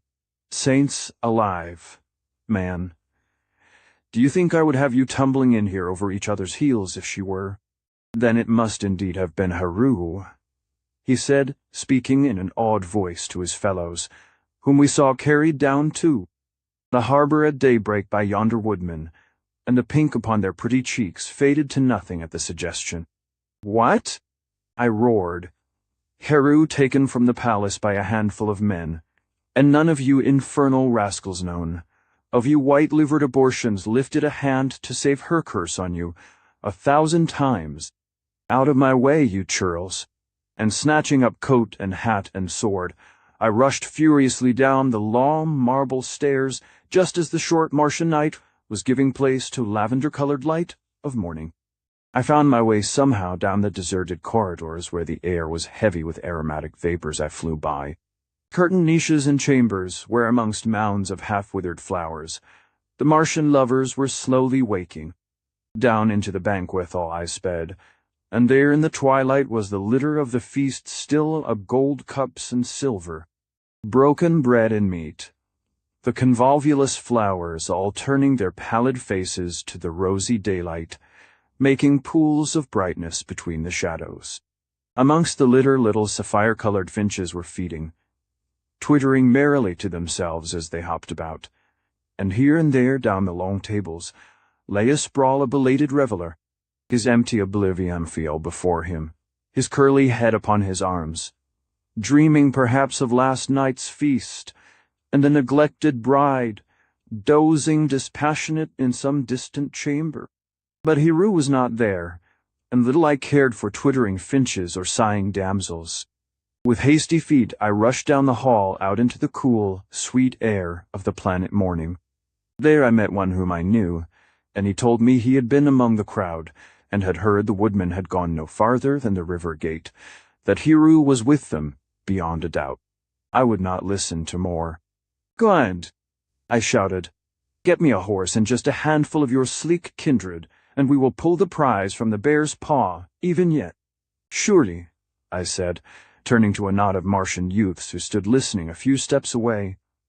Surely some of you will come with me at this pinch? The big bullies are very few, the sea runs behind them. The maid in their clutch is worth fighting for it needs. But one good onset, 5 minutes gallantry, and she is ours again. Think how fine it will look to bring her back before yon sleepy fellows have found their weapons. You there with the blue tunic, you look a proper fellow, and something of a heart should beat under such wrappings. Will you come with me? But Blue Mantle, biting his thumbs, murmured he had not breakfasted yet, and edged away behind his companions. Wherever I looked, eyes dropped and timid hands fidgeted as their owners backed off from my dangerous enthusiasm. There was obviously no help to be had from them, and meantime the precious moments were flying. So with a disdainful glance, I turned on my heels and set off alone as hard as I could go for the harbor. But it was too late. I rushed through the marketplace where all was silent and deserted. I ran onto the wharves beyond, and they were empty, save for the litter and embers of the fires our hapsmen had made during their stay. I dashed out to the landing place, and there at the height of the last boatloads of the villains were just embarking, 2 boatloads of them 20 yards from shore, and another still upon the beach. This latter was careening over, as a dusky group of men lifted aboard to a heap of tumbled silks and stuffs. In the stern such a sweet piece of insensible merchandise as no man, I at least of all, could mistake. It was Heru herself, and the rogues were ladling her on board like so much sandalwood or cotton sheeting. I did not wait for more, but out came my sword, and yielding to a reckless impulse, for which perhaps last night's wine was as much to blame as anything, I sprang down the steps and leapt aboard of the boat just as it was pushed off upon the swift tide. Full of berserk rage, I cut one brawny copper-colored thief down, and struck another with my fist between the eyes so that he went headlong into the water, sinking like lead, and deep into the great target of his neighbor's chest I drove my blade. Had there been a man beside me, had there been but 2 or 3 of all those silken triflers, too late come on the terraces above to watch, we might have won. But all alone, what could I do? The vast red beast turned on my blade, and as he fell dragged me half down with him. I staggered up, and tugging the metal from him turned on the next. At that moment, the cause of all the turmoil, roused by the fighting, came to herself, and sitting up on the piled plunder in the boat, stared round for a moment with a childish horror at the barbarians whose prize she was, then at me, then at the dead man, at my feet, whose blood was welling in a red tide from the wound in his breast. As the full meaning of the scene dawned upon her, she started to her feet, looking wonderfully beautiful amongst those dusky forms, and extending her hands to me began to cry in the most piteous way. I sprang forward, and as I did so, saw an ape-man clap his hairy paw over her mouth, and Facete was like an eclipse of the moon by a red earth shadow. I thought at the moment hand drag her roughly back, but that was about the last I remembered. As I turned to hit him standing on the slippery thwart, another rogue crept up behind, and let drive with a club he had in hand. The cudgel caught me sideways on the head, a glancing shot.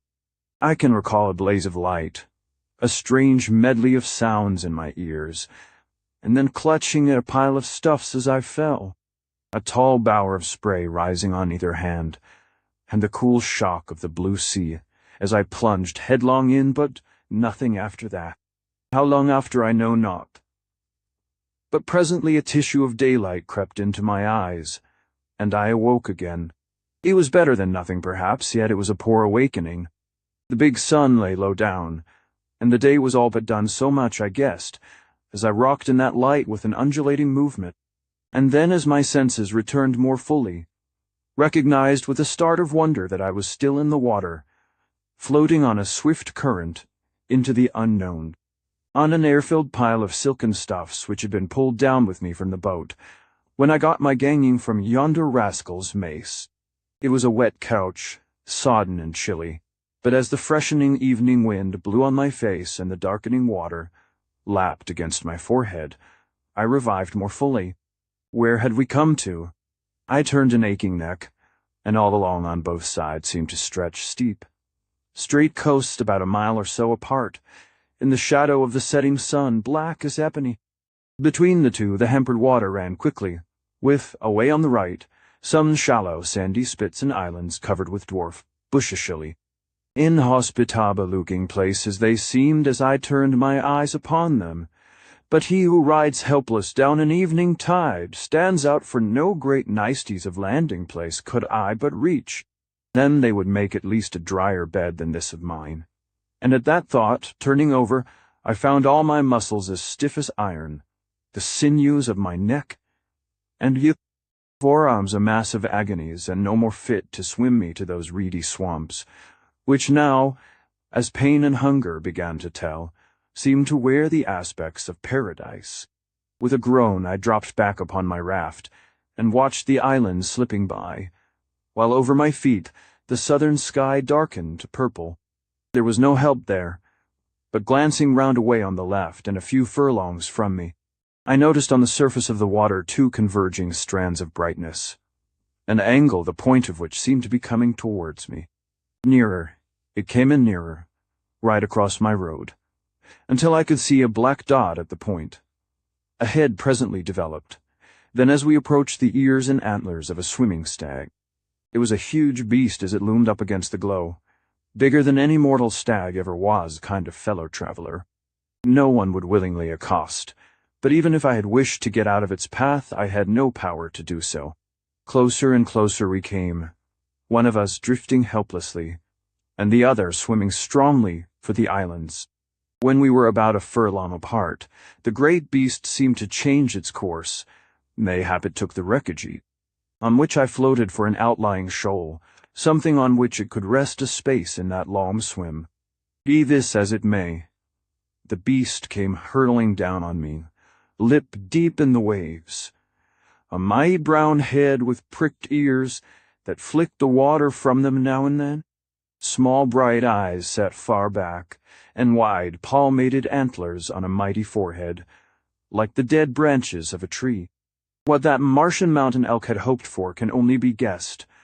What he met with was a tangle of floating finery carrying a numb traveler on it, and with a snort of disappointment he turned again. It was a poor chance, but better than nothing, and as he turned I tried to throw a strand of silk I had unwound from the sodden mass over his branching tines. Quick as thought, the beast twisted his head aside and tossed his antlers so that the try was fruitless. But was I to lose my only chance of shore? With all my strength I hurled myself upon him, missing my clutch again by a hair's breadth and going headlong into the salt furrow. His chest was turning up. Happily I kept hold of the web, for the great elk then turned back, passing between me and the ruck of stuff, and getting there by the silk under his chin, and as I came gasping to the top once more round came that dainty wreckage over his back, and I clutched it, and sooner than it takes to tell I was towing to the shore, as perhaps no one was ever towed before. The big beast dragged the ruck like withered weed behind him, bellowing all the time with a voice which made the hills echo all round. And then, when he got his feet upon the shallow, rose dripping and outness, a very cliff of black hide and limb against the night shine, and with a single sweep of his antlers tore the webbing from me, who lay prone and breathless in the mud, and thinking it was his enemy, hurled the limp bundle on the beach, and then, having pounded it with his cloven feet into formless shreds, bellowed again victoriously and went off into the darkness of the forests. Chapter 9. I landed, stiff enough as you will guess, but pleased to be on shore again. It was a melancholy neighborhood of low islands, overgrown with rank grass and bushes, salt water encircling them, and inside sandy dunes and hummocks with shallow pools, gleaming ghostly in the retreating daylight, while beyond these rose the black bosses of what looked like a forest. Thither I made my way, plunging uncomfortably through shallows, and tripping over blackened branches which, lying just below the surface, quivered like snakes as the evening breeze ruffled each surface, until the ground hardened underfoot, and presently I was standing, hungry and faint but safe, on dry land again. The forest was so close to the sea, One could not advance without entering it, and once within its dark arcades every way looked equally gloomy and hopeless.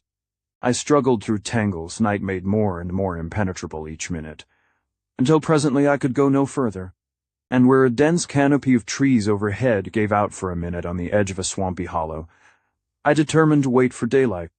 Never was there a more wet or weary traveler, or one more desperately lonely than he who wrapped himself up in the miserable insufficiency of his wet rat, and without fire or supper crept amongst the exposed roots of a tree growing out of a bank, and prepared to hope grimly for morning. Round and round, meanwhile, was drawn the close screen of night, till the clearing in front was blotted out, and only the tree-tops, black as rugged hills one behind the other, stood out against the heavy purple of the circlet of sky above. As the evening deepened, the quaintest noises began on every hand, noises so strange and bewildering, that as I cowered down with my teeth chattering, and stared hard into the impenetrable, they could be likened to nothing but the crying of all the souls of dead things since the beginning. Never was there such an infernal chorus as that which played up the Martian stars. Down there in front, where hummock grass was growing, some beast squeaked continuously, till I shouted at him. Then he stopped a minute, and began again in entirely another note. Away on the hills, two rival monsters were calling to each other, in tones so hollow, they seemed, as I listened, to penetrate through me and echo out of my heart again. Far overhead, gigantic bats were flitting, the shadow of their wings dimming a dozen universes at once, and crying to each other in shrill tones that rent the air like tearing silk. As I listened to those vampires discussing their infernal loves under the stars, from a branch right overhead broke such a deathly howl from the throat of a wandering forest cat that everything else was hushed for a moment. All about, a myriad insects were making night giddy with their ghostly fires, while underground and from the labyrinths of owl matted roots came quaint sounds of rustling snakes and forest pigs, and all the lesser things that dig and scratch and growl.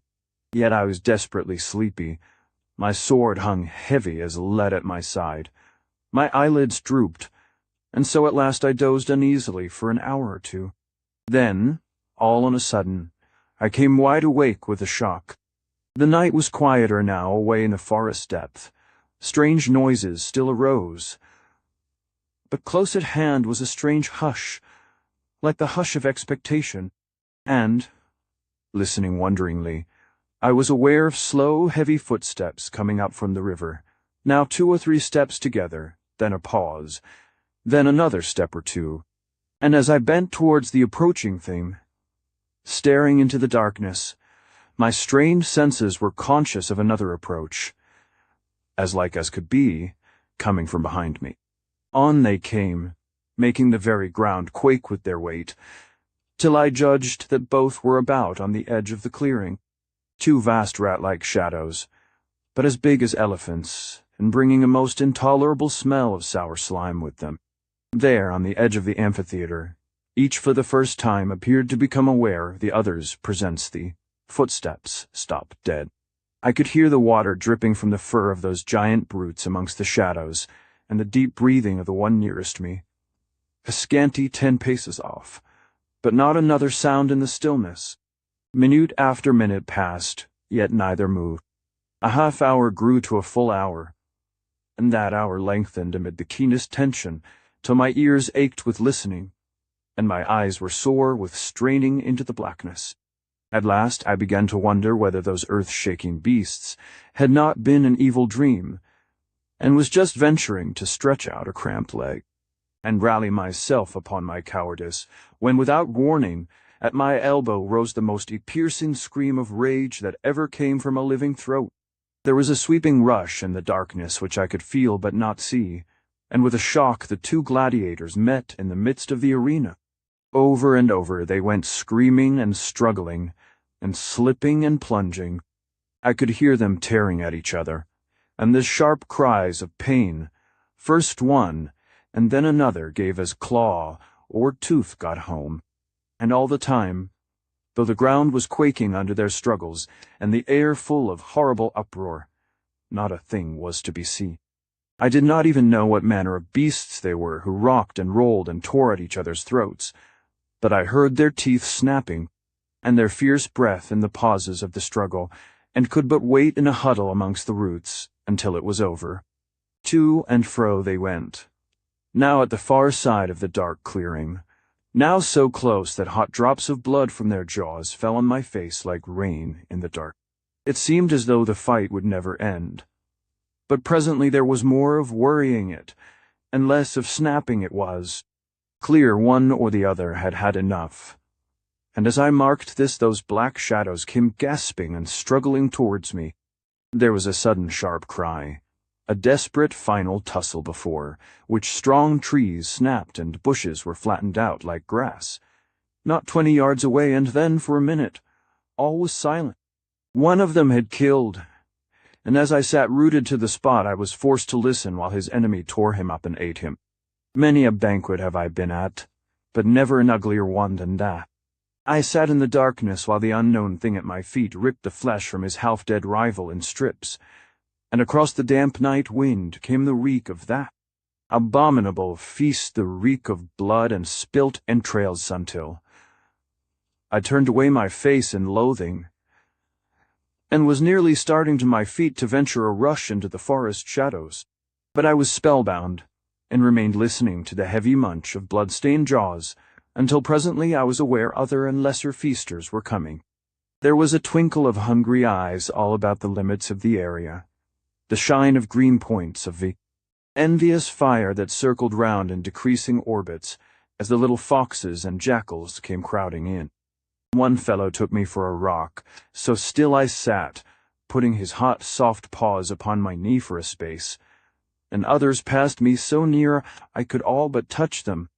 The big beast had taken himself off by this time, and there must have been several hundreds of these newcomers. A merry time they had of it. The whole place was full of the green, hurrying eyes, and amidst the snap of teeth and yapping and quarreling, I could hear the flesh being torn from the red bones in every direction.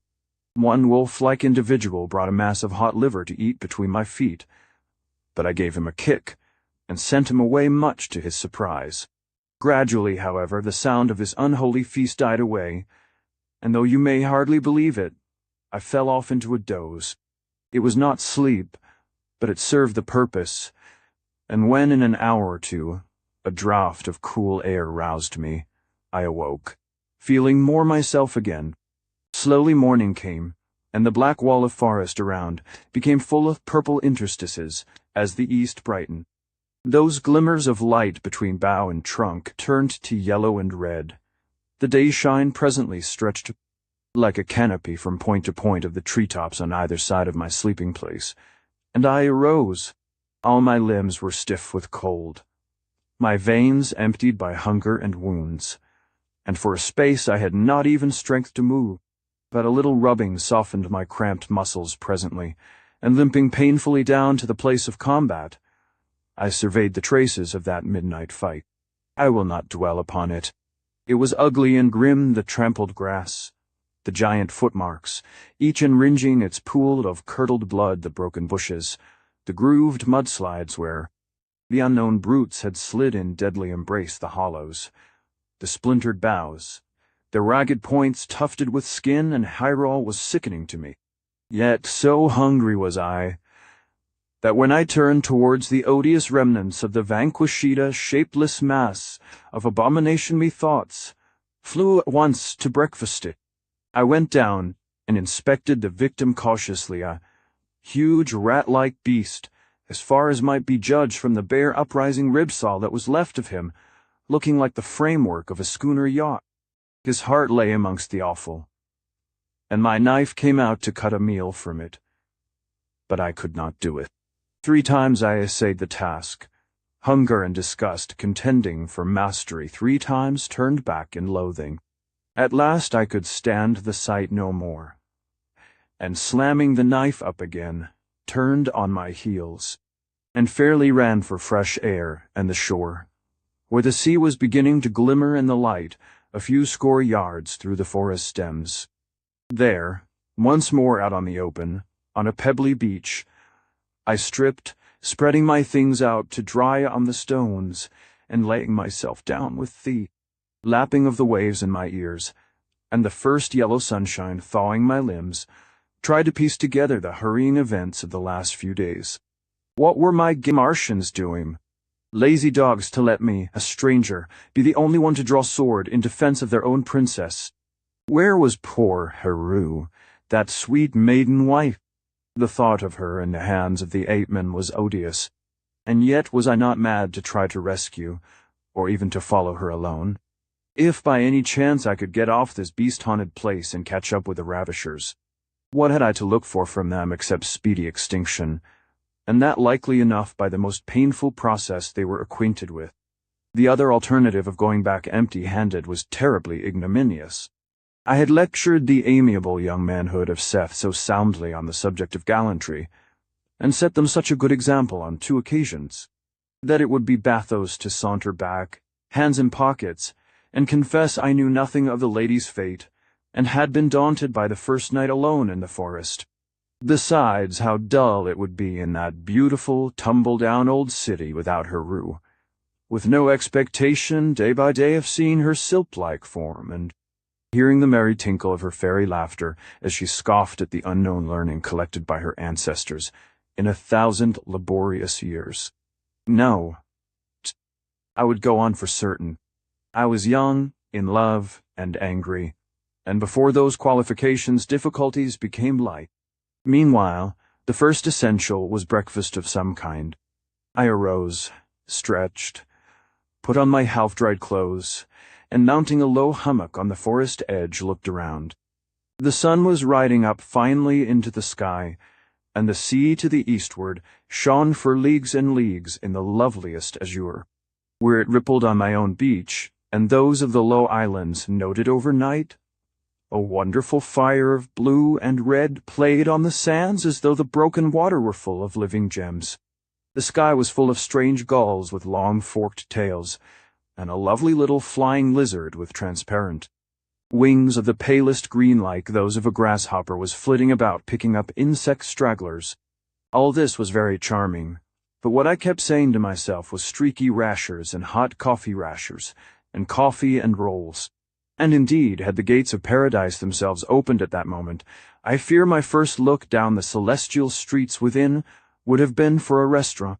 They did not, and I was just turning away disconsolate when my eye caught, ascending from behind the next bluff down the beach, a thin strand of smoke rising into the morning air. It was nothing so much in itself, a thin spiral creeping upwards masti, then flattening out into a mushroom head bud. It meant everything to me. Where there was fire, there must be humanity. And where there was humanity, to the very outlayers of the universe there must be breakfast. It was a splendid thought. I rushed down the hillock and went gaily for that blue thread amongst the reeds.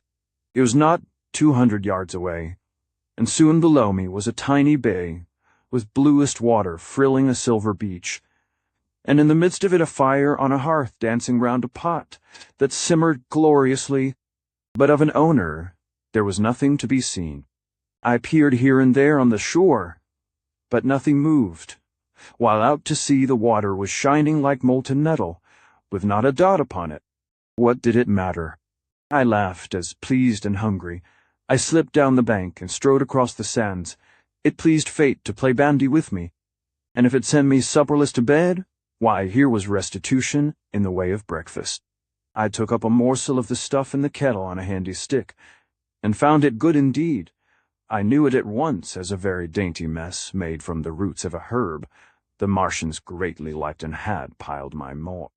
Potter with it when we supped that night in the marketplace of Seth, and the sweet white stuff had melted into my corporal essence, it seemed, without any gross intermediate process of digestion. And here I was again, hungry, sniffing the fragrant breath of a full meal, and not a soul in sight should have been a fool not to have eaten. So thinking, down I sat, taking the pot from its place, and when it was a little cool, plunging my hands into it, and feasting with as good an appetite as ever a man had before. It was gloriously ambrosial, and deeper I went, with the tall stalk of the smoke in front growing from the hearthstones. Like some strange new plant, the pleasant sunshine on my back, and never a thought for anything but the task in hand. Deeper and deeper, oblivious of all else, until to get the very last drops I lifted the pipkin up, and putting back my head drank in that fashion. It was only when, with a sigh of pleasure, I lowered it slowly again, that over the rim as it sank there dawned upon me the vision of a Martian standing by an empty canoe on the edge of the water and regarding me with calm amazement. I was, in fact, so astonished that for a minute the empty pot stood still before my face, and over its edge we stared at each other in mute surprise. Then, with all the dignity that might be, I laid the vessel down between my feet and waited for the newcomer to speak. She was a girl by her yellow garb, a fisherwoman it seemed, for in the prow of her craft was piled a net, upon which the scales of fishes were twinkling a Martian, obviously, but something more robust than most of them, a savor of honest work about her sunburnt face, which my pallid friends away yonder were lacking in. And when we had stared at each other for a few moments in silence, she came forward a step or two, and said without a trace of fear or shyness, "Are you a spirit, sir?" "Why," I answered, "about as much, no more, no less, than most of us." "Aye," she said, "I thought you were. For none but spirits live here upon this island, are you for good or evil. Far better for the breakfast of which I fear I have robbed you. But wandering along the shore, and finding this pot boiling with no owner, I ventured to sample it, and it was so good my appetite got the better of manners." The girl bowed, and standing at a respectful distance asked if I would like some fish as well. She had some, but not many, and if I would eat she would cook them for me in a minute it was not often. She added lightly, she had met one of my kind before. In fact, it was obvious that simple person did actually take me for a being of another world. And was it for me to say she was wrong? So, adopting a dignity worthy of my reputation, I nodded gravely to her offer. She fetched from the boat 4 little fishes of the daintiest kind imaginable. They were each about as big as a hand and pale blue when you looked down upon them, but so clear against the light that every bone and vein in their bodies could be traced. These were wrapped just as they were in a broad green leaf, and then the Martian, taking a pointed stick, made a hollow in the white ashes, laid them in side by side, and drew the hot dust over again. While they cooked, we chatted as though the acquaintance were the most casual thing in the world. And I found it was indeed an island we were on, and not the mainland, as I had hoped at first.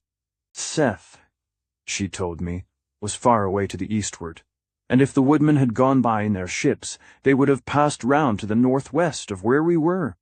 I spent an hour or two with that amiable individual, and, it is to be hoped, sustained the character of a spiritual visitant with considerable dignity.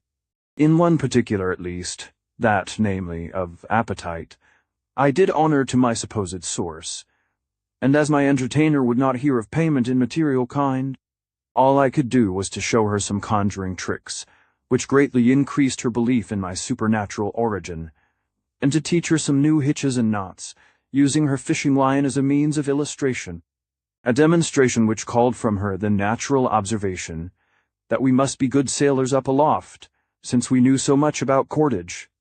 Then we parted.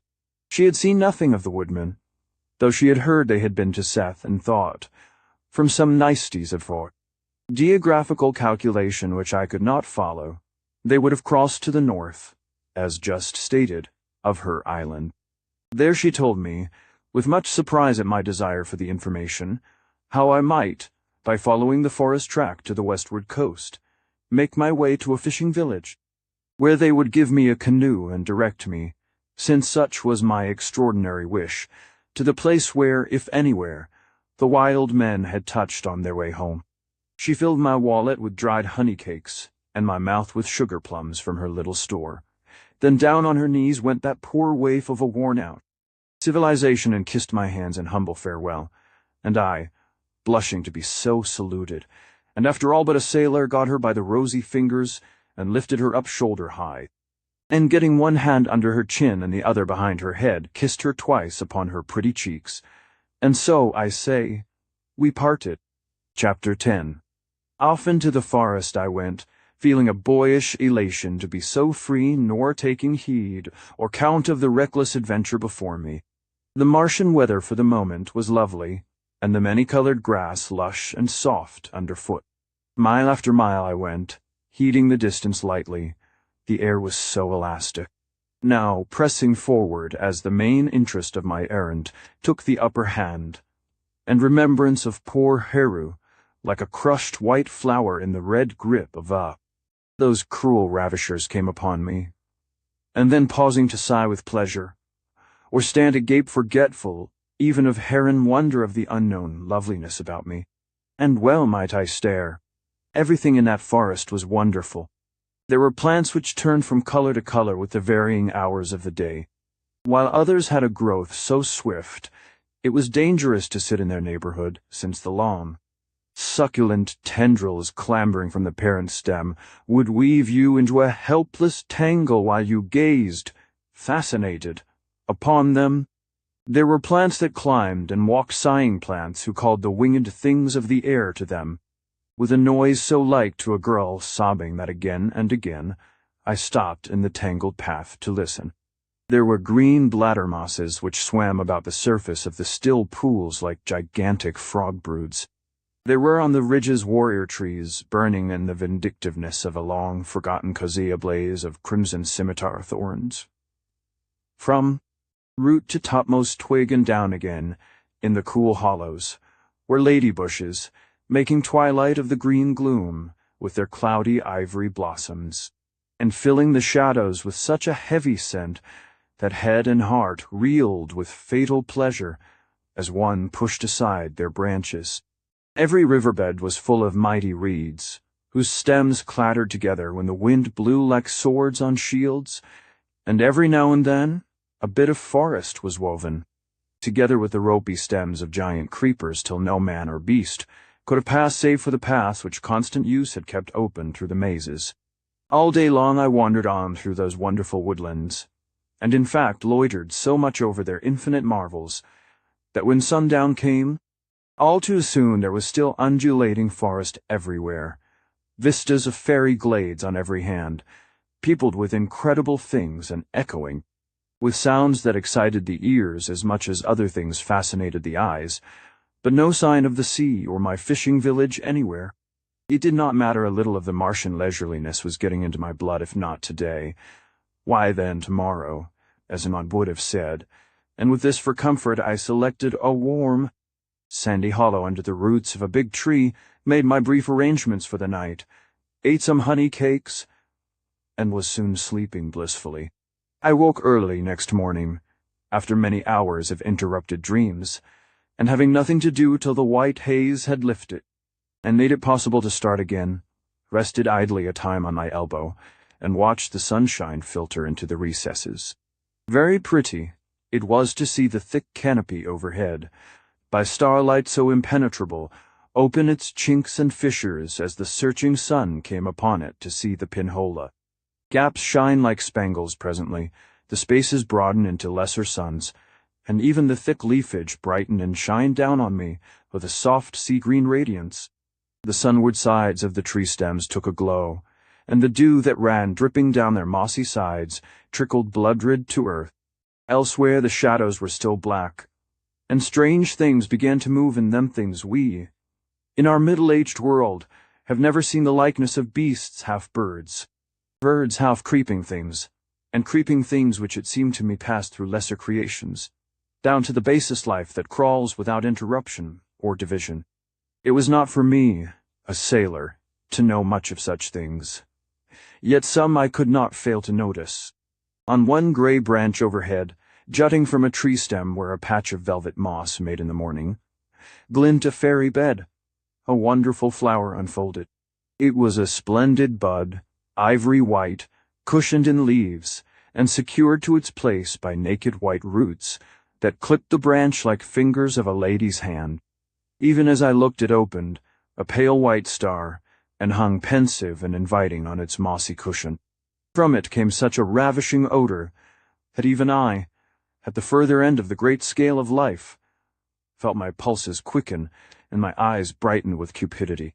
I was in the very act of climbing the tree, but before I could move hand or foot, two things happened, whether you take my word for them or no. Firstly, up through a glade in the underwood, attracted by the odor, came an ugly brown bird with a capacious beak and shining claws. He perched nearby, and peeped and peered until he made out the flower pining on her virgin stem, whereat off he hopped to her branch, and there, with a cynical chuckle, strutted to and fro between her and the main stem like an ill genius guarding a fairy princess. Surely heaven would not allow him to tamper with so chaste a bud. My hand reached for a stone to throw at him when happened a second thing. There came a gentle pat upon the woodland floor, and from a tree overhead dropped down another living plant, like to the one above, yet not exactly similar. A male, my instincts told me, in full solitary blossom like her above, cinctured with leaves, and supported by half a score of thick white roots that worked, as I looked, like the limbs of a crab. In a twinkling that parti-colored gentleman vegetable near me was off to the stem upon which grew his lady love, running and scrambling, dragging the finery of his tasseled petals behind. It was laughable to watch his eagerness. He got a grip of the tree, and up he went, hand over hand, root over root. I had just time to note others of his species had dropped here and there upon the ground, and were hurrying with frantic haste to the same destination when he reached the fatal branch, and was straddling victoriously down it, blind to all but love and longing. That ill-omened bird, who stood above the maiden flower, let him come within a stalk's length, so near that the white splendor of his sleeping lady gleamed within arm's reach. Then the great beak was opened, the great claws made a clutch, the gallant's head was yanked from his neck, and as it went tumbling down the maw of the feathered thing, his white legs fell spinning through space, and lay nodding themselves in agony upon the ground for a minute or two, before they relaxed and became flaccid in the repose of death. Another and another vegetable suitor made for that fatal tryst, and as each came up, the snap of the brown bird's beak was all their obsequies. At last no more came, and then that nemesis of claws and quills walked over to the girl-flower, his stomach feathers ruffled with repletion, the green blood of her lovers dripping from his claws, and pulled her golden heart out, tore her white limbs one from the other, and swallowed her piecemeal before my very eyes. Then up in wrath I jumped and yelled at him till the woods echoed, but too late to stay his sacrilege. By this time the sun was bathing everything in splendor, and turning away from the wonders about me, I set off at best pace along the well-trodden path, which led without turning to the west coast village where the canoes were. It proved far closer than expected. As a matter of fact, the forest in this direction grew right down to the water's edge, the salt-loving trees actually overhanging the wave-sunland. Of the pleasantest sights in Naturian, thus I came right out on top of the hamlet before there had been an indication of its presence. It occupied two sides of a pretty little bay, the third side being flat land given over to the cultivation of an enormous species of gourd, whose characteristic yellow flowers and green succulent leaves were discernible even at this distance. I branched off along the edge of the surf, and down a dainty little flowery path, noticing meanwhile how the whole bay was filled by hundreds of empty canoes, while scores of others were drawn up on the strand.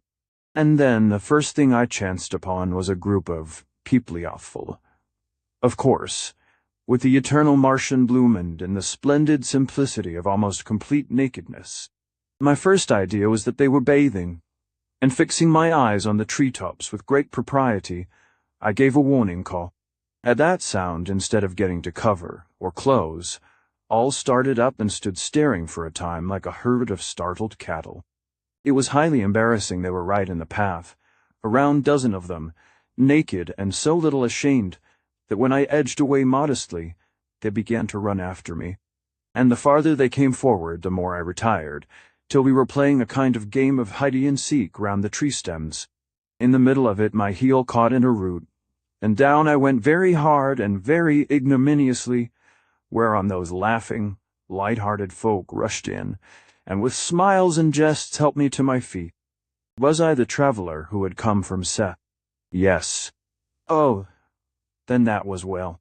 They had heard such a traveler was on the road, and had come a little way down the path, as far as might be without fatigue, to meet him.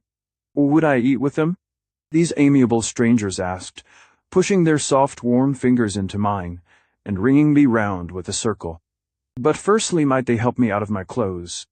It was hot, and these things were cumbersome. As to the eating, I was agreeable enough seeing how casual meals had been with me lately. But my clothes, though heaven knows they were getting horribly ragged and travel-stained, I clung to desperately. My new friends shrugged their dimpled shoulders, and, arguments being tedious, at once squatted round me in the dappled shade of a big tree, and produced their stores of never-failing provisions. After a pleasant little meal taken thus in the open, and with all the simplicity Martians delight in, we got to talking about those yellow canoes which were bobbing about on the blue waters of the bay. "Would you like to see where they are grown?" asked an individual basking by my side. "Grown," I answered with incredulity. "Built, you mean? Never in my life did I hear of growing boats." "But then, sir," observed the girl, as she sucked the honey out of the stalk of an azure convolvulus flower, and threw the remains at a butterfly that sailed across the sunshine, "you know so little. You have come from afar, from some barbarous and barren district. Here we undoubtedly grow our boats, and though we know the thither folk and such uncultivated races make their craft by cumbrous methods of flat planks, yet we prefer our own way, for one thing because it saves trouble." And as she murmured that all-sufficient reason, the gentle damsel nodded reflectively. But one of her companions, more lively for the moment, tickled her with a straw until she roused, and then said, "Let us take the stranger to the boat garden now. The current will drift us round the bay, and we can come back when it turns. If we wait, we shall have to row in both directions, or even walk," and again planetary slothfulness carried the day. So down to the beach we strolled and launched one of the golden-hued skiffs upon the pretty dancing wavelets just where they ran, lipped with jeweled spray, on the shore, and then only had I a chance to scrutinize their material. I patted that one we were upon inside and out. I noted with a seaman's admiration its lightness, elasticity, and supreme sleekness, its marvelous buoyancy and fairy-like lines, and after some minutes' consideration it suddenly flashed across me that it was all of gourd rind, and as if to supply confirmation, the flat land we were approaching on the opposite side of the bay was covered by the characteristic verdure of these plants, with a touch here and there of splendid yellow blossoms, but all of gigantic proportions. "Aye," said a Martian damsel lying on the bottom, and taking and kissing my hand as she spoke, in the simple-hearted way of her people, "I see you have guessed how we make our boats. Is it the same in your distant country?" "No, my girl. And what's more, I'm a bit uneasy as to what the fellows on the Carolina will say if they've ever hear I went to sea in a hollowed-out pumpkin, and with a young lady, well, dressed as you erefore crew. Even now I cannot imagine how you get your ship so trim and shapely. There is not a seam or a patch anywhere. It looks as if you had run them into a mold. That's just what we have done, sir, and now you will witness the molds at work. For here we are," and the little skiff was pulled ashore, and the Martians and I jumped out on the shelving beach, hauled our boat up high and dry, and there right over us, like great green umbrellas, spread the fronds of the outmost garden of this strangest of all shipbuilding yards. Briefly, and not to make this part of my story too long, those gilded boys and girls took me ashore, and chattering like finches in the evening, showed how they planted their gourd seed, nourished the gigantic plants as they grew with brackish water, and the burnt ashes then, when they flowered, mated the male and female blossoms, glorious funnels of golden hue big, enough for one to live in, and when the young fruit was of the bigness of an ordinary bolster. how they slipped it into a double mold of open reedwork, something like the two halves of a walnut shell, and how, growing day by day in this, it soon took every curve and line they chose to give it, even the hanging keel below, the strengthened bulwarks and tall prowpiece. It was so ingenious yet simple, and I confess I laughed over my first skiff on the Stock, and fell to bantering the Martians, asking whether it was a good season for navies, whether their canarders were spreading nicely, if they could give me a pinch of barge seed or a yacht in bud to show to my friends at home. But those lazy people took the matter seriously enough. They led me down green alleys arched over with huge melon-like leaves. They led me along innumerable byways, making me peep and peer through the checkered sunlight at U.S.N growing craft that had budded 12 months before, already filling their molds to the last inch of space. They told me that when the growing process was sufficiently advanced, they loosened the casing and, cutting a hole into the interior of each giant fruit, scooped out all its seed, thereby checking more advance and throwing into the rind strength that would otherwise have gone to reproductiveness. They said each fruit made 2 vessels, but the upper half was always best and used for long saltwater journeys, the lower piece being but for punting or fishing on their lakes. They cut them in half while still green, scraped out the light remaining pulp when dry, and dragged them down with the minimum of trouble, light as feathers, tenacious as steel plate, and already in the form and fashion of dainty craft, from 5 to 20 feet in length, when the process was completed.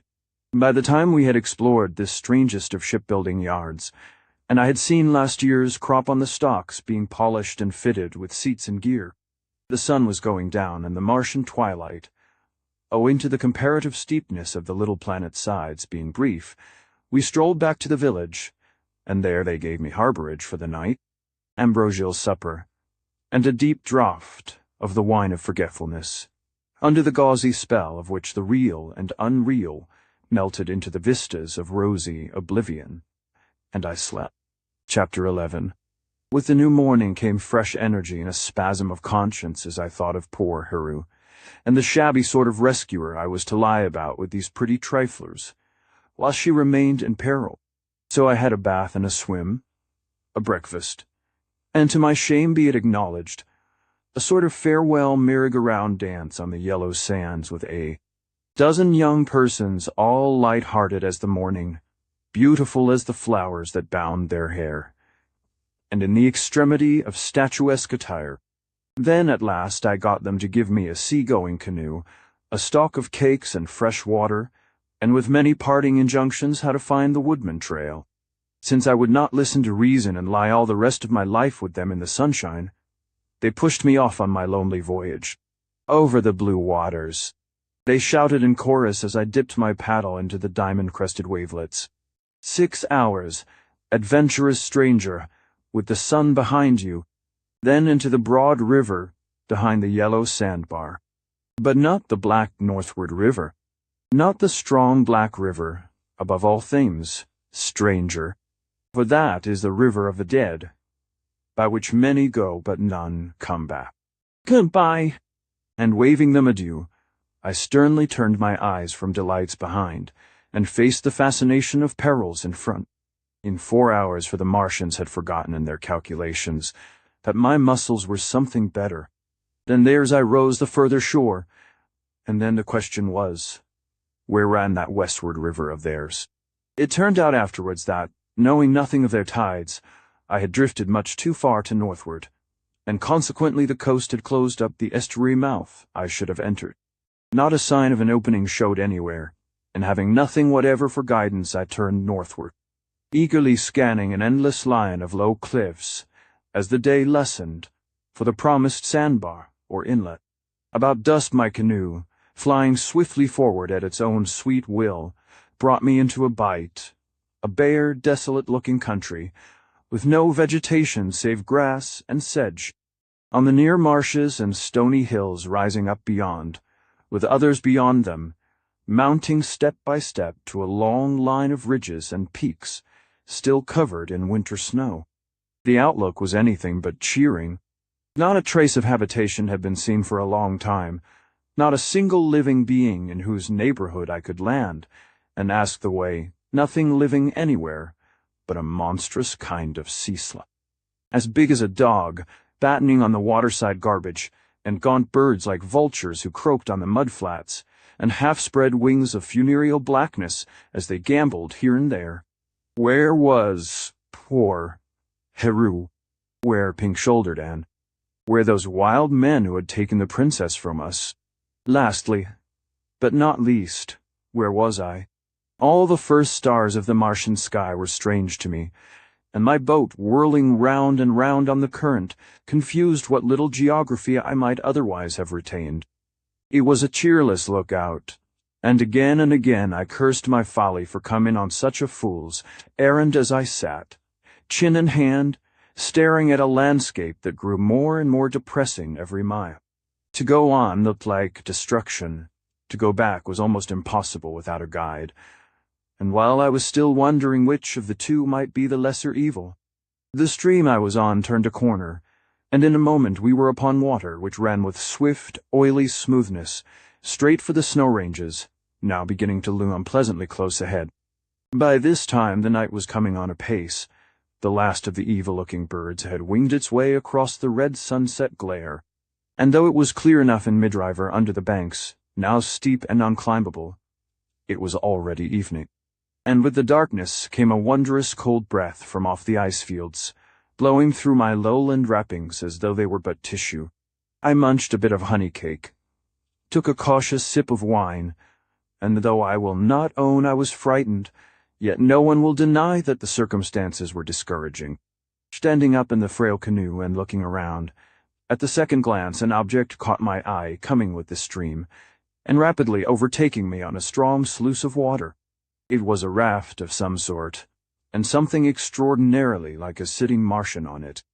Nearer and nearer it came, bobbing to the rise and fall of each wavelet, with the last icy sunlight touching it up with reds and gold, nearer and nearer in the deadly hush of that forsaken region, and then at last, so near it showed quite plainly on the purple water, a raft with someone sitting under a canopy. With a thrill of delight, I waved my cap aloft and shouted, "Ship ahoy! Hullo, messmate. Where are we bound to?" But never an answer came from that swiftly passing stranger, so again I hailed, "Put up your helm, Mr. Skipper, I have lost my bearings, and the chronometer has run down," but without a pause or sound that strange craft went slipping by. That silence was more than I could stand. It was against all sea courtesies, and the last chance of learning where I was passing away. So, angrily, the paddle was snatched from the canoe bottom and roaring out again. "Stop! I say, you lubber. Stop, or by all the gods I will make you." I plunged the paddle into the water and shot my little craft slantingly across the stream to intercept the newcomer. A single stroke sent me into midstream. A second brought me within touch of that strange craft. It was a flat raft, undoubtedly, though so disguised by flowers and silk trailers that its shape was difficult to make out. In the center was a chair of ceremony bedecked with greenery and great pale buds, hardly yet withered though. Where had I seen such a chair and such a raft before? And the riddle did not long remain unanswered. Upon that seat, as I swept up alongside and laid a sunburnt hand upon its edge, was a girl, and another look told me she was dead. Such a sweet, pallid, Martian maid, her fair head lolling back against the rear of the chair and gently moving to and fro with the rise and fall of her craft, her face in the pale light of the evening like carved ivory, and not less passionless and still her arms bare, and her poor fingers still closed in her lap upon the beautiful buds they had put into them. I fairly gasped with amazement at the dreadful sweetness of that solitary lady, and could hardly believe she was really a corpse. But alas, there was no doubt of it, and I stared at her, half in admiration and half in fear, noting how the last sunset flushed into hectic beauty to her face for a moment, and then how fair and ghostly she stood out against the purpling sky, how her light drapery lifted to the icy wind, and how dreadfully strange all those soft-scented flowers and trappings seemed as we sped along side by side into the country of night and snow. Then all of a sudden the true meaning of her being there burst upon me, and with a start and a cry I looked around. We were flying swiftly down that river of the dead they had told me, of that has no outlet and no returning. With frantic haste I snatched up a paddle again and tried to paddle against the great black current sweeping us forward. I worked until the perspiration stood in beads on my forehead, and all the time I worked the river, like some black snake, hissed and twined, and that pretty lady rode cheerily along at my side. Overhead stars of unearthly brilliancy were coming out in the frosty sky, while on either hand the banks were high, and the shadows under them black as ink. In those shadows, now and then, I noticed with a horrible indifference other rafts were traveling, and presently, as the stream narrowed, they came out and joined us, dead Martians, budding boys and girls, older voyagers, with their age quickening upon them in the Martian manner, just as some fruit only ripens after it falls. Yellow-girt slaves staring into the night in front, quite a merry crew all clustered about I and that gentle lady, and more far ahead and more behind, all bobbing and jostling forward as we hurried to the dreadful graveyard in the Martian regions of eternal winter. None had ever seen, and no one came to. I cried aloud in my desolation and fear, and hid my face in my hands, while the icy cliffs mocked my cry, and the dead maid, chirping alongside, rolled her head over, and stared at me with stony, unseeing eyes. Well, I am no fine writer. I sat down to tell a plain, unvarnished tale, and I will not let the weird horror of that ride get into my pen. We careened forward, I and those lost Martians, until pretty near on midnight, by which time the great light-giving planets were up, and never a chance did fate give me all that time of parting company with them. About midnight we were right into the region of snow and ice, not the actual polar region of the planet, as I afterwards guessed, but one of those long outliers, which follow the course of the broad waterways almost into fertile regions, and the cold, though intense, was somewhat modified by the complete stillness of the air. It was just then that I began to be aware of a low, rumbling sound ahead, increasing steadily until there could not be any doubt. The journey was nearly over, and we were approaching those great falls Anne had told me of, over which the dead tumble to perpetual oblivion. There was no opportunity for action, and luckily, little time for thought. I remember clapping my hand to my heart as I muttered an imperfect prayer, and laughing a little as I felt in my pocket, between it and that organ, an envelope containing some corn plaster and a packet of unpaid tailor's bills. Then I pulled out that locket with poor forgotten Polly's photograph, and while I was still kissing it fervently, and the dead girl on my right was jealously nudging my canoe with the corner of her raft, we plunged into a narrow gully as black as hell, shot round a sharp corner at a tremendous pace, and the moment afterwards entered a lake in the midst of an unbroken amphitheater of cliffs gleaming in soft light all round. Even to this moment, I can recall the blue shine of those terrible ice crags framing the weird picture in on every hand, and the strange effect upon my mind as we passed out of the darkness of the gully, down which we had come into the sepulchral radiance of that place. But though it fixed with one instantaneous flash its impression on my mind forever, there was no time to admire it. As we swept on to the lake's surface, and a glance of light coming over a dip in the ice walls to the left lit up the dead faces and half-withered flowers of my fellow travelers with startling distinctness, I noticed with a new terror at the lower end of the lake, towards which we were hurrying, the water suddenly disappeared in a cloud of frosty spray, and it was from thence came the low, ominous rumble which had sounded up the ravine as we approached. It was the fall, and beyond the stream dropped down glassy step after step, in wild pools and rapids, through which no boat could live for a moment, to a black cavern entrance, where it was swallowed up in eternal night. I would not go that way. With a yell such as those solitudes had probably never heard since the planet was fashioned out of the void, I seized the paddle again, and struck out furiously from the main current.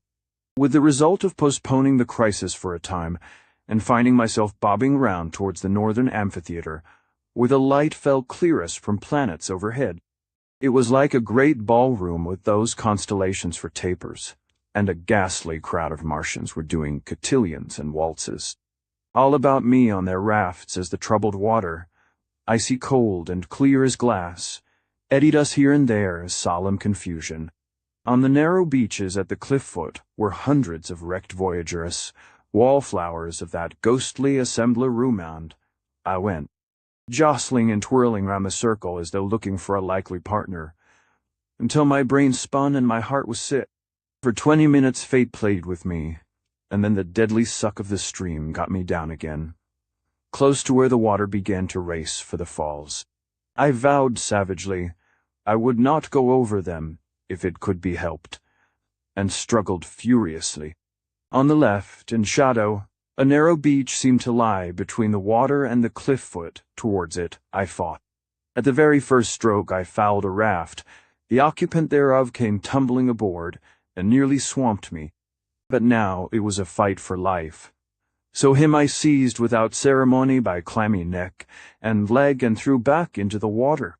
Then another playful Martian butted the behind part of my canoe and set it spinning, so that all the stars seemed to be dancing giddily in the sky.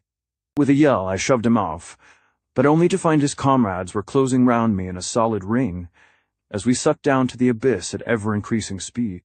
Then I fought like a fury, hacking, pushing and paddling shorewards, crying out in my excitement, and spinning and bumping and twisting ever downwards. For every foot I gained they pushed me on a yard, as though determined their fate should be mine also. They crowded round me in a compact circle, their poor flower-girt heads nodding as the swift current curtsied their crafts. They hemmed me in with desperate persistency as we spun through the ghostly starlight in a swirling mass down to destruction. And in a minute we were so close to the edge of the fall, I could see the water break into ridges as it felt the solid bottom give way under it. We were so close that already the foremost rafts, 10 yards ahead, were tipping, and their occupants, one by one, waving their arms about and tumbling from their funeral chairs as. They shot into the spray veil and went out of sight under a faint rainbow that was arched over there, the symbol of peace and the only lovely thing in that gruesome region. Another minute, and I must have gone with them. It was too late to think of getting out of the tangle, then the water behind was heavy with trailing silks and flowers. We would jam together, almost like one huge float, and in that latter fact lay my one chance. On the left was a low ledge of rocks leading back to the narrow beach already mentioned, and the ledge came out to within a few feet of where the outmost boat on that side would pass it.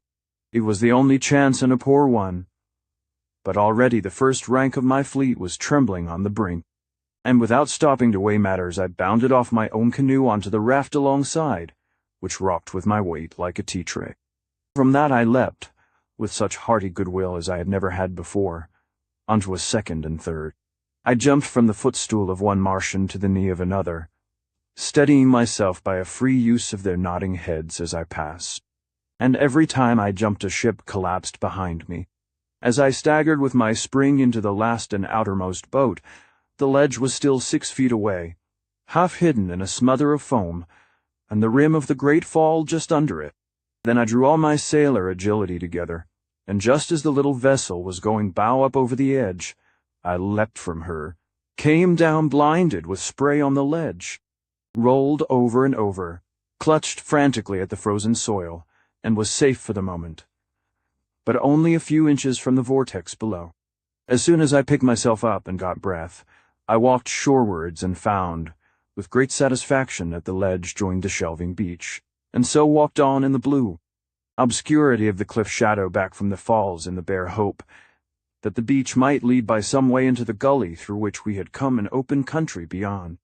But after a couple of 100 yards, this hope ended as abruptly as the spit itself in deep water, and there I was, as far as the darkness would allow me to ascertain, as utterly trapped as any mortal could be. I will not dwell on the next few minutes, for no one likes to acknowledge that he has been unmanned even for a space. When those minutes were over, calmness and consideration returned, and I was able to look about. All the opposite cliffs, rising sheer from the water, were in light, their cold blue and white surfaces rising far up into the black starfields overhead. Looking at them intently from this vantage point, I saw, without at first understanding, that along them horizontally, tier above tier, were rows of objects. Why, good heavens! They were like men and women in all sorts of strange postures and positions. Rubbing my eyes and looking again, I perceived with a start, and a strange, creepy feeling down my back, that they were men and women. Hundreds of them, thousands, all in rows as cormorants stand upon seaside cliffs. Myriads and myriads. Now I looked about, in every conceivable pose and attitude, but never a sound, never a movement amongst the vast concourse. Then I turned back to the cliffs behind me. Yes, they are there, too, dimmer by reason of the shadows, but there for certain, from the snowfields far above down, good heavens, to the very level where I stood. There was one of them not 10 yards away, half in and half out of the ice wall, and setting my teeth, I walked over and examined him. And there was another further in behind as I peered into the clear blue depth, another behind that one, another behind him, just like cherries in a jelly. It was startling and almost incredible, yet so many wonderful things had happened of late that wonders were losing their sharpness, and I was soon examining the cliff almost as coolly as though it were only some trivial geological section, some new kind of petrified sortions, which had caught my attention, and not a whole nation in ice, a huge amphitheater of fossilized humanity which stared down on me. The matter was simple enough when you came to look at it with philosophy. The Martians had sent their dead down here for many thousand years, and as they came they were frozen in, the bands and zones in which they sat indicating perhaps alternating seasons. Then, after nature had been storing them like that for long ages, some upheaval happened, and this cleft and lake opened through the heart of the preserve. Probably the river once ran far up there, where the starlight was crowning the blue cliffs with a silver diadem of light. Only when this hollow opened did it slowly deepen a lower course, spreading out in a lake, and eventually tumbling down those icy steps, lose itself in the dark roots of the hill. It was very simple, no doubt, but incredibly weird and wonderful to me, who stood, the sole living thing in that immense concourse of dead humanity. Look where I would, it was the same everywhere. Those endless rows of frozen bodies lying, sitting, or standing, stared at me from every niche and cornice. It almost seemed, as the light veered slowly round, as though they smiled and frowned at times, but never a word was there amongst those millions. The silence itself was audible, and save the dull low thunder of the fall, so monotonous the ear became accustomed to, and soon disregarded it. There was not a sound anywhere, not a rustle, not a whisper, broke the eternal calm of that great caravansary of the dead. The very rattle of the shingle under my feet, and the jingle of my navy scabbard, seemed offensive in the perfect hush, and, too awed to be frightened, I presently turned away from the dreadful shine of those cliffs, and felt my way along the base of the wall on my own side. There was no means of escape that way, and presently the shingle beach itself gave out as stated, where the cliff wall rose straight from the surface of the lake. So I turned back, and finding a grotto in the ice, determined to make myself as comfortable as might be until daylight came. Chapter 12.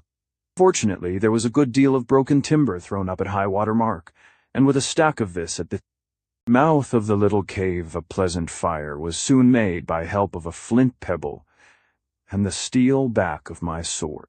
It was a hearty blaze, and lit up all the near cliffs with a ruddy jumping glow, which gave their occupants a marvelous appearance of life. The heat also brought off the dull rime upon the side of my recess, leaving it clear as polished glass, and I was a little startled to see, only an inch or so back in the ice, and standing as erect as ever he had been in life, the figure of an imposing gray-clad man.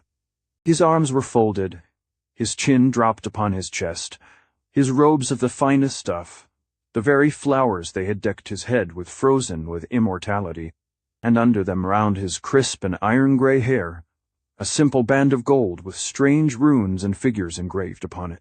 There was something very simple yet stately about him, though his face was hidden, and as I gazed long and intently, the idea got hold of me that he had been a king over an undegenerate Martian race, and had stood waiting for the dawn a very, very long time. I wished a little that he had not been quite so near the glassy surface of the ice, down which the warmth was bringing quick moisture drops. Had he been back there in the blue depths where others were sitting and crouching, it would have been much more comfortable. But I was a sailor, and misfortune makes strange companions, so I piled up the fire again, and lying down presently on the dry shingle, with my back to him, stared moodily at the blaze, till slowly the fatigues of the day told. My eyelids dropped, and with many a fitful start and turn, at length I slept. It was an hour before dawn. The fire had burnt low, and I was dreaming of an angry discussion with my tailor in New York as to the sit of my last new trousers, when a faint sound of moving shingle caught my quick seaman ear, and before I could raise my head or lift a hand, a man's weight was on me, a heavy, strong man, who bore me down with irresistible force. I felt the slap of his ice-cold hand upon my throat, and his teeth in the back of my neck. In an instant, though but half awake, with a yell of surprise and anger, I grappled with the enemy, and exerting all my strength rolled him over.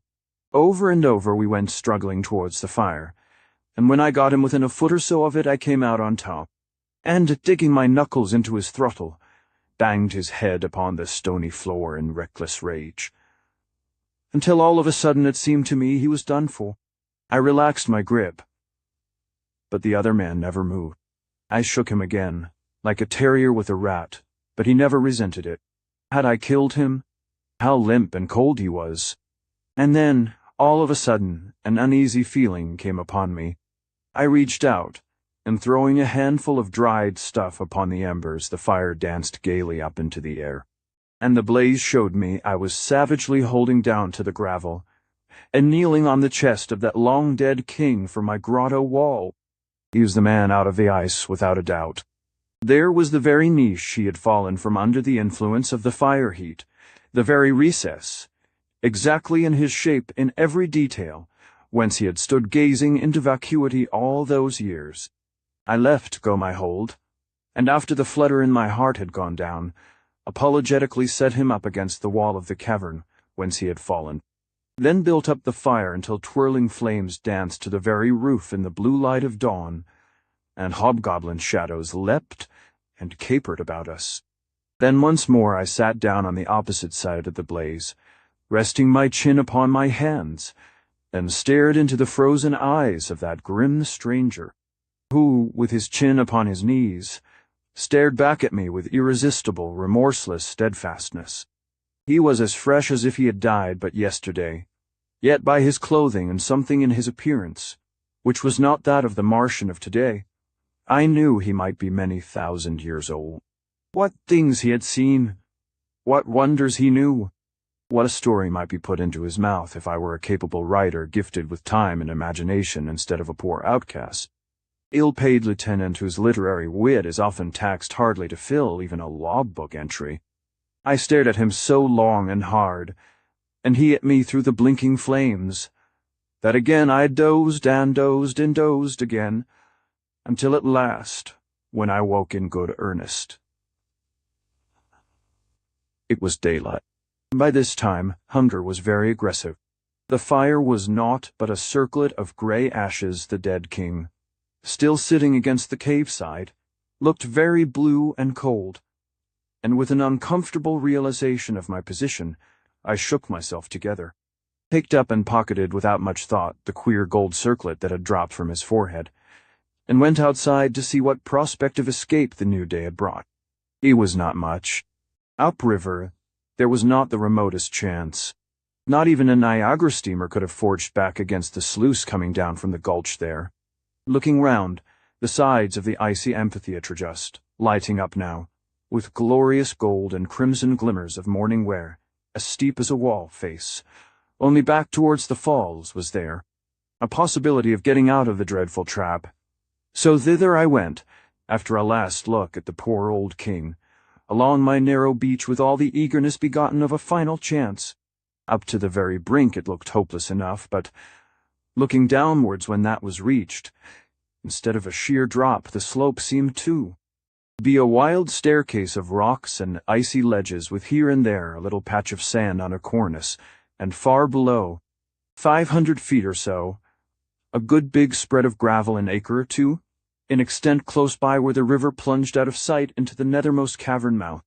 It was so hopeless up above it, it could not possibly be worse further down, and there was the ugly black flood running into the hole to trust myself to as a last resource, so slipping and sliding. I began the descent. Had I been a schoolboy with a good breakfast ahead, the incident might have been amusing enough. The traveling was mostly done on the seat of my trousers, which consequently became caked with mud and glacial loam. Some was accomplished on hands and knees, with now and then a bit down a snow slope, in good, honest, head-over-heels fashion. The result was a fine appetite for the next meal, when it should please Providence to send it, and an abrupt arrival on the bottom beach about 5 minutes after leaving the upper circles. I came to behind a cluster of breast-high rocks, and before moving took a look round. Judge then of my astonishment and delight at the second glance to perceive about 100 yards away a brown object, looking like an ape in the half-light, meandering slowly up the margin of the water towards me. Every now and then it stopped, stooping down to pick up something or other from the scum along the torrent, and it was the fact that these trifles, whatever they were put into a wallet by the vision's side knot into his mouth, which first made me understand with a joyful thrill that it was a man before me, a real, living man in this huge chamber of dead horrors. Then again, it flashed across my mind in a luminous moment that where one man could come, or go, or live, another could do likewise. And never did cat watch mouse with more concentrated eagerness than I, that quaint bench-shouldered thing hobbling about in the blue morning shadows, where all else was silence. Nearer and nearer he came, till so close face and garb were discernible, and then there could no longer be any doubt. It was a woodman, an old man with grizzled monkey face, stooping gait, and a shaggy fur cloak, utterly unlike the airy garments of my hither folk, who now stood before me. It gave me quite a start to recognize him there, for it showed I was in a new land, and since he was going so cheerfully about his business, whatever it might chance to be, there must be some way out of this accursed pit in which I had fallen. So very cautiously I edged out, taking advantage of all the cover possible, until we were only 20 yards apart, and then suddenly standing up, and putting on the most affable smile, I called out, "Hullo, Nesmati." The effect was electrical. That quaint old fellow sprang a yard into air as though a spring had shot him up. Then, coming down, he stood transfixed at his full height, as stiff as a ramrod, staring at me with incredible wonder. He looked so funny that in spite of hunger and loneliness I burst out laughing, whereat the woodman, suddenly recovering his senses, turned on his heels and set off at his best pace in the opposite direction. This would never do. I wanted him to be my guide, philosopher, and friend. He was my sole visible link with the outside world, so after him I went at tip-top speed, and catching him up in 50 yards along the shingle laid hold of his nether garments. Whereat the old fellow stopping suddenly, I shot clean over his back, coming down my shoulder in the gravel. But I was much younger than he, and in a minute was in chase again. This time I laid hold of his cloak, and the moment he felt my grip, he slipped the neck-thongs and left me with only the mangy garment in my hands. Again we set off, dodging and scampering with all our might upon that frozen bit of beach. The activity of that old fellow was marvelous, but I could not and would not lose him. I made a rush and grappled him, but he tossed his head round and slipped away once more under my arm, as though he had been brought up by a Chinese wrestler. Then he got on one side of a flat rock, I the other, and for 3 or 4 minutes we waltzed round that slab in the most insane manner. But by this time we were both pretty well spent though with age, and I with faintness from my long fast, and we came presently to a standstill. After glaring at me for a time, the woodman gasped out, as he struggled for breath, "O mighty and dreadful spirit! O dweller in primordial ice! Say from which niche of the cliffs has the breath of chance thawed you?" "Never a niche at all, Mr. Hunter for Haddock's eyes," I answered as soon as I could speak. "I am just a castaway wrecked last night on this shore of yours, and very grateful indeed will I be if you can show me the way to some breakfast first, and afterwards to the outside world." But the old fellow would not believe. "Spirits such as you," he said sullenly, "need no food, and go whither they will by wish alone. I tell you I am not a spirit, and as hungry as I don't particularly want to be again. Here, look at the back of my trousers, caked 3 inches deep in mud. If I were a spirit, do you think I would slide about on my coat-tails like that? Do you think that if I could travel by volition, I would slip down these infernal cliffs on my pants seat as I had just done? And as for our materialism, look at this fist. It punched you, just now. Surely there was nothing spiritual in that knock." "No," said the savage, rubbing his head. "It was a good, honest rap, so I must take you at your word. If you are indeed man and hungry, it will be a charity to feed you if you are a spirit. It will at least be interesting to watch you eat, so sit down, and let's see what I have in my wallet." So cross-legged we squatted opposite each other on the table rock, and, feeling like another Sinbad the sailor, I watched my new friend fumble in his bag, and lay out at his side all sorts of odds and ends of string, fish hooks, chewing gum, material for making a fire, and so on, until at last he came to a package done up. I noted with delight, in a broad green leaf which had certainly been growing that morning, and unrolling it, displayed a lump of dried meat, a few biscuits, much thicker and heavier than the honey cakes of the hither folk, and something that looked and smelt like strong white cheese.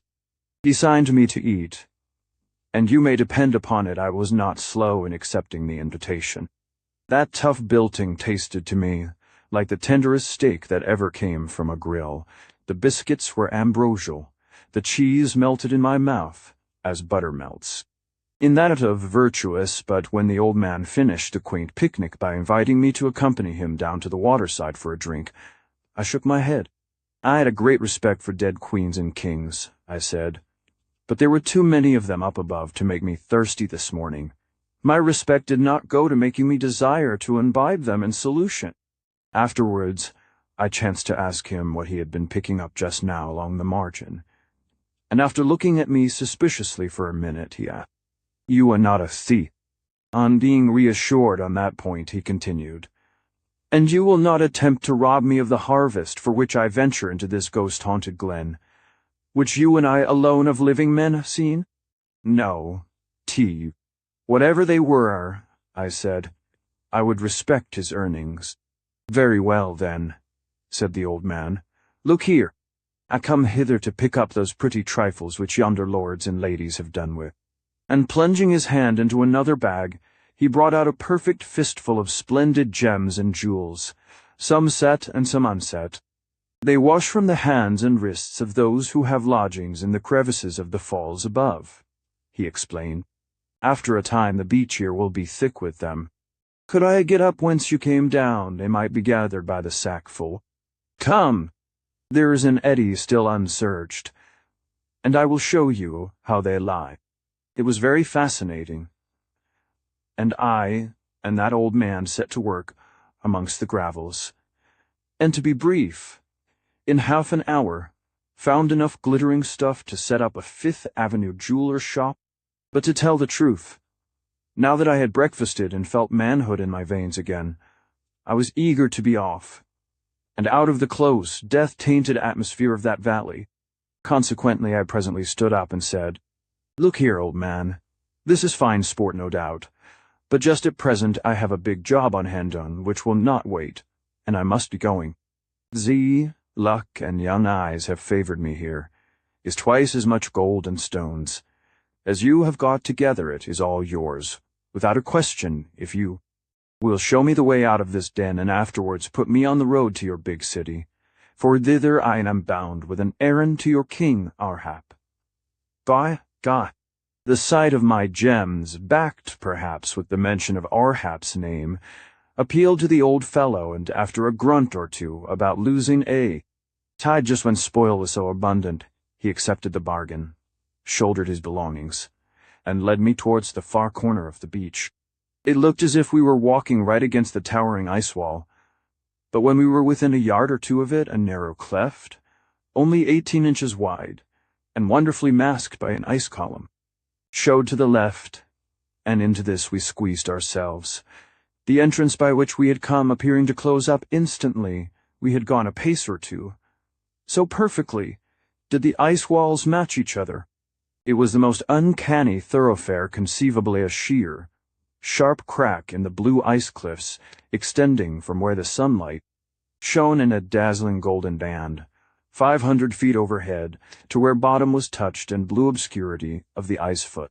It was so narrow we had to travel sideways for the most part, a fact which brought my face close against the clear blue glass walls, and enabled me from time to time to see, far back in those translucent depths, more and ever more frozen, Martians waiting in stony silence for their release. But the fact of facts was that slowly the floor of the cleft trended upwards, whilst the sky strip appeared to come downwards to meet it. A mile, perhaps, we growled and squeezed up that wonderful gully. Then, with a feeling of incredible joy, I felt the clear outer air smiting upon me. In my hurry and delight, I put my head into the small of the back of the puffing old man, who blocked the way in front, and forced him forward, until at last, before we expected it, the cleft suddenly ended, and he and I tumbled headlong over each other onto a glittering, frozen snow slope, the sky azure overhead, the sunshine warm as a tepid bath, and a wide prospect of mountain and plain extending all around.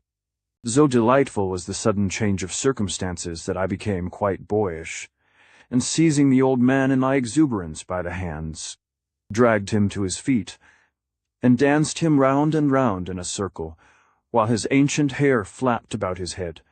His skin cloak waved from his shoulders like a pair of dusky wings and half-eaten cakes, dried flesh, glittering jewels, broken diadems, and golden finger rings were flung in an arc about us. We capered till fairly out of breath, and then, slapping him on the back shoulder, I asked whose land all this was about us. He replied that it was no one's, all waste from verge to verge. What? Was my exclamation. All ownerless, and with so much treasure hidden hereabout? Why, I shall annex it to my country, and you and I will peg out original settlers' claims. And still excited by the mountain air, I whipped out my sword, and in default of a star-spangled banner, to plant on the newly acquired territory, traced in gigantic letters on the snow-crust.sa. And now, I added, wiping the rime off my blade with the lappet of my coat, let us stop capering about here and get to business. You have promised to put me on the way to your big city. Come on, then, said the little man, gathering up his property. This white hillside leads to nowhere. We must get into the valley first, and then you shall see your road. And right well that quaint barbarian kept his promise. Chapter 13.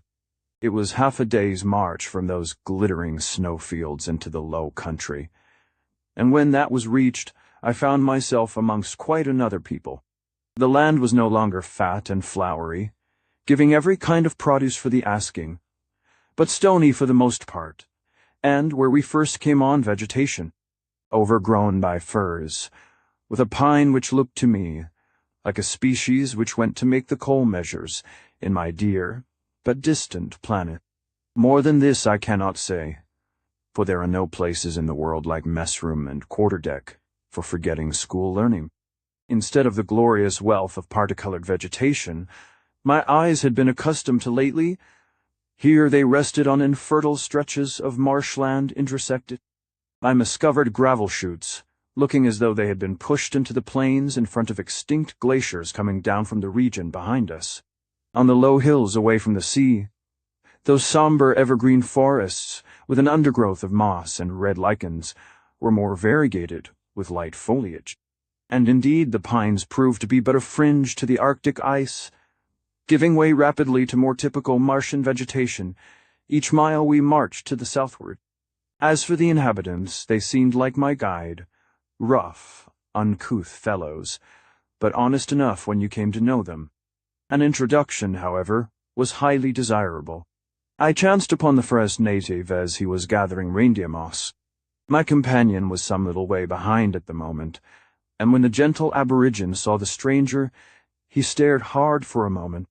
Then, turning on his heels, with extraordinary swiftness flung at me 1/2 pound of hard flint stone. Had his aim been a little more careful, this humble narrative had never appeared on the Broadway bookstall. As it was, the pebble, missing my head by an inch or two, splintered into 100 fragments on a rock behind, and while I was debating whether a revengeful rush at the slinger or a strategic advance to the rear were more advisable, my guide called out to his countryman, "Ho! He! You base prowler in the morasses, you eater of unclean vegetation, do you not see this as a ghost I am conducting? A dweller in the ice cliffs? A spirit 10,000 years old? Put by your sling, lest he wither you with a glance." And, very reasonably surprised, the aborigine did as he was bid, and cautiously advanced to inspect me. The news soon spread over the countryside that my jewel hunter was bringing a live spook along with him. Considerable curiosity mixed with an awe all to my advantage characterizing the people we met thereafter. Yet the wonder was not so great as might have been expected, for these people were accustomed to meeting the tags of lost races, and though they stared hard, their interest was chiefly in hearing how, when, and where I had been found, whether I bit or kicked, or had any other vices, and if I possessed any commercial value. My guide's throat must have ached with the repetition of the narrative, but as he made the story redound greatly to his own glory, he put up cheerfully with the hoarseness. In this way, walking and talking alternately, we traveled during daylight through a country which slowly lost its rugged features and became more and more inhabited, the hardy people living in scattered villages in contradiction to the debased, city-loving hither folk. About nightfall we came to a sea-fisher's hamlet where, after the old man had explained my exalted nature and venerable antiquity, I was offered shelter for the night. My host was the headman, and I must say his bearing towards the supernatural was most unaffected. If it had been an Avenue hotel, I could not have found more handsome treatment than in that reed-thatched hut. They made me wash and rest, and then were all agog for my history, but that I postponed, contenting myself with telling them I had been lately in Se, and had come thence to see them via the ice valley tow, all of which they listened, with the simplicity of children. Afterwards I turned on them, and openly marveled that so small a geographical distance as there was between that land and this could make so vast a human difference. "The truth, O dweller in blue shadows of primordial ice, is," said the most intelligent of the thither folk, as we sat over fried deer steak in his hut that evening. "We who are men, not Parizad, not overstayed fairies like those you have been amongst, are newcomers here on this shore. We came but a few generations ago from where the gold curtains of the sun lie behind the westward pine trees, and as we came we drove, year by year, those fays, those spent triflers, back before us. All this land was theirs once, and more towards our old home. You may still see traces of harbors dug and cities built thousands of years ago, when the hither folk were living men and women out their shadows. The big water outside stops us for a space, but," he added, laughing gruffly and taking a draught of a strong beer he had been heating by the fire, "King Arhap has their pretty noses between his fingers. He takes tribute in girls, while he gets ready. They say he is nearly ready this summer, and if he is, it will not be much of an excuse. He will need to lick up the last of those triflers, those pretenses of manhood." Then we fell to talking of Arhap, his subjects, and town, and I learned the tides had swept me a long way to the northward of the proper route. Between the capitals of the two races, that day, they carried me into the dead men's ice, as these entertainers of mine called the northern snows. To get back to the place previously aimed at, where the Woodman Road came out on the seashore, it was necessary to go either by boat, a roundabout way through a maze of channels, as tangled as the grass roots in autumn, or secondly, by a couple of days marching due southward across the base of the great peninsula we were on, and so strike blue water again at the long-sought-for harbor. As I lay dozing and dreaming on a pile of strange furs in the corner of the hut that evening, I made up my mind for the land journey tomorrow, having had enough for the land. Moment of nautical Martian adventures, and this point settled. Fell again to wondering what made me follow so reckless a quest in the way I was doing, asking myself again and again what was gazelle-eyed Heru to me after all. And why should it matter, even as much as the value of a brass waistcoat button, whether hath had her or our hat? What a fool I was to risk myself day by day in quaint and dangerous adventures, wearing out good government shoe leather in other men's quarrels, all for a silly slip of royal girlhood, who by this time was probably making herself comfortable, and forgetting both Hath and me in the arms of her rough Nulo. And from Heru my mind drifted back dreamily to poor Anne, and Seth, the city of fallen magnificence, where the spent masters of a strange planet now lived on sufferance the ghosts of their former selves. Where was U.S.N, where the revelers on the morning so long ago, it seemed, when first that infernal rug of mine translated a chance wish into a horrible reality, and shot me down here, a stranger, and an outcast? Where was the magic rug itself? Where my steak and tomato supper? Who had eaten it? Who was drawing my pay? If I could but find the rug when I got back to Seth. Gods! But I would try if it would not return whence I had come, and as swiftly, out of all these silly coils and adventuring. So musing, presently the firelight died down, and bulky forms of hide-wrapped woodmen sleeping on the floor slowly disappeared in obscurity, like ranges of mountains disappearing in the darkness of night. All those uncouth forms, and the throb of the sea outside, presently faded upon my senses, and I slept the heavy sleep of one whose wakefulness gives way before an imperious physical demand, all through the long hours of the night, while the waves outside champed upon the gravels, and the woodmen snored and grunted uneasily as they simultaneously dreamt of the day's hunting and digested its proceeds.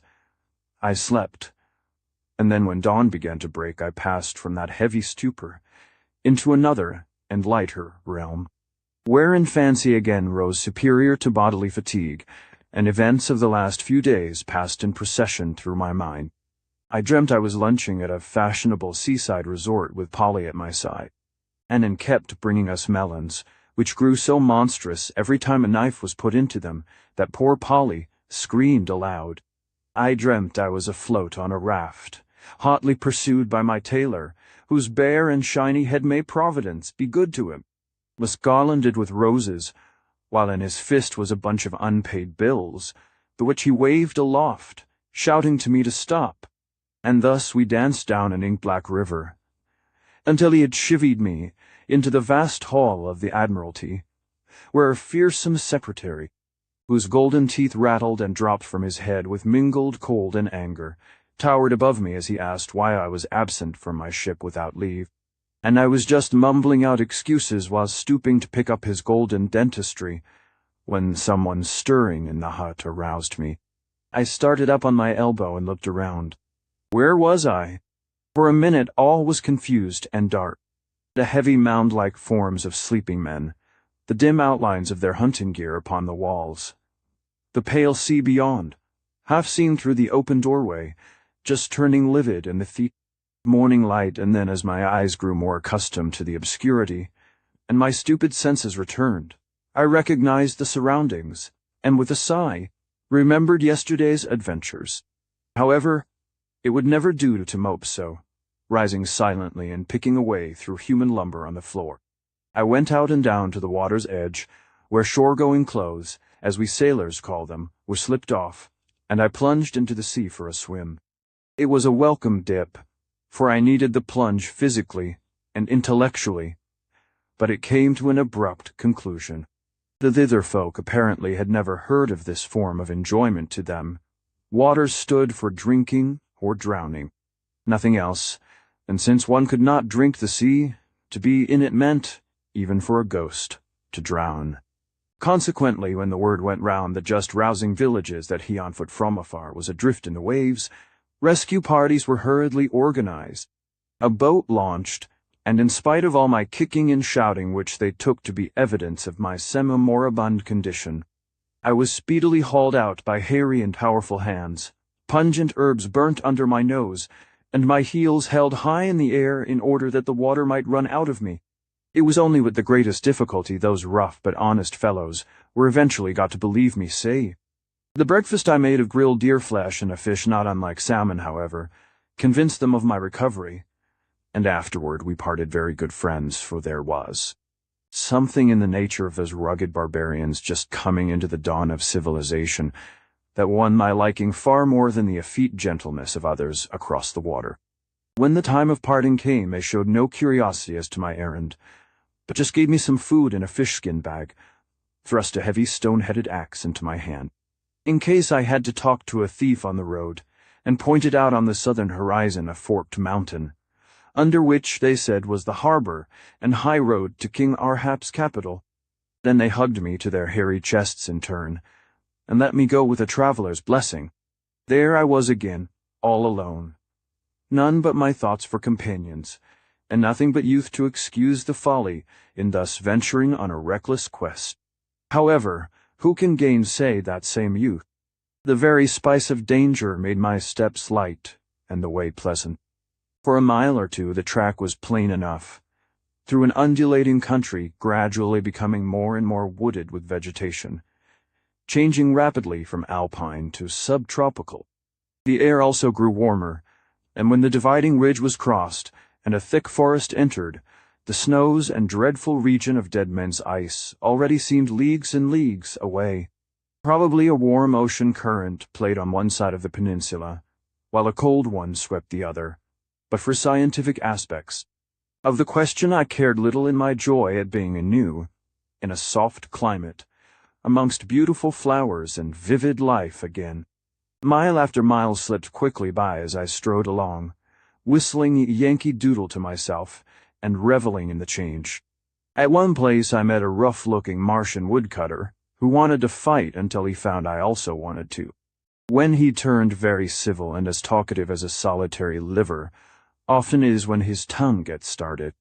He particularly desired to know where I came from, and as in the case with so many other of his countrymen, took it for granted, and with very little surprise, that I was either a spirit or an inhabitant of another world. With this idea in his mind, he gave me a curious piece of information which, unfortunately, I was never able to follow up. "I don't think you can be a spirit," he said, critically eyeing my clothes, which were now getting ragged and dirty beyond description. "They are finer-looking things than you, and I doubt if their toes come through their shoes like yours do. If you are a wanderer from the stars, you are not like that other one we have down yonder." And he pointed to the southward. "What?" I asked, pricking my ears in amazement. "Another wanderer from the outside world. Does he come from the earth?" Using the word and had given me to signify my own planet. "No, not from there, from the one that burns blue in evening between sun and sea. Men say he worked as a stoker or something of the kind when he was at home, and got trifling with a volcano tap, and was lapped in hot mud and blown out here.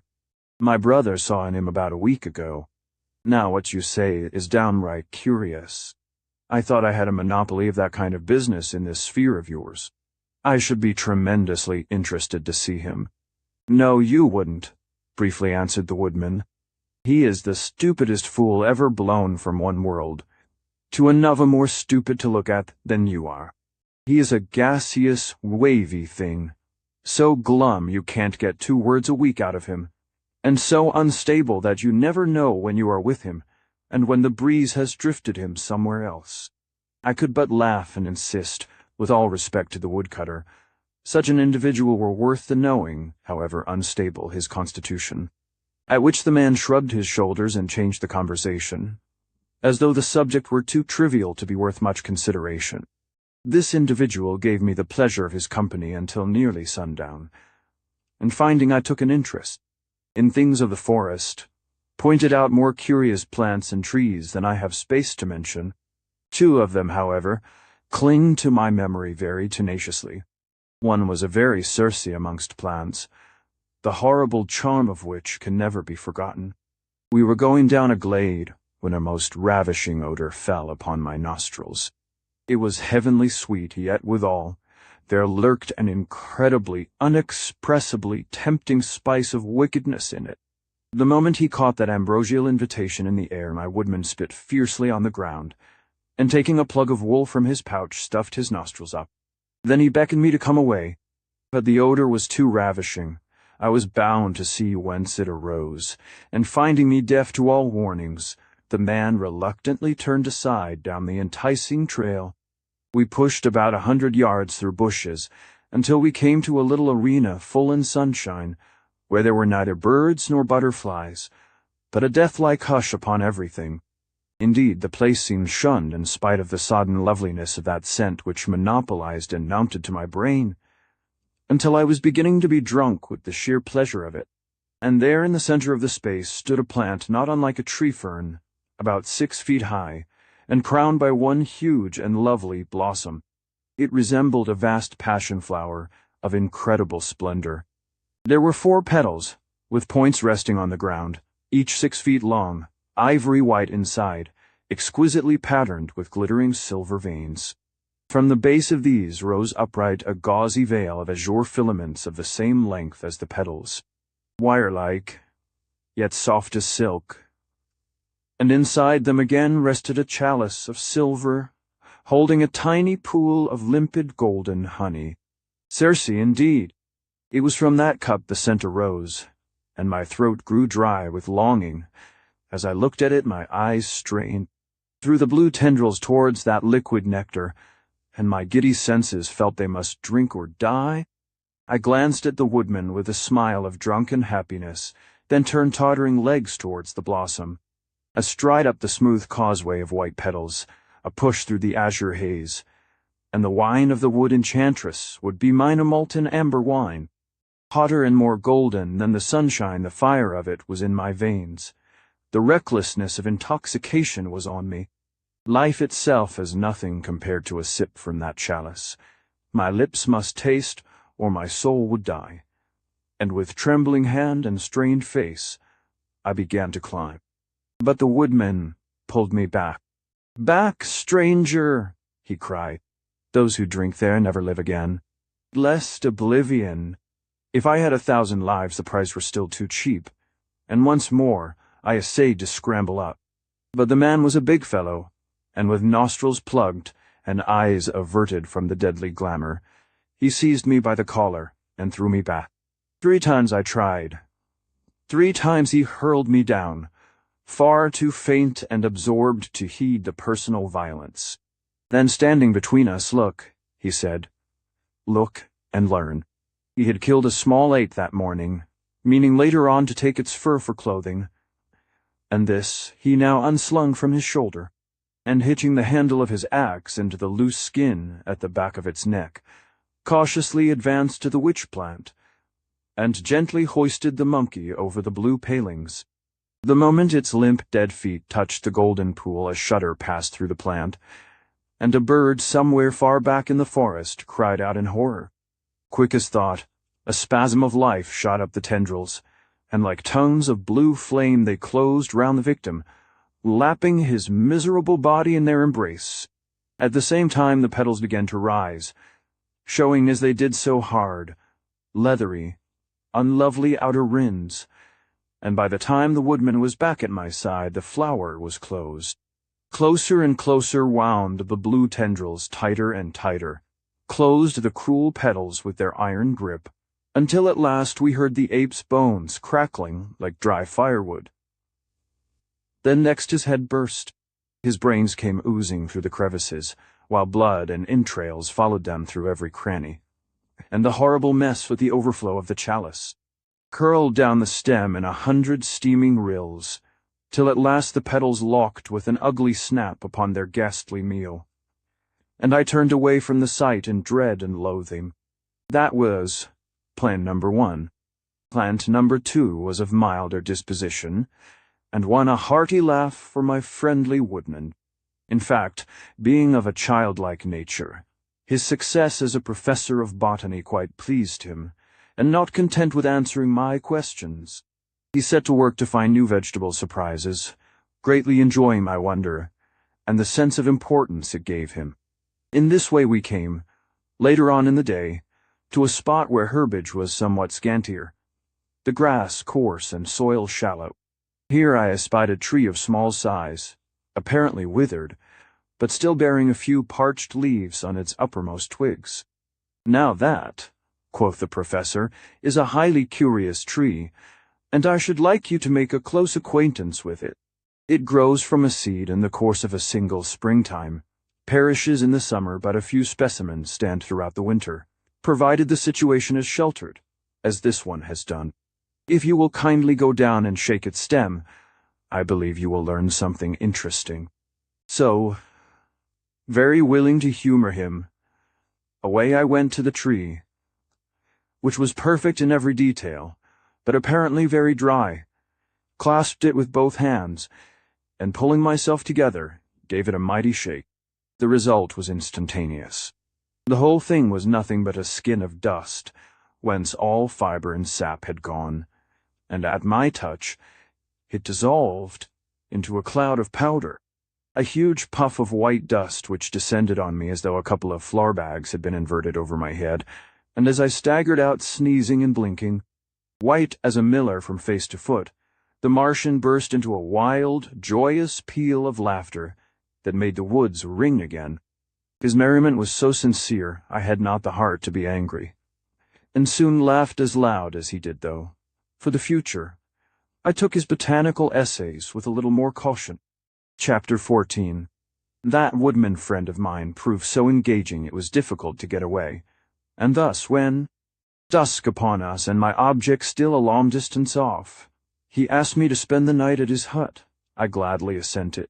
We soon reached the cabin where the man lived by himself whilst working in the forest. It was a picturesque little place on a tree-overhung lagoon, thatched, wattled, and all about were piles of a pleasant-scented bark, collected for the purpose of tanning hides, and I could not but marvel that such a familiar process should be practiced identically on two sides of the universal ether. But as a matter of fact, the similarity of many details of existence here and there was the most striking of the things I learned whilst in the Red Planet.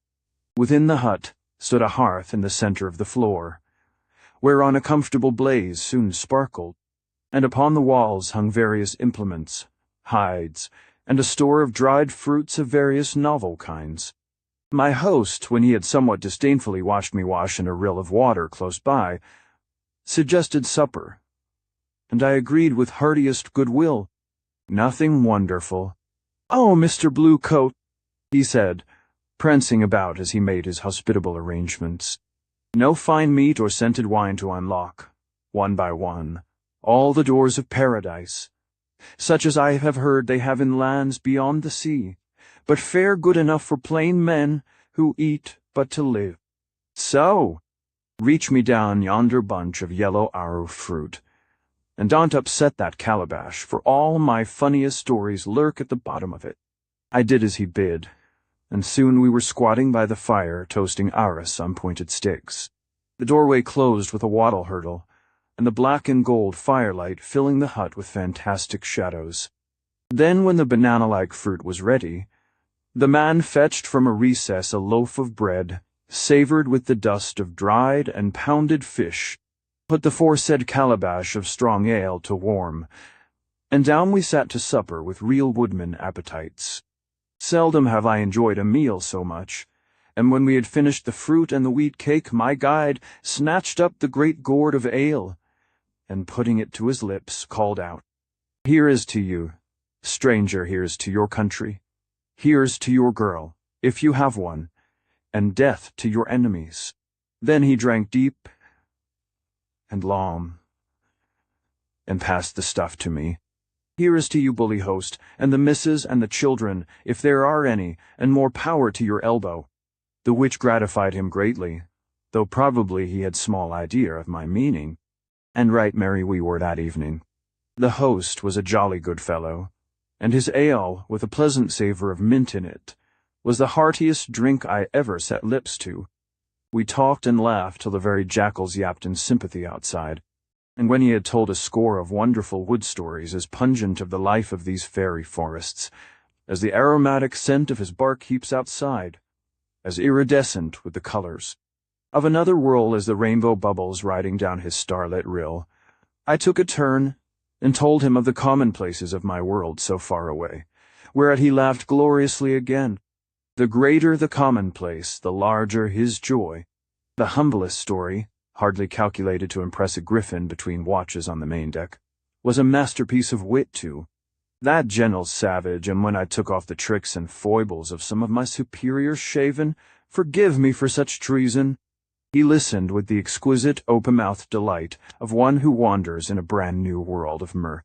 We drank and laughed over that strong beer till the little owls outside raised their voice in combined accord, and then the woodman, shaking the last remnant of his sleepy wits together, and giving a reproachful look at me for finally passing him the gourd, empty to the last drop, rose, threw a fur on a pile of dead grass at one side of the hut, and bid me sleep, for his brain was giddy with the wonders of the incredible and ludicrous sphere which I had lately inhabited.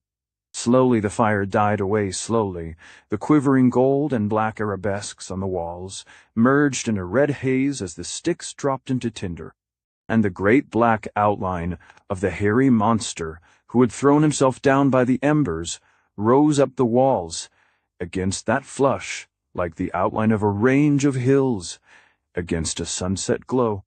I listened drowsily for a space to his snoring, and the laughing answer of the brook outside, and then that ambrosial sleep, which is the gentle attendant of hardship and danger, touched my tired eyelids, and I, too, slept. My friend was glum the next morning, as they who stay overlong at the supper flagon are apt to be. He had been at work an hour on his bark heaps when I came out into the open, and it was only by a good deal of diplomacy and some material help in sorting his he was got into a better frame of mind. I could not, however, trust his mood completely, and as I did not want to end so jovial a friendship with a quarrel, I hurried through our breakfast of dry bread, with hard-boiled lizard eggs, and then settling my reckoning with one of the brass buttons from my coat, which he immediately threaded with every evidence of extreme gratification on a string of trinkets hanging round his neck, asked him the way to Arhat's capital. "Your way is easy, friend, as long as you keep to the straight path and have yonder two-humped mountain in front. To the left is the sea, and behind the hill runs the canal and road by which all traffic comes or goes to Arhat. But above all things pass not to the hill's right, for no man goes their way. The forests are thick as night, and in their perpetual shadows are the ruins of a hither city, a haunted fairy town to which some travellers have been, but whence none ever returned alive. By the great Jove, that sounds promising. I would like to see that town if my errand were not so urgent." But the old fellow shook his shaggy head and turned a shade yellower. "It is no place for decent folk," he growled. "I myself once passed within a mile of its outskirts at dusk, and saw the unholy little people's lanterned processions starting for the shrine of Queen Yang, who, tradition says, killed herself, and 1,000 babies with her when we took this land. My word, that was a holocaust. Couldn't I drop in there to lunch? It would make a fine paper for an antiquarian society." Again the woodman frowned. "Do as I bid you, son. You are too young and green to go on ventures by yourself. Keep to the straight road, shun the swamps and the fairy forest, else will you never see Arhat. And as I have very urgent and very important business with him, comrade, no doubt your advice is good. I will call on Princess Yang some other day. And now goodbye. Rougher but friendlier shelter than you have given me no man could ask for. I am downright sorry to part with you in this lonely land. If ever we meet again, but we never did." The honest old churl clasped me into his hairy bosom 3 times, stuffed my wallet with dry fruit and bread, and once more repeating his directions, sent me on my lonely way. I confess, I sighed while turning into the forest, and looked back more than once at his retreating form. The loneliness of my position, the hopelessness of my venture, welled up in my heart after that good comradeship, and when the hut was out of sight I went forward down the green grass road, chin on chest, for 20 minutes in the deepest dejection. But, thank heaven, I was born with a tough spirit, and possess a mind which has learned in many fights to give brave counsel to my spirit. And thus presently I shook myself together, setting my face boldly to the quest and the day's work. It was not so clear a morning as the previous one, and a steamy wind on what at sea I should have called the starboard bow, as I pressed forward to the distant hill, had a curiously subduing effect on my thoughts, and filled the forest glades with a tremulous unreality like to nothing on our earth, and distinctly embarrassing to a stranger in a strange land. Small birds in that quaint atmospheric haze looked like condors, butterflies like giant fowl, and the simplest objects of the forest like the imaginations of a disordered dream. Behind that gauzy hallucination a fine white mist came up, and the sun spread out flat and red in the sky, while the pent-in heat became almost unendurable. Still, I plodded on, growling to myself that in Christian latitudes all the evidences would have been held to betoken a storm before night. Whatever they might do here, but for the most part lost in my own gloomy speculations. That was the more pity since, in thinking the walk over now, it seems to me that I passed many marvels, saw many glorious vistas in those nameless forests, many spreads of color, many incidents that, could I but remember them more distinctly, would supply material for making my fortune as a descriptive traveler. But what would you? I have forgotten, and am too virtuous to draw on my imagination, as it is sometimes said other travelers have done when picturesque facts were deficient. Yes, I have forgotten all about that day, save that it was sultry hot, that I took off my coat and waistcoat to be cooler, carrying them like the tramp I was, across my arm, and thus dishevelled, passed some time in the afternoon an encampment of forest folk, wherefrom almost all the men were gone, and the women shy and surly. In no very social humor myself, I walked round their woodland village, and on the outskirts, by a brook, just as I was wishing there, were someone to eat my solitary lunch with, chanced upon a fellow busily engaged in hammering stones into weapons upon a flint anvil. He was an ugly-looking individual at best, yet I was hard up for company, so I put my coat down, and, seating myself on a log opposite, proceeded to open my wallet and take out the frugal stores the woodman had given me that morning. The man was seated upon the ground holding a stone anvil between his feet, while with his hands he turned and chipped with great skill a spearhead he was making out of flint. It was about the only pastime he had, and his little yellow eyes gleamed with a craftsman's pleasure. His shaggy round shoulders were bent over the task. The chips flew in quick particles, and the wood echoed musically as the artificer watched the thing under his hands take form and fashion. Presently I spoke, and the worker looked up, not too pleased at being thus interrupted. But he was easy of propitiation, and over a handful of dried raisins communicative. "How?" I asked, knowing a craftsman's craft is often nearest to his heart. How was it such things as that he chipped came to be thought of by him and his? Whereon the woodman, having spit out the raisin stones and wiped his fingers on his fur, said in substance that the first weapon was fashioned when the earliest ape hurled the first stone in wrath. "But chum," I said, taking up his half-finished spear and touching the razor-fine edge with admiring caution, from hurling the crude pebble to fashioning such as this is a long stride. "Who first edged and pointed the primitive malice?" What man with the soul of 1,000 unborn fighters in him notched and sharpened your natural rock? Whereon the chipper grinned, and answered that, when the woodman had found stones that would crack skulls, it came upon them presently that they would crack nuts as well.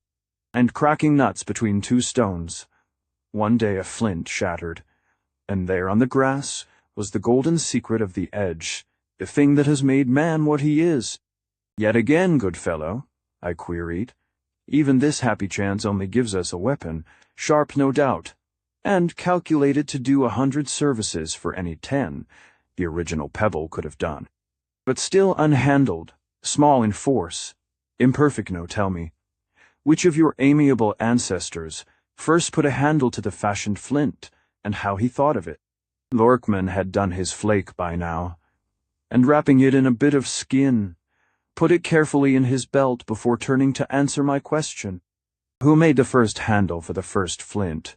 You, of the many questions. She did, she. The mother, he suddenly cried, patting the earth with his brown hand, and working himself up as he spoke, made it in her heart for us her firstborn. See, here is such as the first-handled weapon that ever came out of darkness. And he snatched from the ground, where it had lain hidden under his fox-skin cloak, a heavy club. I saw in an instant how it was. The club had been a sapling, and the sapling's roots had grown about, and circled with a splendid grip, a lump of native flint. A woodman had pulled the sapling, found the flint, and fashioned the two in a moment of happy inspiration, the one to an axe head and the other to a handle, as they lay nature-welded. This, I say, is the first, screamed the old fellow as though I were contradicting him, thumping the ground with his weapon, and working himself up to a fury as its black magic entered his bee. This is the first, with this I slew Heter and Gur, and those who plundered my hiding places in the woods. With this I have killed a score of others, bursting their heads, and cracking their bones like dry sticks. With this, but here his rage rendered him inarticulate. He stammered and stuttered for a minute, and then as the killing fury settled on him, his yellow teeth shut with a sudden snap, while through them his breath rattled like wind through dead pine branches in December. The sinews sat up on his hands as his fingers tightened, upon the axe heft like the roots of the same pines from the Theoauk. If one know when you are in wilderness, where would try you? See ground, when winter rain has washed the soil from beneath them, his small eyes gleamed like baleful planets. Every hair upon his shaggy back grew stiff and erect another minute, and my span were ended. With a leap from where I sat, I flew at that hairy beast, and sinking my fists deep in his throttle, shook him till his eyes blazed with delirious fires. We waltzed across the short greensward, and in and about the tree trunks, shaking, pulling, and hitting as we went, till at last I felt the man's vigor dying within him, a little more shaking. A sudden twist, and he was lying on the ground before me, senseless and civil. That is the worst of some orators, I thought to myself, as I gloomily gathered up the scattered fragments of my dot. Lunch they never know when they have said enough, and are too apt to be carried away by their own arguments. That inhospitable village was left behind in full belief the mountain looming in the south could be reached before nightfall, while the road to its left would serve as a sure guide to food and shelter for the evening. But, as it turned out, the morning's haze developed a strong mist, ere the afternoon was half gone, through which it was impossible to see more than 20 yards. My hill loomed gigantic for a time, with a tantalizing appearance of being only a mile or two ahead, then wavered, became visionary, and finally disappeared as completely as though the forest mist had drunk it up bodily.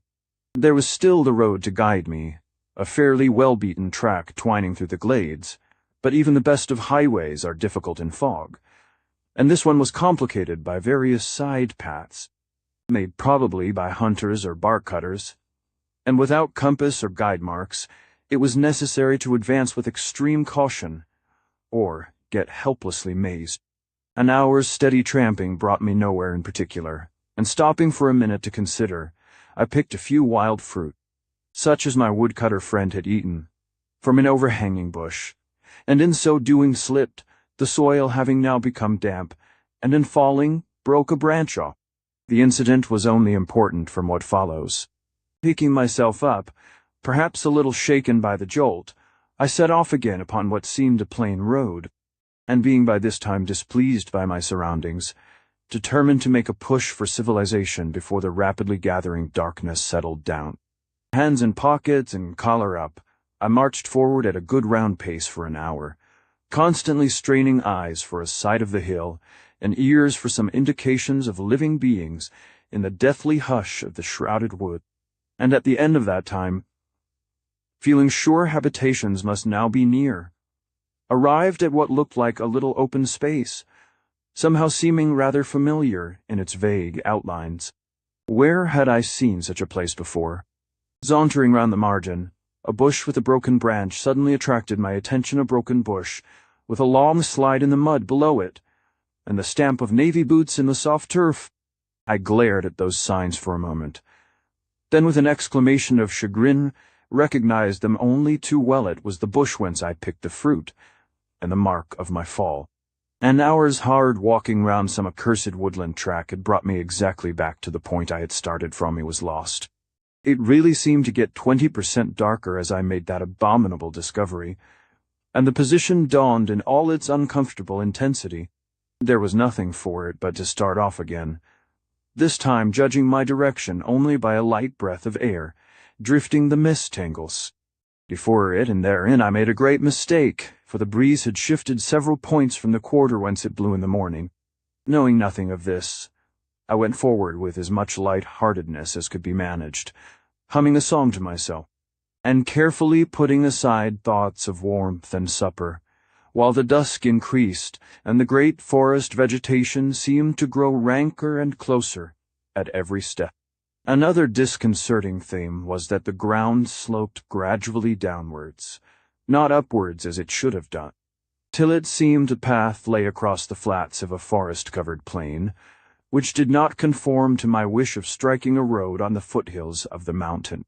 However, I plodded on, drawing some small comfort from the fact that as darkness came the mist rose from the ground and appeared to condense in a ghostly curtain 20 feet overhead, where it hung between me and a clear night sky, presently illumined by starlight with the strangest effect. Tired, footsore, and dejected, I struggled on a little further. Oh, for a cab! I laughed bitterly to myself. Oh, for even the humble, necessary omnibus of civilization. Oh, for the humblest tuck shop, where a mug of hot coffee and a snack could be had by a homeless wanderer. And as I thought and plodded savagely on, collar up, hands in pockets, through the black tangles of that endless wood, suddenly the sound of wailing children caught my ear. It was the softest, saddest music ever mortal listened to. It was as though scores of babes in pain were dropping to sleep on their mothers' breasts, and all hushing their sorrows with one accord in a common melancholy chorus. I stood spellbound at that elfin wailing, the first sound to break the deathly stillness of the road for an hour or more, and my blood tingled as I listened to it. Nevertheless, here was what I was looking for. Where there were weeping children there must be habitations, and shelter, and splendid thought. Supper. Poor little babes. Their crying was the deadliest, sweetest thing in sorrows I ever listened to. If it was colloquy, I knew a little of medicine, and in gratitude for that prospective supper, I had a soul big enough to cure 1,000.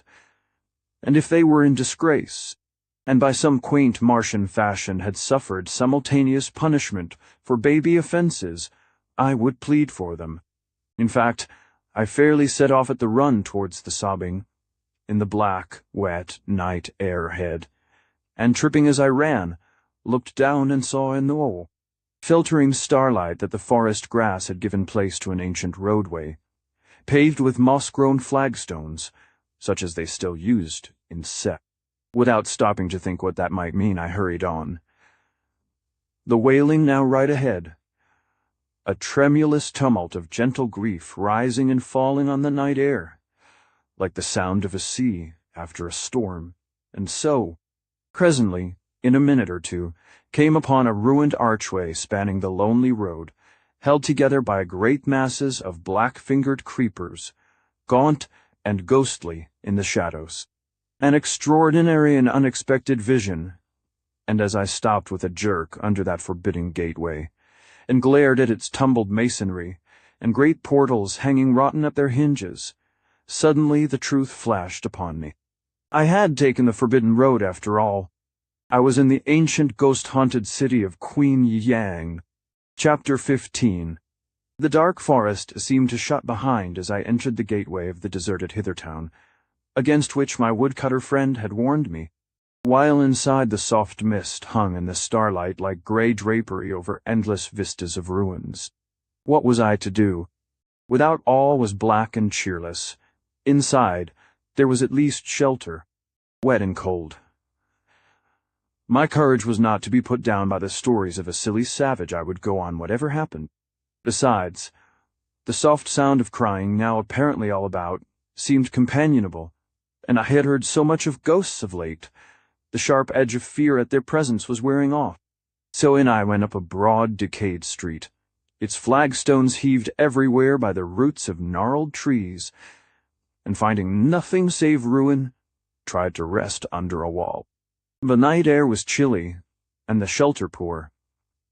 So out I came again, with the wailing in the shadows so close about now that I stopped, and mustering up courage, called aloud, "Hello, you who weep there in the dark, are you living or dead?" And after a minute, from the hollows of the empty hearths around, came the sad little responsive echo, "Are you living or dead?" It was very delusive and unsatisfactory, and I was wondering what to do next, when a slant of warmer wind came up behind me under the mist, and immediately little tongues of blue flame blossomed. Without visible cause, in every darksome crevice, pale flickers of miasmic light, rising pallid from every lurking nook and corner in the black desolation, as though 1,000 lamps were lit by unseen fingers, and, knee-high, floated out into the thoroughfare where they oscillated gently in airy grace, and then, forming into procession, began drifting before the tepid air towards the city center. At once I thought of what the woodcutter had seen, but was too wet and sulky by this time to care. The fascination of the place was on me, and dropping into rear of the march, I went forward with it. By this time the wailing had stopped, though now and then it seemed a dark form moved in the empty doorways on either hand, while a mist, parting into gossamers before the wind, took marvelously human forms in every alley and lane we passed. Thus I, a sodden giant, led by those elfin torches, paced through the city, until we came to an open square, with a great lumber of ruins in the center, all marred and spoiled by vegetation, and here the lights wavered, and went out by scores and hundreds, just as the petals drop from spent flowers, while it seemed, though it may have been only wind in the rank grass, that the air was full of most plaintive sighs as each little lamp slipped into oblivion. The big pile was a mass of fallen masonry, which, from the broken pillars all about, might have been a palace or temple once. I pushed in, but it was as dark as Hades here, so, after struggling for a time in a labyrinth of chambers, chose a sandy recess with some dry herbage by way of bedding in a corner, and there, thankful at least for shelter, my night's wanderings came to an end, and I coiled myself down, ate a last handful of dry fruit, and, strange as it may seem, was soon sleeping peacefully. I dreamed at night that a woman, with a face as white as ivory, came and bent over me. She led a babe by either hand, while behind her were scores of other ones, with lovely faces, but all as pale as the stars themselves, who looked and sighed, but said nothing, and when they had stared their fill, dropped out one by one, leaving a wonderful blank in the monotony where they had been. But beyond that dream, nothing happened. It was a fine morning when I woke again, and obviously broad day outside. the sunshine coming down through cracks in the old palace roof, and lying in golden pools on the floor with dazzling effect. Rubbing my eyes and sitting up, it took me some time to get my senses together, and at first an uneasy feeling possessed me that I was somehow dematerialized and in an unreal world. But a twinge of cramp in my left arm, and a healthy sneeze, which frightened a score of bats overhead nearly out of their senses, was reassuring on this point. And rubbing away the cramp and staggering to my feet, I looked about at the strange surroundings. It was cavernous chaos on every side, magnificent architecture reduced to the confusion of a debris heap, only the hollow chambers being here and there preserved by massive columns meeting overhead. Into these the yellow light filtered wherever a rent in a cupola or sidewall admitted it, and allured by the vision of corridors, one beyond the other, I presently set off on a tour of discovery. 20 minutes scrambling brought me to a place where the fallen jambs of a fine doorway lay so close together that there was barely room to pass between them. However, seeing light beyond, I squeezed through, and I found myself in the best preserved chamber of Alawai, roomy hall with a domed roof, a haze of mural paintings on the walls, and a marble floor nearly hidden in a century of fallen dust. I stumbled over something at the threshold, and picking it up, found it was a baby's skull, and there were more of them now that my eyes became accustomed to the light. The whole floor was mottled with them scores, and hundreds of bones and those poor little relics of humanity jutting out of the sand everywhere. In the hush of that great dead nursery, the little white trophies seemed inexpressibly pathetic, and I should have turned back reverently from that chamber of forgotten sorrows, but that something caught my eye in the center of it. It was an oblong pile of white stone, very illused and chipped, wrist-deep in dust, yet when a slant of light came in from above and fell straight upon it, the marble against the black gloom beyond blazed like living pearl. It was dazzling and shading my eyes, and going tenderly over through the poor dead babes, I looked, and there, full in the shine, lay a woman's skeleton, still wrapped in a robe of which little was left, save the hard gold embroidery. Her brown hair, wonderful to say, still lay like lank, dead seaweed about her, and amongst it was a fillet crown of plain iron set with gems such as I never looked upon before. There were not many, but enough to make the proud simplicity of that circlet glisten like a little band of fiery, gleaming halo on her dead forehead, infinitely fascinating. At her sides were two other little bleached human flowers, and I stood before them for a long time in silent sympathy. Could this be Queen Yang, of whom the woodcutter had told me? It must be who else. And if it were, what strange chance had brought me here a stranger, yet the first to come, since her sorrow, from her distant kindred? And if it were, then that fillet belonged of right to Heru, the last representative of her kind. Ought I not to take it to her rather than leave it as spoil to the first idle thief with pluck enough to deride the mysteries of the haunted city? Long time I thought over it in the faint, heavy atmosphere of that hall, and then very gently unwound the hair, lifted the circlet, and scarcely knowing what I did, put it in my shoulder bag. After that I went more cheerfully into the outside sunshine, and setting my clothes to dry on a stone, took stock of the situation. The place was, perhaps, not quite so romantic by day as by night, and the scattered trees, matted by creepers with which the whole were overgrown, prevented anything like an extensive view of the ruined city being obtained. But what gave me great satisfaction was to note over these trees, to the eastward, a two-humped mountain, not more than 6 or 7 miles distant the very one I had mislaid the day before. Here was reality and a chance of getting back to civilization. I was as glad as if home were in sight, and not perhaps the less so because the hill meant villages and food, and you who have doubtless lunched well and lately will. Please bear in mind I had had nothing since breakfast the day before, and though this may look picturesque on paper, in practice it is a painful item in one's program.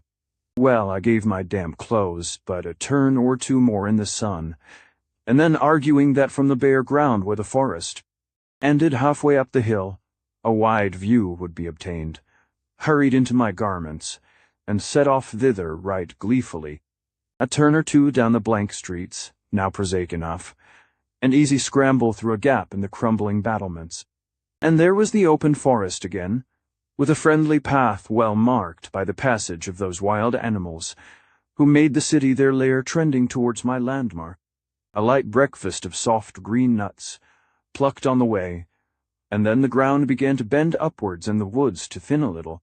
With infinite ardor, just before midday, I scrambled onto a bare knoll on the very hillside, and fell exhausted before the top could be reached. But what were hunger or fatigue to the satisfaction of that moment? There was the sea before me, the clear, strong, gracious sea, blue leagues of it, furrowed by the white ridges of some distant storm. I could smell the scent of it even here, and my sailor heart rose in pride at the companionship of that alien ocean. Lovely and blessed thing, how often have I turned from the shallow trivialities of the land, and found consolation in the strength of your stately solitudes. How often have I turned from the tinselled presence of the shore, the infinite pretensions of dry land that make life a sorry, hectic sham, and found in the black bosom of the great mother solace and comfort. Dear, lovely sea, man-half of every sphere, as far removed in the sequence of your strong emotions from the painted fripperies of the womanland as pole from Lethe grateful blessing of the humblest of your followers on you. The mere sight of salt water did me good. Heaven knows our separation had not been long, and many an unkind slap has the mother given me in the bygone. Yet the mere sight of her was tonic, a lethe of troubles, a sedative for tired nerves, and I gazed that morning at the illimitable blue, the great, unfettered road to everywhere, the ever-varied, the immutable, the thing which was before everything, and shall be last of all, in an ecstasy of affection. There was also other satisfaction at hand. Not a mile away lay a well-defined road, doubtless the one spoken of by the woodcutter, and, where the track pointed to the seashore, the low roofs and circling smoke of a thither township showed. There I went hot-footed, and much too hungry to be nice in formality, swung up to the largest building on one, the waterside quay, and demanded breakfast of the man who was lounging by its doorway, chewing a honey reed. He looked me up and down without emotion, then, falling into the common mistake, said, "This is not a hostel for ghosts, sir. We do not board and lodge phantoms here. This is a dry fish shop." "Rice, blessed tray," I answered. "Give me some dried fish, good fellow, or, for the matter of that, dried horse or dog, or anything mortal teeth can bite through, and I will show you my tastes are altogether mundane." But he shook his head. "This is no place for the likes of you, who come, mayhap, from the city of Yang or some other abode of disembodied spiritu, who come for mischief and pay harborage with miscant seas. It likely you could eat wholesome food. Indeed I could, and plenty of it, seeing I have dined and breakfasted along the hedges with the blackbirds this 2 days. Look here, I will pay in advance. Will that get me a meal?" And whipping out my knife, cut off another of my fast-receding coat buttons. The man took it with great interest, as I hoped he would, the yellow metal being apparently a very scarce commodity in his part of the planet. "Gold?" he asked. "Well, ahem. I forgot to ask the man who sewed them on for me what they were exactly. But it looks like gold, doesn't it?" "Yes," he answered, turning it to and fro admiringly in his hand. "You are the first ghost I ever knew to pay in advance, and plenty of them go to and fro, through here. Such a pretty thing is well worth a melif. Indeed, you can stomach our rough fare. Here, you woman within." He called to the lady whom I presume was his wife. "Here is a gentleman from the nether regions who wants some breakfast, and has paid in advance. Give him some of your best, for he has paid well." "And what?" said a female voice from inside. "What if I refuse to serve another of these plague-eye wanderers, You are always foisting upon me. Don't mind her tongue, sir. It's the worst part of her, though she is mighty proud of it. Go in, and she will see you do not come out hungry. And the thither man returned calmly to his honey stick. Come on, you soul with 'em and stomach, growled the woman, and too hungry to be particular about the tone of invitation. I strode into the parlor of that strange refreshment place. The woman was the first I had seen of the outer race, and better than might have been expected in appearance. Big, strong, and ruddy, she was a mental shock after the slender slips of girlhood on the far side of the water, half a dozen of whom she could have carried off without effort in her long arms. Yet there was about her the credential of rough health, the dignity of muscle, an upright carriage, an animal grace of movement, and withal a comely though strongly featured face, which pleased me at once, and later on I had great cause to remember her with gratitude. She eyed me sulkily for a minute, then her frown gradually softened, and the instinctive love of the woman for the supernatural mastered her other feelings. "Is that how you looked in another world?" she asked. "Yes, exactly, cap to boots. What do you think of the attire, ma'am?" "Not much," replied the good woman frankly. "It could not have been becoming even when new, and you appear as though you had taken a muddy road since then. What did you die of?" "I will tell you so much as this, madame, that what I am like to die of now is hunger. Plain, unvarnished hunger. So, in heaven's name, get out what you have and let me fall to, for my last meal was yesterday morning." Whereat, with a shrug of her shoulders at the eccentricities of nether folk, the woman went to the rear of the house, and presently came back with a meal, which showed her husband had done scant justice to the establishment by calling it a dry fish shop. It is true, fish supplied the staple of the repast, as was inevitable in a seaport, but, like all Martian fish, it was of ambrosio kind, with a savor about it of wine and sunshine such as no fish on our side of space can boast of. Then there were cakes, steaming and hot, vegetables which fitted into the previous course with exquisite nicety, and wooden tankard of the invariable thither beer to finish off. Such a meal as a hungry man might consider himself fortunate to meet with any day. The woman watched me eat with much satisfaction, and when I had answered a score of artless questions about my previous state, or present condition and prospects, more or less to her satisfaction, she supplied me in turn with some information which was really valuable to me just then. First I learned that our U.S.N, with the abducted Heru, had passed through this very port 2 days before, and by this time were probably in the main town, which, it appeared, was only about 12 hours rowing up the saltwater estuary outside. Here was news. Heru, the prize and object of my wild adventure, close at hand and well. It brought a whole new train of thoughts, for the last few days had been so full of the stress of travel, the bare hard necessity of getting forward, that the object of my quest, illogical as it may seem, had gone into the background before these things. And here again, as I finished the last cake and drank down to the bottom of the ale tankard, the extreme folly of the venture came upon me, the madness of venturing single-handed into the den of the Wood King.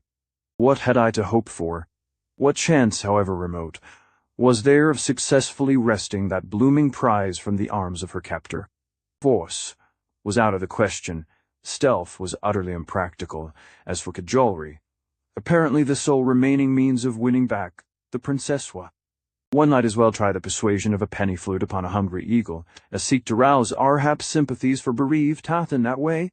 Surely to go forward would mean my own certain destruction, with no advantage, no help to Heru, and if I was ever to turn back or stop in the idle quest, here was the place and time. My hither friends were behind the sea. To them I could return before it was too late, and here were the rough but honest thither folk, who would doubtless let me live amongst them if that was to be my fate. One or other alternative were better than going to torture and death. You seem to take the fate of that hither girl of yours mightily to heart, stranger, quoth my hostess, with a touch of feminine jealousy, as she watched my hesitation. Do you know anything of her? Yes, I answered gloomily. I have seen her once or twice away in Seth. Ah, that reminds me. When they brought her up here from the boats to dry her wet clothes, she cried and called in her grief for just such a one as you, saying he alone who struck down our men at her feast could rescue her. What? Heru here in this room. But yesterday. How did she look? Was she hurt? How had they treated her? My eagerness gave me away. The woman looked at me through her half-shut eyes a space, and then said, "Oh, sits the wind in that quarter? So you can love, as well as eat. I must say you are well conditioned for a spirit." I got up and walked about the room a space. Then, feeling very friendless, and knowing no woman was ever born who was not interested in another woman's loves, I boldly drew my hostess aside and told her about Heru, and that I was in pursuit of her, dwelling on the girl's gentle helplessness, my own harebrained adventure, and frankly asking what sort of a sovereign Arhap was, what the customs of his court might be, and whether she could suggest any means, temporal or spiritual, by which he might be moved to give back Heru to her kindred. Nor was my confidence misplaced. The woman, as I guessed, was touched somewhere back in her female heart by my melting love-a-tale, by my anxiety, and Hearus, peril. Besides, a ghost in search of a fairy legend, such the slender folk of Seth, were still considered to be by the race which had supplanted Temphis, was romance indeed. To be brief, that good woman proved invaluable. She told me, firstly, that Arhap was believed to be away at war, weekending as was his custom, amongst rebellious tribes, and by starting at once up the water, I should very probably get to the town before he did. Secondly, she thought if I kept clear of private brawls there was little chance of my receiving injury from the people at all events, as they were accustomed to strange visitors, and civil enough until they were fired by war. Zickle cold, sword hot, was one of their proverbs, meaning thereby that in peaceful times they were lambs, however lion-like they might be in contest.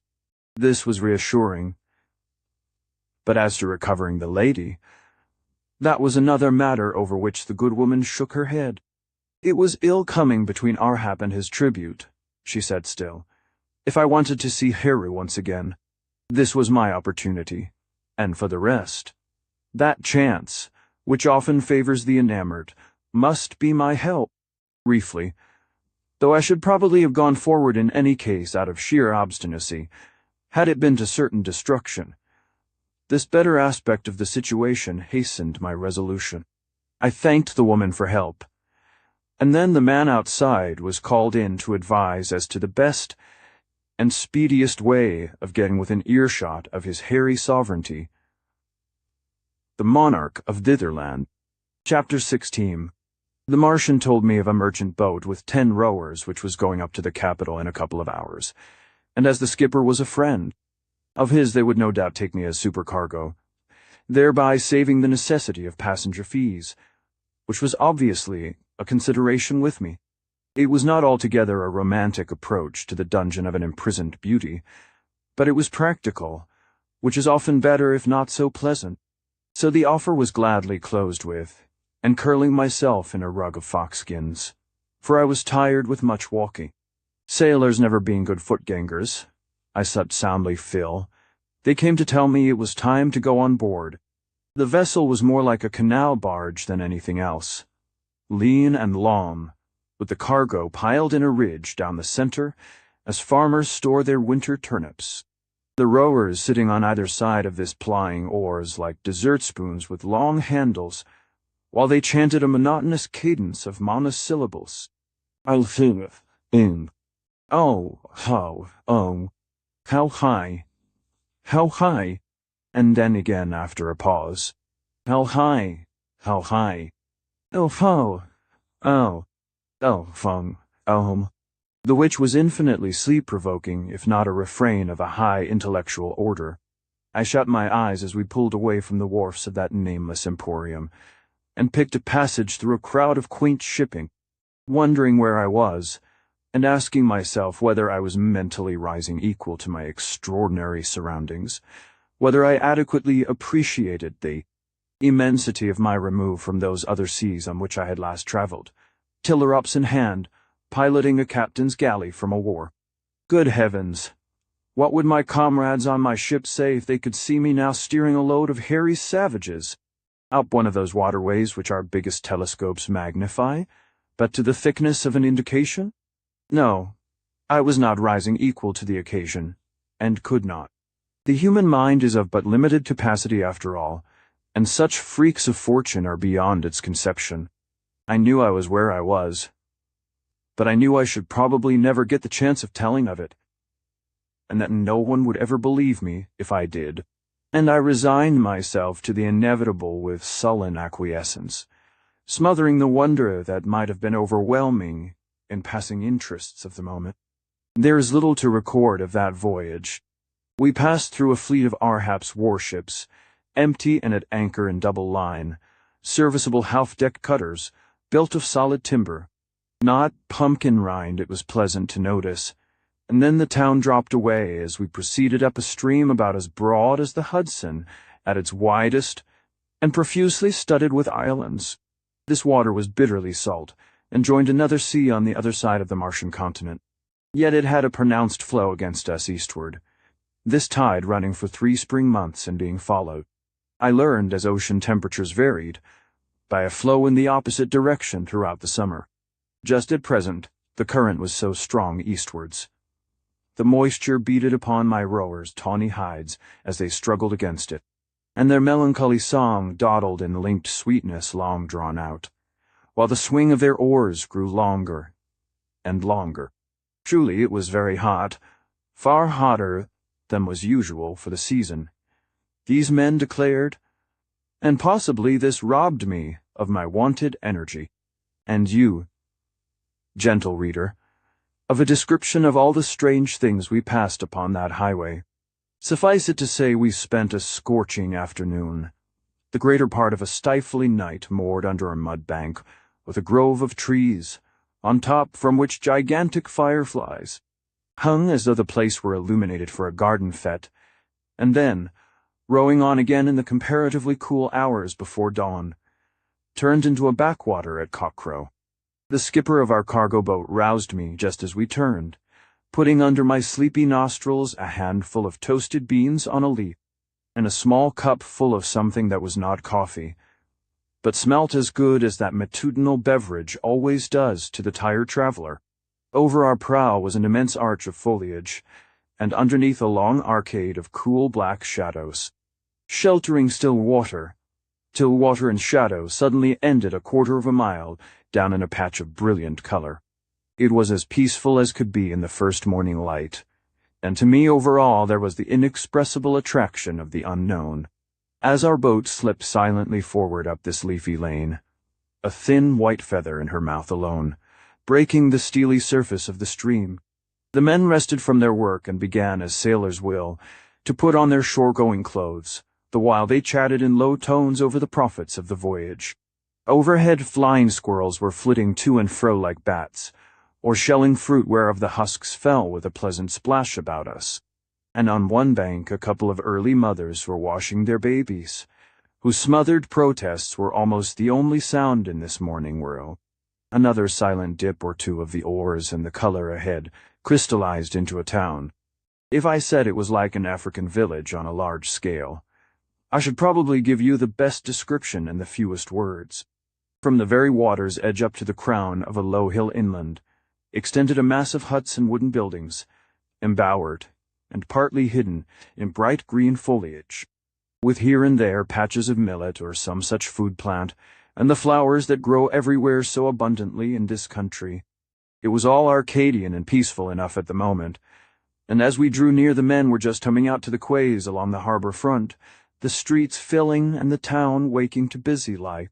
I turned to the left, through a water gate defended by towers of wood and mud, and we were in the city harbor itself, boats of many kinds, moored on every side quaint craft from the gulfs and bays of nowhere, full of unheard-of merchandise, and manned by strange-faced crews, every vessel a romance of nameless seas, an epitome of an undiscovered world.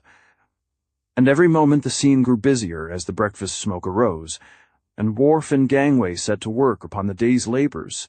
Our boat loaded, as it turned out, with spoil from Sethwa's run to a place of honor at the bottom of the town square, and was an object of much curiosity to a small crowd, which speedily collected and lent a hand with the mooring ropes, the while chatting excitedly with the crew about further tribute and the latest news from overseas.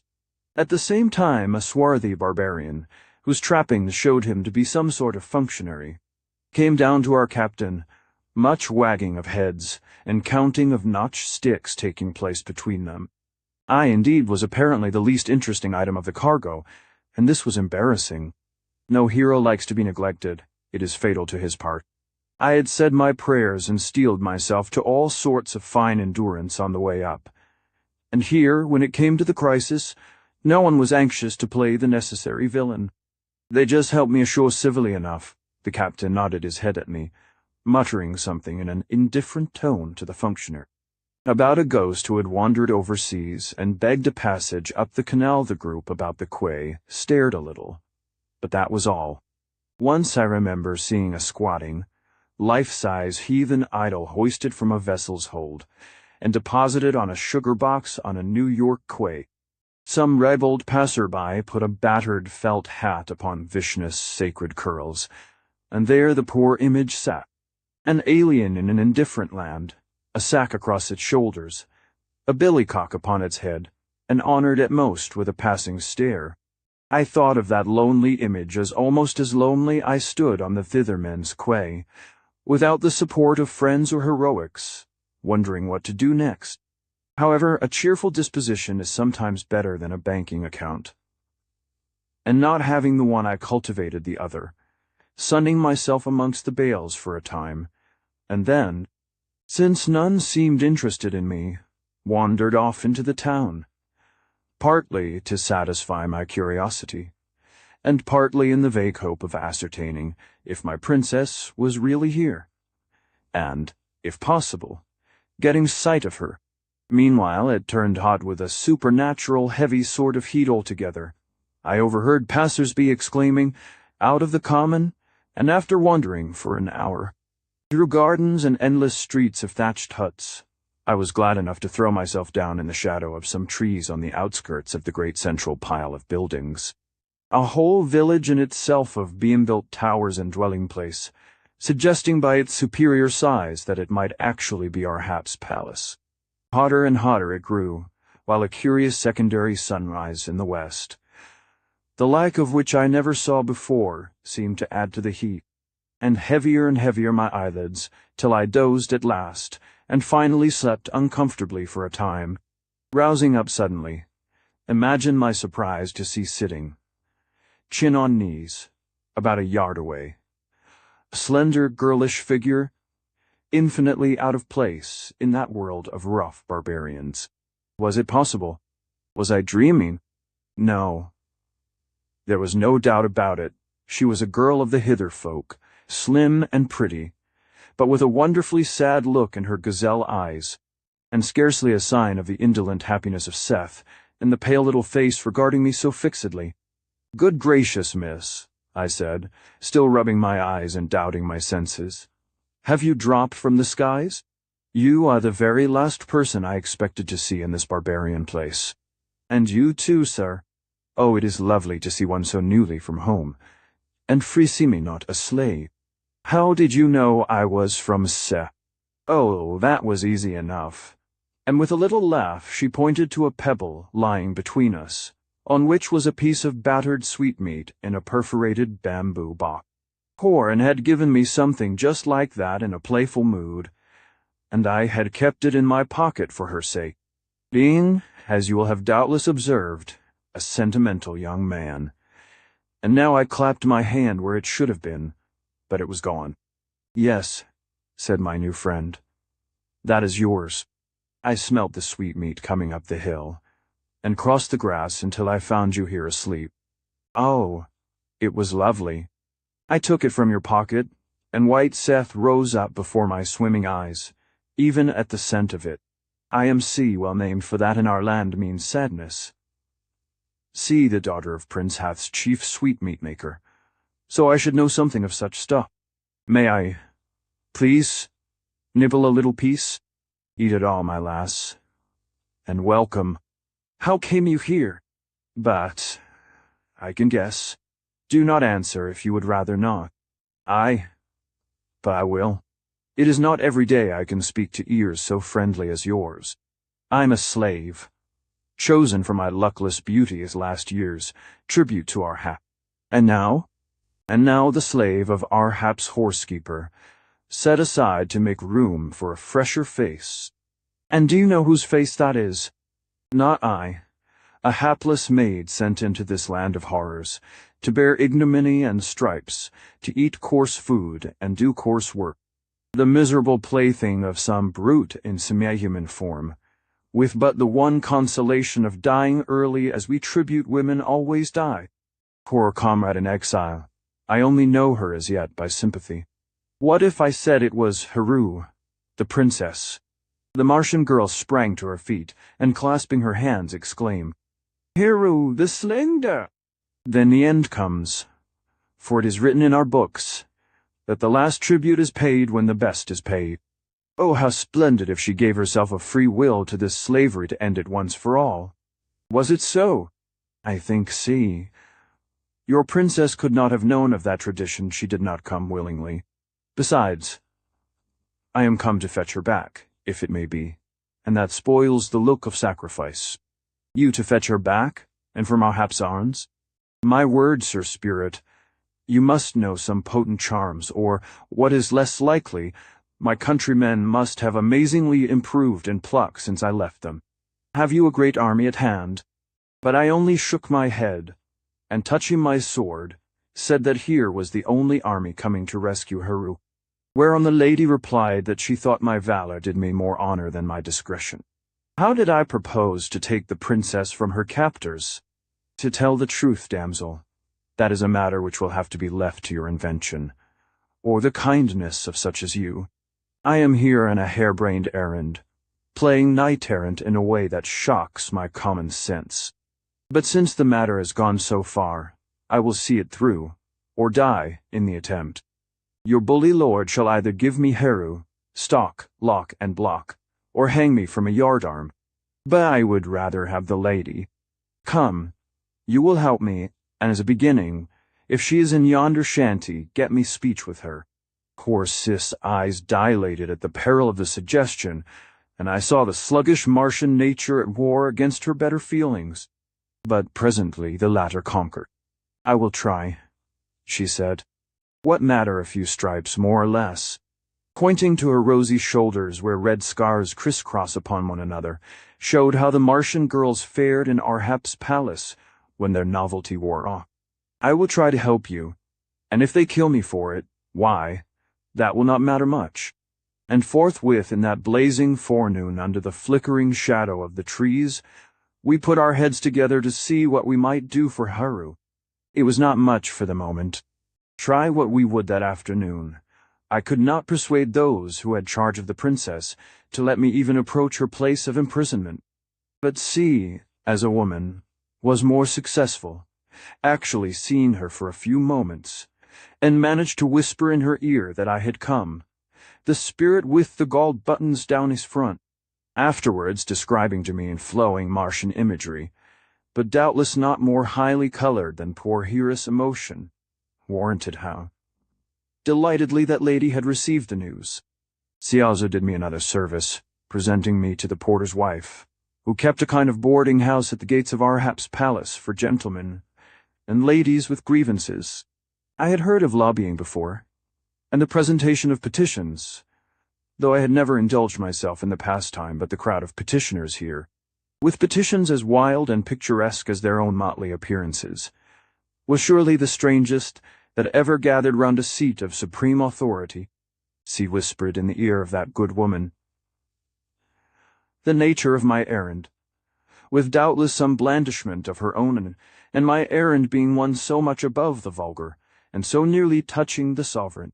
I was at once accorded a separate room in the gatehouse, whence I could look down in comparative peace on the common herd of suitors, and listen to the buzz of their invective as they practiced speeches which I calculated it would take Arhap all the rest of his reign to listen to, without allowing him any time for pronouncing verdicts on them. Here I made myself comfortable, and awaited the return of the sovereign as placidly as might be. Meanwhile, fate was playing into my feeble hands. I have said it was hot weather. At first this seemed but an outcome of the Martian climate. But as the hours went by, the heat developed to an incredible extent. Also, that red glare previously noted in the west grew in intensity, till, as the hours slipped by, all the town was staring at it in panting horror. I have seen a prairie on fire, luckily from the far side of a comfortably broad river, and have ridden through a pine forest, when every tree for miles was an uplifted torch, and pungent yellow smoke rolled down each corey side in gray rivers, crested with dancing flame. But Martian glare was more somber and terrible than either. "What is it?" I asked of poor C, who came out gasping to speak to me by the gatehouse. "None of us know, and unless the gods these thither folk believe in are angry, and intend to destroy the world with yonder red sword in the sky, I cannot guess.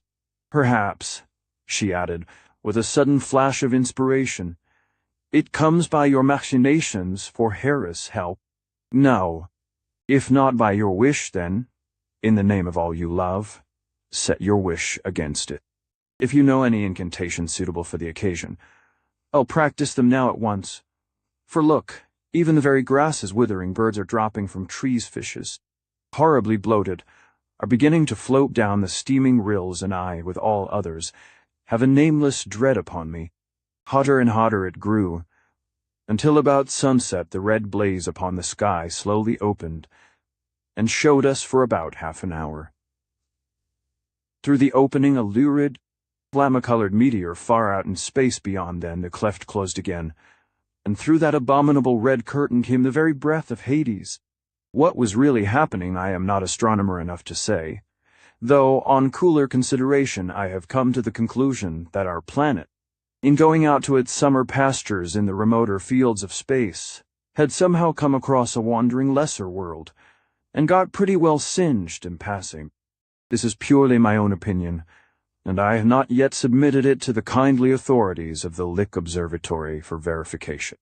All I can say for certain is that in an incredibly short space of time, the face of the country changed from green to sere.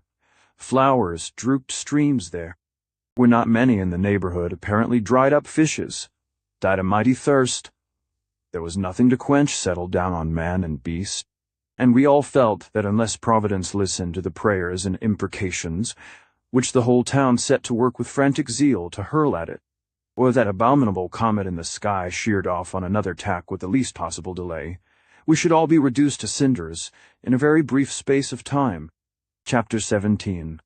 The evening of the second day had already come, when Arhap arrived home after week-ending amongst a tribe of rebellious subjects.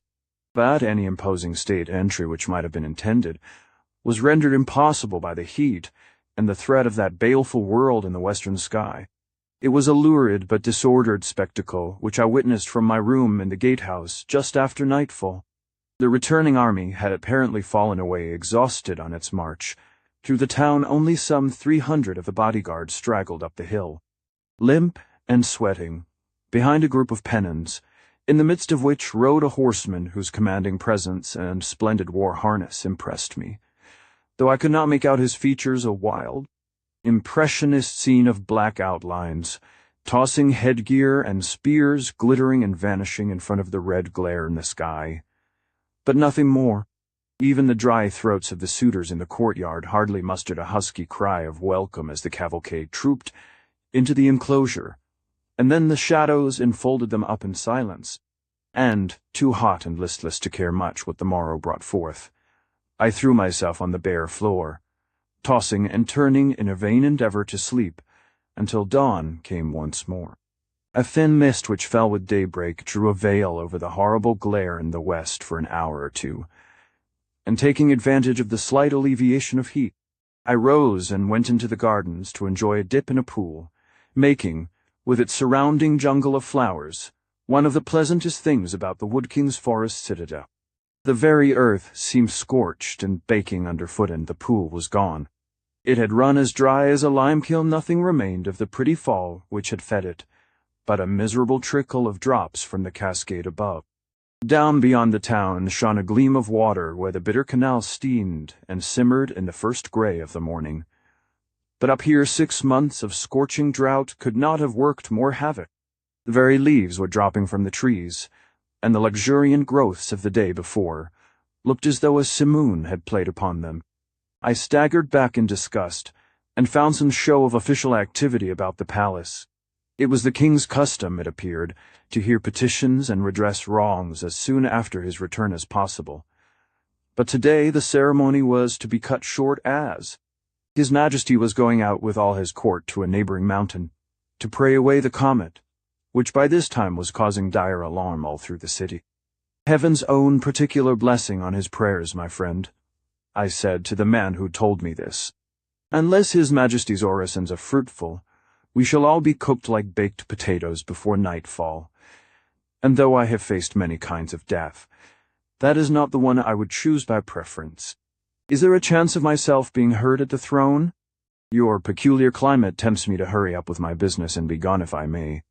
Not only may you be heard, sir, but you are summoned.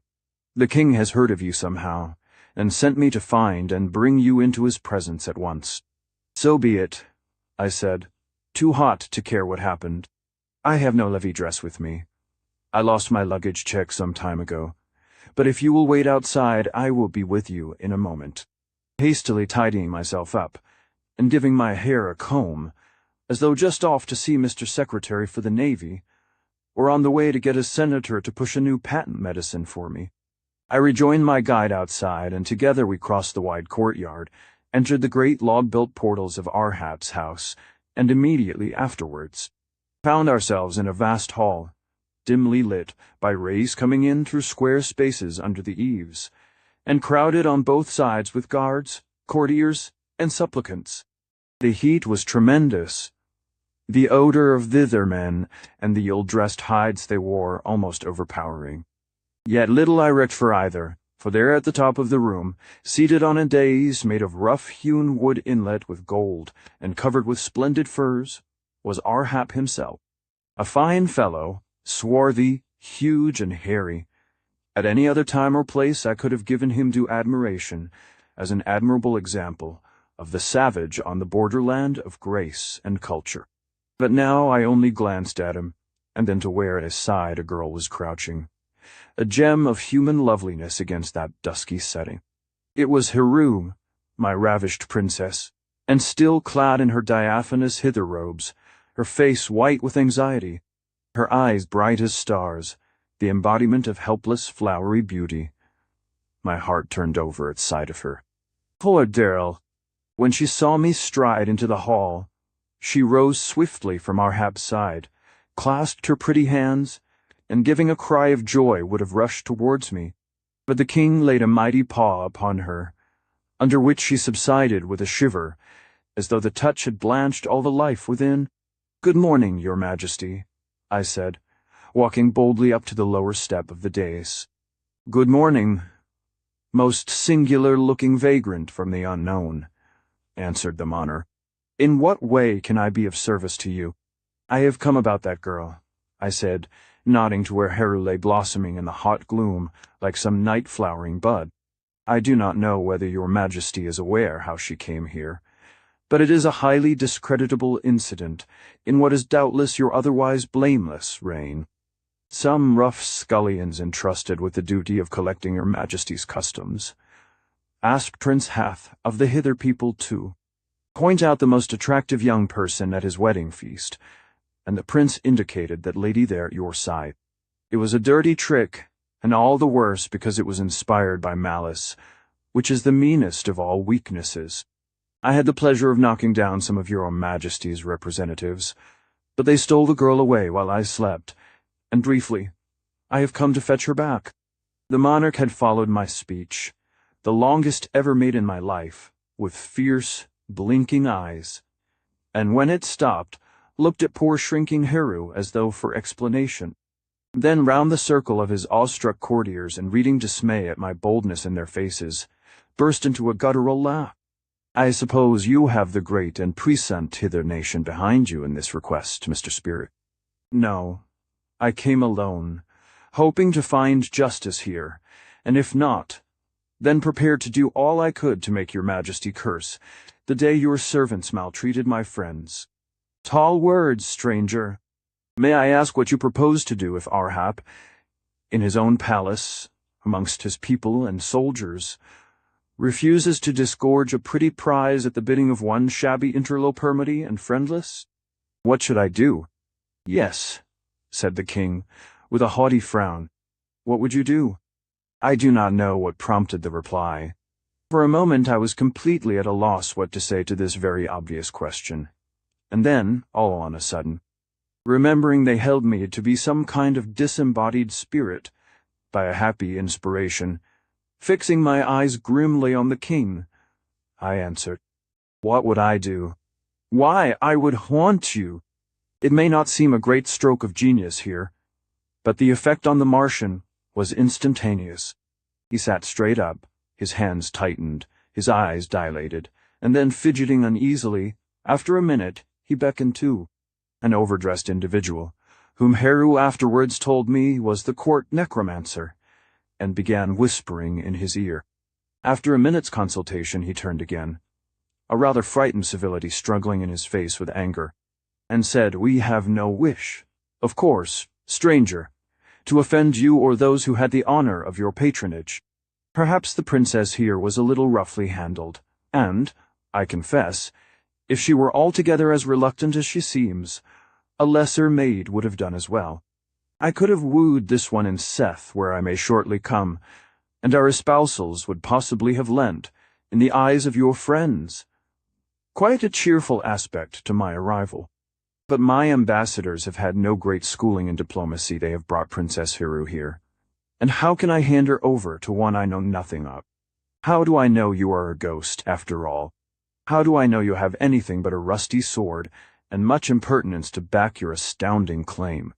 "Oh, let it be just as you like," I said, calmly shelling, and eating that I had picked up. "Only if you do not give the maid back." "Why?"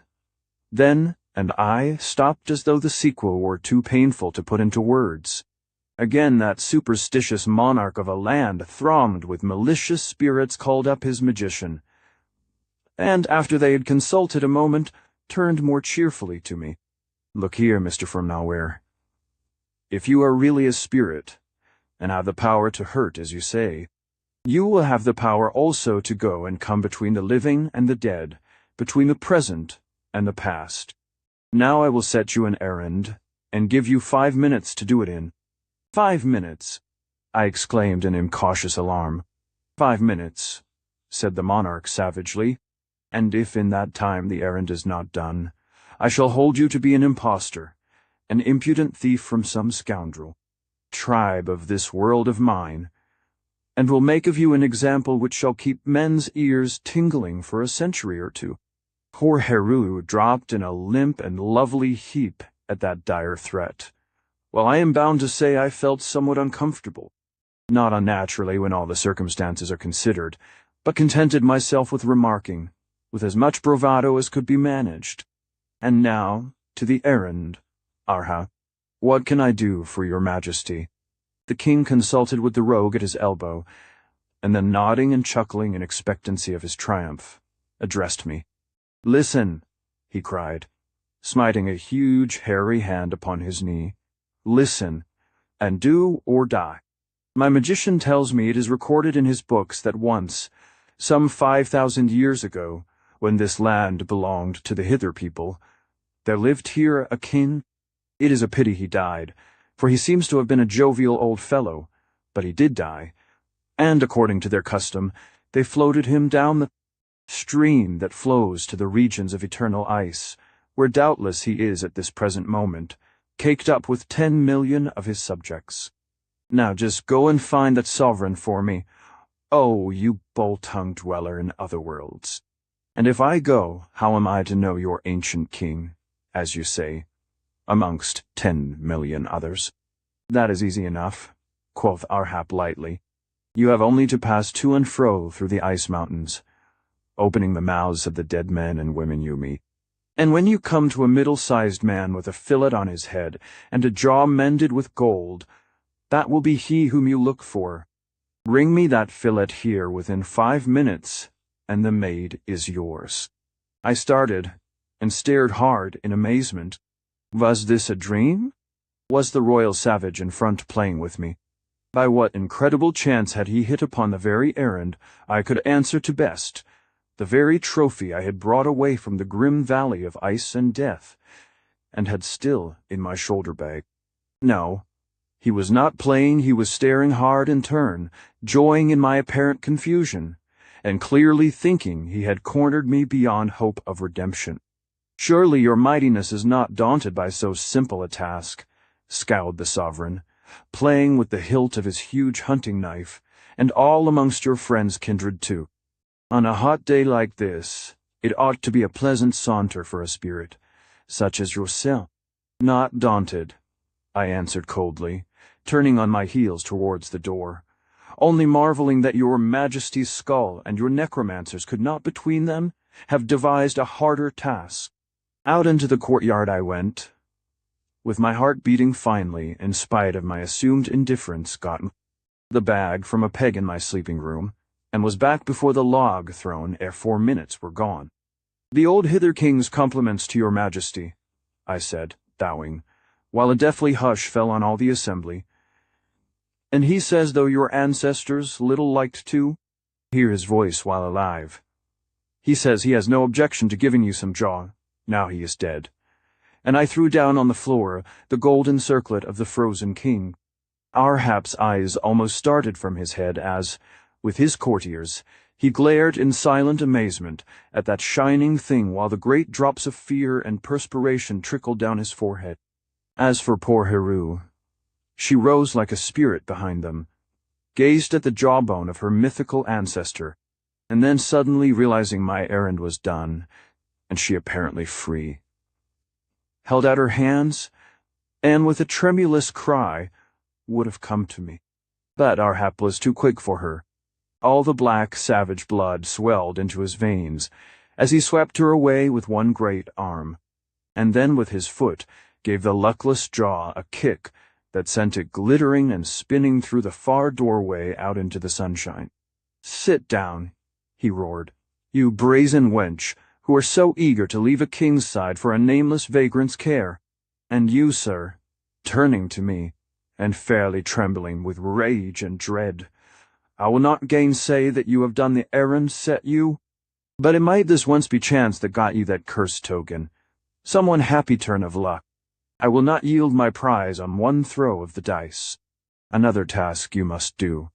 Once might be chance, but such chance comes not twice. You swore to give me the maid this time, and why should I keep my word to a half-proof spirit such as you?" "There are some particularly good reasons why you should," I said, striking an attitude which I had once seen a musical dramatist take.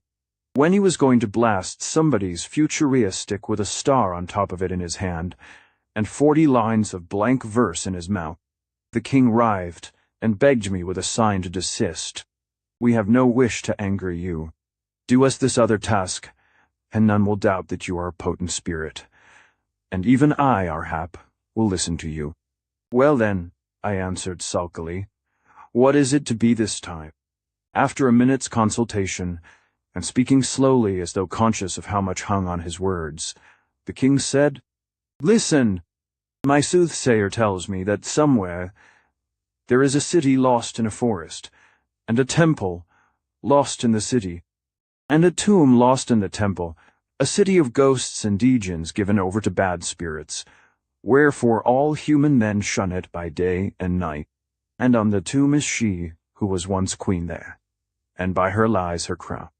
Quit, O you to whom all distances are nothing, and who see, by your finer essence into all times and places.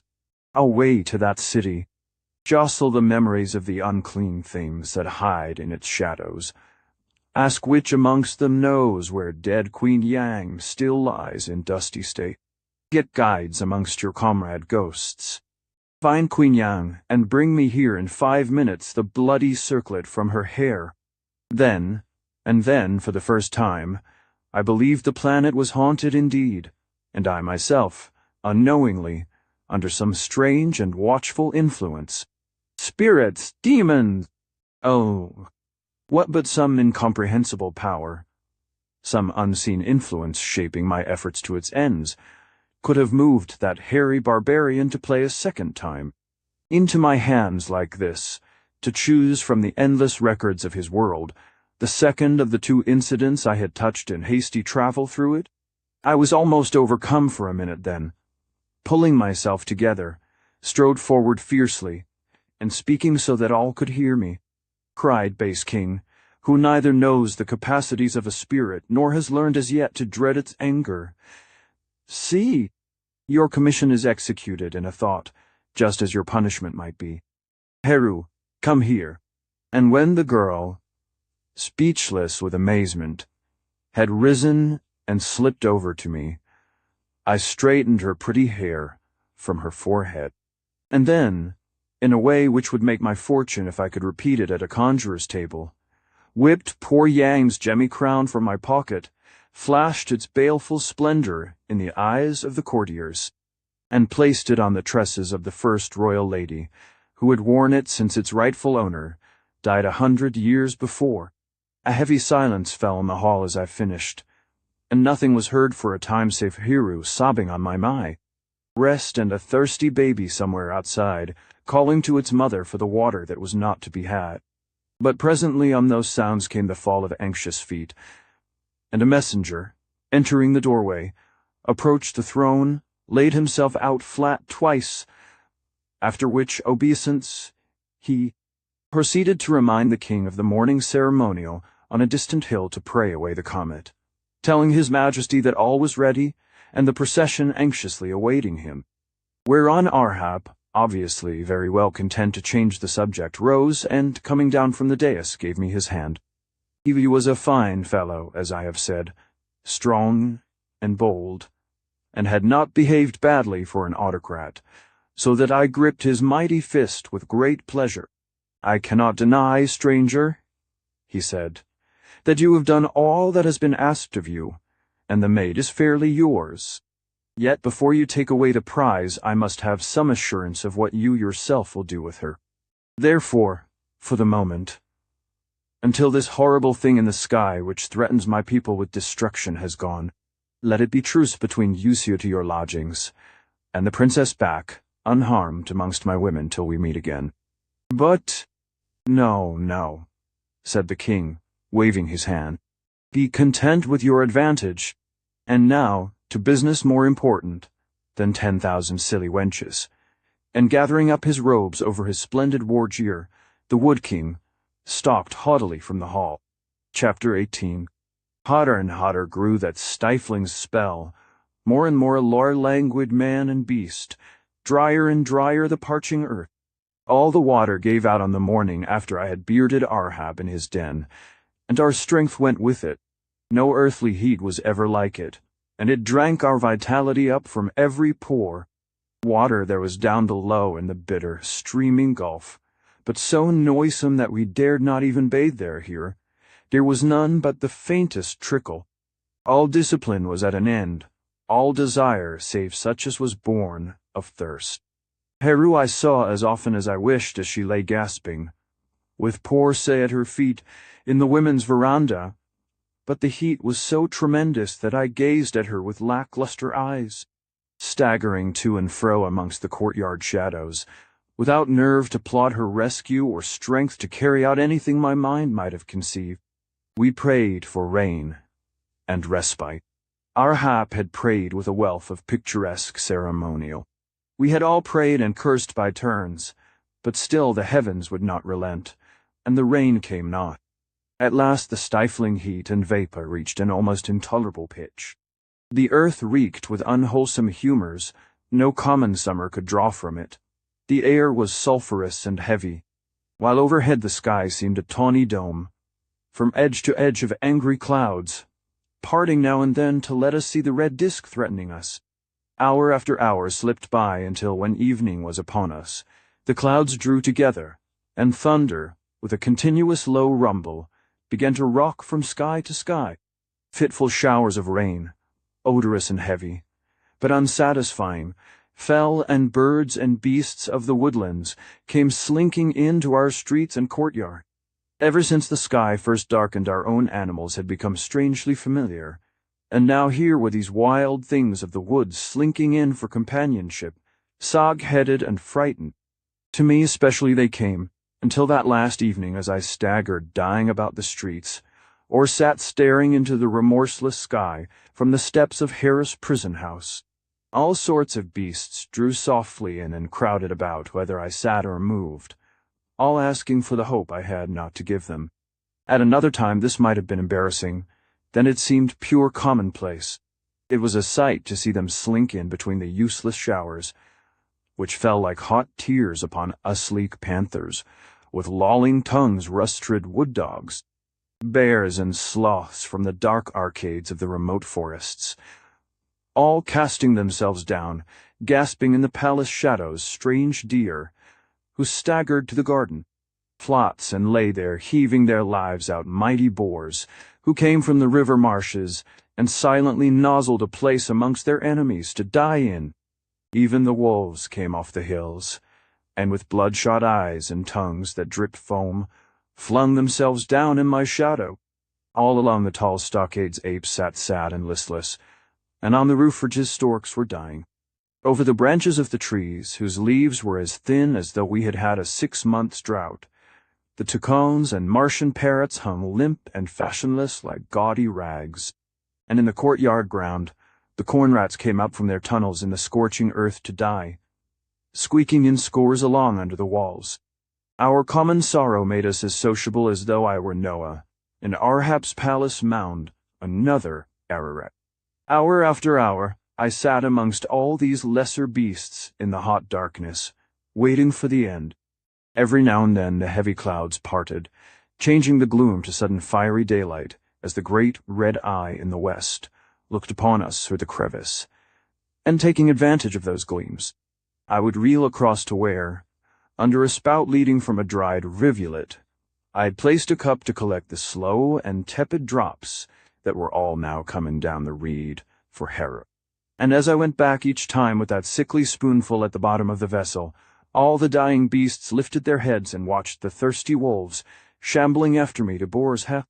Sat up and grunted plaintively the panthers, too weak to rise, beat the dusty ground with their tails, and from the portico the blue storks, with trailing wings, croaked husky greeting. But slower and slower came the dripping water, more and more intolerable the heat. At last I could stand it no longer. What purpose did it serve to lay gasping like this, dying cruelly without a hope of rescue, when a shorter way was at my side?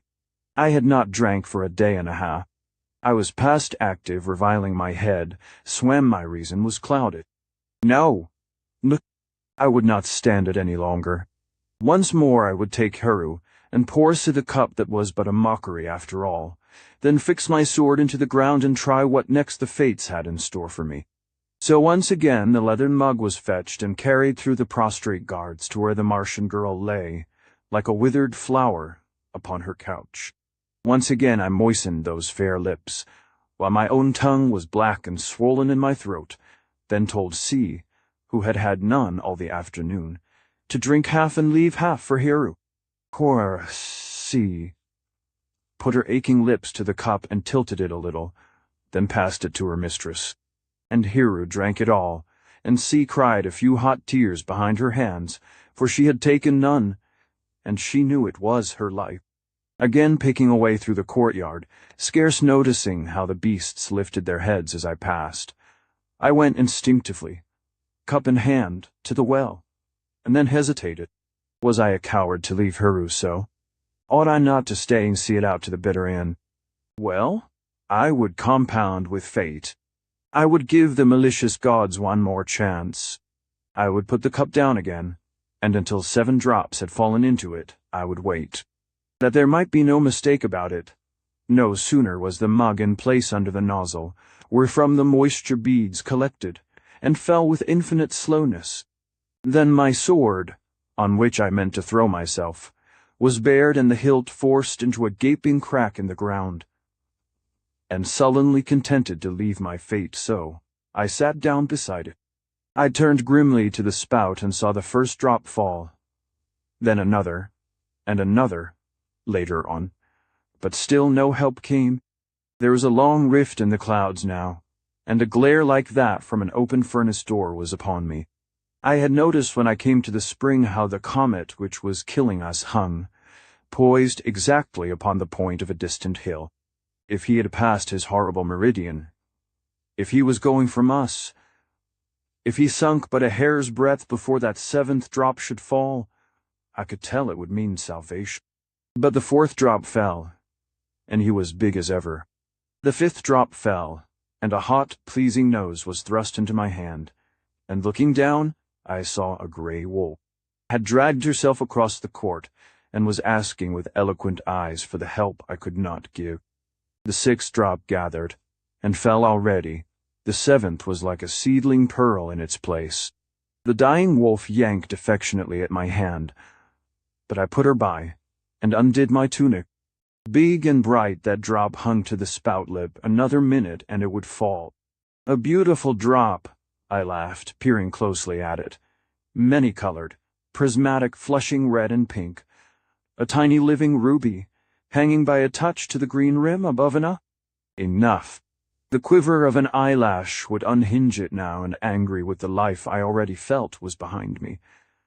And turning in defiant expectation to the new to come, I rose, saw the red gleam of my sword jutting like a fiery spear from the cracking soil where I had planted it, then looked once more at the drop, and glanced for the last time at the sullen red terror on the hill. Were my eyes dazed? My senses reeling? I said a space ago that the meteor stood exactly on the mountain-top, and if it sunk a hair's breadth, I should note it. And now, why, there was a flaw in its lower margin, a flattening of the great red foot that before had been round and perfect. I turned my smarting eyes away a minute, saw the seventh drop fall with a melodious tingle into the cup. Then back again. There was no mistake, the truant fire was a fraction less. It had shrunk a fraction behind the hill even since I looked, and thereon all my life ran back into its channels. The world danced before me. And Heru! I shouted hoarsely, reeling back towards the palace. Heru! 'Tis well, the worst is past. But the little princess was unconscious, and at her feet was Porcy, quite dead, still reclining with her head in her hands, just as I had left her. Then my own senses gave out, and dropping down by them I remembered no more. I must have lain there an hour or two. For when consciousness came again, it was night-black. Cool, profound night, with an inky sky low down upon the treetops, and out of it such a glorious deluge of rain, descending swiftly and silently, as filled my veins even to listen to. Eagerly I shuffled away to the porch steps, down them into the swimming courtyard, and ankle-deep in the glorious flood, set to work lapping furiously at the first puddle, drinking with gasps of pleasure, gasping and drinking again, feeling my body filling out like the thirsty, steaming earth below me. Then, as I still drank insatiably, there came a gleam of lightning out of the gloom overhead, a brilliant yellow blaze, and by it I saw a few yards away a panther drinking at the same pool as myself, his gleaming eyes low down like mine upon the water, and by his side 2 apes, the black water running in at their gaping mouths, while out beyond were more pools, more drinking animals. Everything was drinking. I saw their outlined forms, the gleams shining on wet skins, as though they were cut out in silver against the darkness, each beast steaming like a volcano as the heaven-sent rain smoked from his fevered hide, all drinking for their lives, heedless of aught else. And then came the thunder. It ran across the cloudy vault as though the very sky were being ripped apart, rolling in mighty echoes here and there before it died away. As it stopped, the rain also fell less heavily for a minute, and as I lay with my face low down, I heard the low, contented lapping of numberless tongues, unceasing, insatiable. Then came the lightning again, lighting up everything as though it were daytime. The twin black apes were still drinking. But the panther across the puddle had had enough. I saw him lift his grateful head. Up to the flare saw the limp red tongue licking the black nose, the green eyes shining like opals, the water dripping in threads of diamonds from the hairy tag under his chin, and every tuft upon his chest in darkness again. To and fro the green blaze rocked between the thunder crashes. It struck a house 100 yards away, stripping every shingle from the roof, better than a master builder could in a week. It fell a minute after on a tall tree by the courtyard gate, and as the trunk burst into white splinters, I saw every leaf upon the feathery top turn light side up against the violet tide. Reflection in the sky beyond, and then the whole mass came down to earth with a thud that crushed the courtyard palings into nothing for 20 yards, and shook me even across the square. Another time I might have stopped to marvel or to watch, as I have often watched with sympathetic pleasure, the gods thus at play. But tonight there were other things on hand. When I had drunk, I picked up an earthen crock, filled it, and went to Heru. It was a rough drinking vessel for those dainty lips, and an indifferent draught, being as much mud as aught else. But its effect was wonderful. At the first touch of that turgid stuff, a shiver of delight passed through the drowsy lady. At the second she gave a sigh, and her hand tightened on my arm. I fetched another crockful, and by the flickering light rocking to and fro in the sky, took her head upon my shoulder, like a prodigal new come into riches, wandering the stuff, giving her to drink and bathing face and neck, till presently, to my delight, the princess's eyes opened. Then she sat up, and taking the basin from me, drank as never lady drank before, and soon was almost herself again. I went out into the portico. There, snuffing the deep, strong breath of the fragrant black earth, receiving back into its gaping self what the last few days had taken from it, while quick succeeding thoughts of escape and flight passed across my brain. All through the fiery time we had just had the chance of escaping with the fair booty yonder had been present. Without her, flight would have been easy enough, but that was not worth considering for a moment. With her, it was more difficult. Yet, as I had watched the woodmen, accustomed to cool forest shades, faint under the fiery glare of the world above, to make a dash for liberty seemed each hour more easy. I had seen the men in the streets drop one by one, and the spears fall from the hands of guards about the palisades. I had seen messengers who came to and fro collapse before their errands were accomplished, and the forest women, who were harassed gaolers, groan and drop across the thresholds of her prison, until at length the way was clear. A babe might have taken what he would from that half-scorched town, and asked no man's leave. Yet, what did it avail me? Heru was helpless, my own spirit burnt in a nerveless frame, and so we stayed.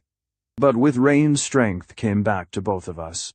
The guards, lying about like black logs, were only slowly returning to consciousness. The town still slept, and darkness favored before they missed.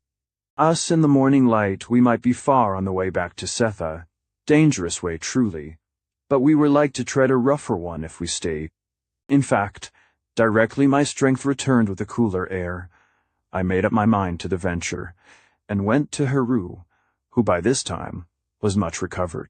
To her I whispered my plot, and that gentle lady, as was only natural, trembled at its dangers. But I put it to her that no time could be better than the present. The storm was going over morning, would line the black mantle of the night with a pink dawn of promise. Before anyone stirred, we might be far off, shaping a course by our luck and the stars for her kindred, at whose name she sighed. If we stayed, I argued, and the king changed his mind, then death for me, and for Heru, the arms of that surly monarch, and all the rest of her life caged in these palisades amongst the uncouth forms about us. The lady gave a frightened little shiver at the picture. But after a moment, laying her head upon my shoulder, answered, "O my guardian spirit and helper in adversity, I too have thought of tomorrow, and doubt whether that horror, that great swine who has me, will not invent an excuse for keeping me. Therefore, though the forest roads are dreadful, and Seth very far away, I will come. I give myself into your hands. Do what you will with me. Then the sooner the better, princess. How soon can you be prepared?" She smiled and, stooping, picked up her slippers, saying as she did so, "I am ready." There were no arrangements to be made. Every instant was of value.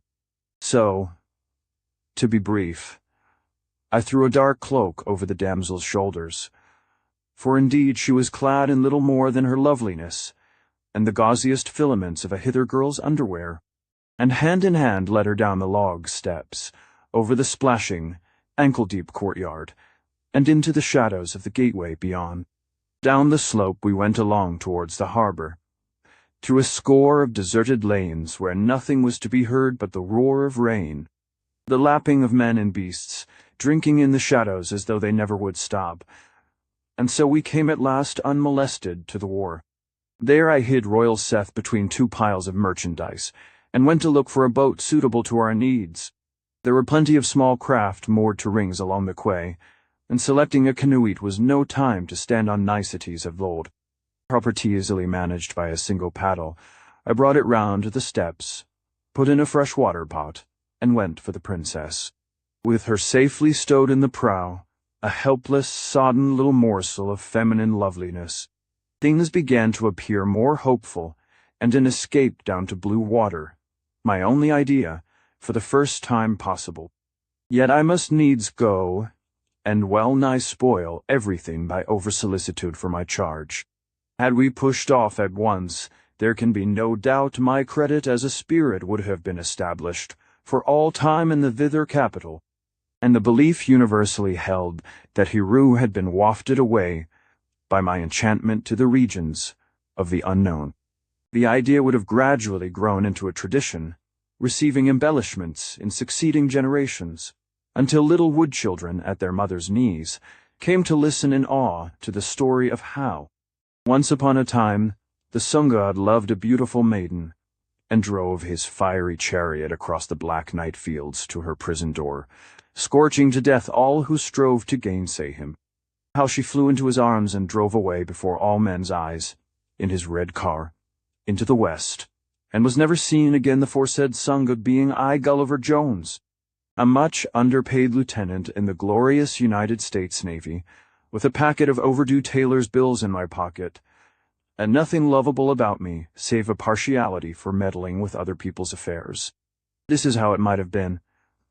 But I spoiled a pretty fairy story, and changed the whole course of Martian history by going back at that moment in search of a wrap for my prize. Right on top of the steps was a man with a lantern, and half a glance showed me it was the harbor master, met with on my first landing. "Good evening," he said suspiciously. "May I ask what you are doing on the quay at such an hour as this?" "Doing? Oh, nothing in particular. Just going out for a little fishing. And your companion, the Ladias, she too fond of fishing?" I swore between my teeth, but could not prevent the fellow walking to the quay edge and casting his light full upon the figure of the girl below. I hate people who interfere with other people's business. Unless I am very much mistaken, your fishing friend is the hither woman brought here a few days ago as tribute to Arhap. "Well," I answered, getting into a nice temper, for I had been very much harassed of late. "Put it at that. What would you do, if it were so? Call up my rain-drunk guards and give you in charge as a thief caught meddling with the king's property." "Thanks, but as my interviews with Arhap have already begun to grow tedious, we will settle this little matter here between ourselves at once." And without more todo I closed with him. There was a brief scuffle, and then I got in a blow upon his jaw which sent the harbor master flying back head over heels amongst the sugar bales and potatoes. Without waiting to see how he fared, I ran down the steps, jumped on board, loosened the rope, and pushed out into the river. But my heart was angry and sore, for I knew, as turned out to be the case, that our secret was won no more in a short time we should have the savage king in pursuit, and now there was nothing for it but headlong flight, with only a small chance of getting away to distant Seth. Luckily, a harbour master lay insensible until he was found at dawn, so that we had a good start, and the moment the canoe passed from the arcade light, approached to the town, the current swung her head automatically seaward, and away we went downstream at a pace once more filling me with hope. Chapter 19. All went well, and we fled down the bitter stream of the Martian Gulf, at a pace leaving me little to do but guide our course just clear of snags and promontories on the port shore. Just before dawn, however, with a thin mist on the water and flocks of a flamingo-like bird croaking as they flew southward overhead, we were nearly captured again. Drifting silently down on a rocky island, I was having a drink at the water pitcher at the moment, while Heru, her hair beaded with prismatic moisture and looking more ethereal than ever, sat in the bows, timorously inhaling the breath of freedom, when all on a sudden voices invisible in the mist came round a corner. It was one of Arhap's Warkanos toiling upstream. Heru and I ducked down into the haze like dapshiks and held our breath. Straight on towards us came the toiling ship, the dip of oars resonant in the hollow fog, and a ripple babbling on her cutwater, plainly discernible. How high, sounded the sleepy song of the rowers till they were looming right abreast, and we could smell their damp hides in the morning air. Then they stopped suddenly, and someone asked, "Is there not something like a boat away on the right?" "It is nothing," said another, "but the lees of last night's beer curdling in your stupid brain. But I saw it move. That must have been in dreams." "What is all that talking about?" growled a sleepy voice of authority from the stern. "Bowman, sir, says he can see a boat. And what does it matter if he can? Are we to delay every time that lazy ruffian spying a shadow makes it an excuse to stop to yawn and scratch? Go on, you plankful of lubbers, or it'll give you something worth thinking about." And joyfully, oh, so joyfully, we heard the sullen dip of oars commence again. Nothing more happened after that till the sun at length shone on the little harbour town at the estuary mouth, making the masts of fishing craft clustering there like a golden reed bed against the cool, clean blue of the sea beyond. Right glad we were to see it, and keeping now in shadow of the banks, made all haste while light was faint and mist hung about to reach the town. Finally pushing through the boats and gaining a safe hiding place without hostile notice before it was clear daylight. Covering Heru up and knowing well our chances of escape lay in expedition, I went at once, in pursuance of a plan made during the night, to the good dame at what, for lack of a better name, must still continue to be called the fish shop, and finding her alone, frankly told her the salient points of my story. When she learned I had robbed the lion of his prey, and taken his new wife single-handed from the dreaded Arhap, her astonishment was unbounded. Nothing would do but she must look upon the princess. So back we went to the hiding place, and when Heru knew that on this woman depended our lives, she stepped ashore, taking the rugged Martian hand in her dainty fingers and begging her help so sweetly that my own heart was moved. And, thrusting hands in pocket, I went aside, leaving those two to settle it in their own female way. And when I looked back in 5 minutes, Royal Seth had her arms round the woman's neck, kissing the homely cheeks with more than imperial fervor. So I knew all was well thus far, and stopped expectorating at the little fishes in the water below, and went over to them. It was time. We had hardly spoken together a minute when a couple of Warkanos filled with men appeared round the nearest promontory, coming down the swift water with arrow-like rapidity. "Quick," said the fishwife, "or we are all lost. Into your canoe and paddle up this creek. It runs out to the sea behind the town, and at the bar is my man's fishing boat, amongst many others. Lie hidden there, till he comes, if you value your lives." So in we got, and while that good Samaritan went back to her house, we cautiously paddled through a deserted backwater to where it presently turned through low sandbanks to the gulf.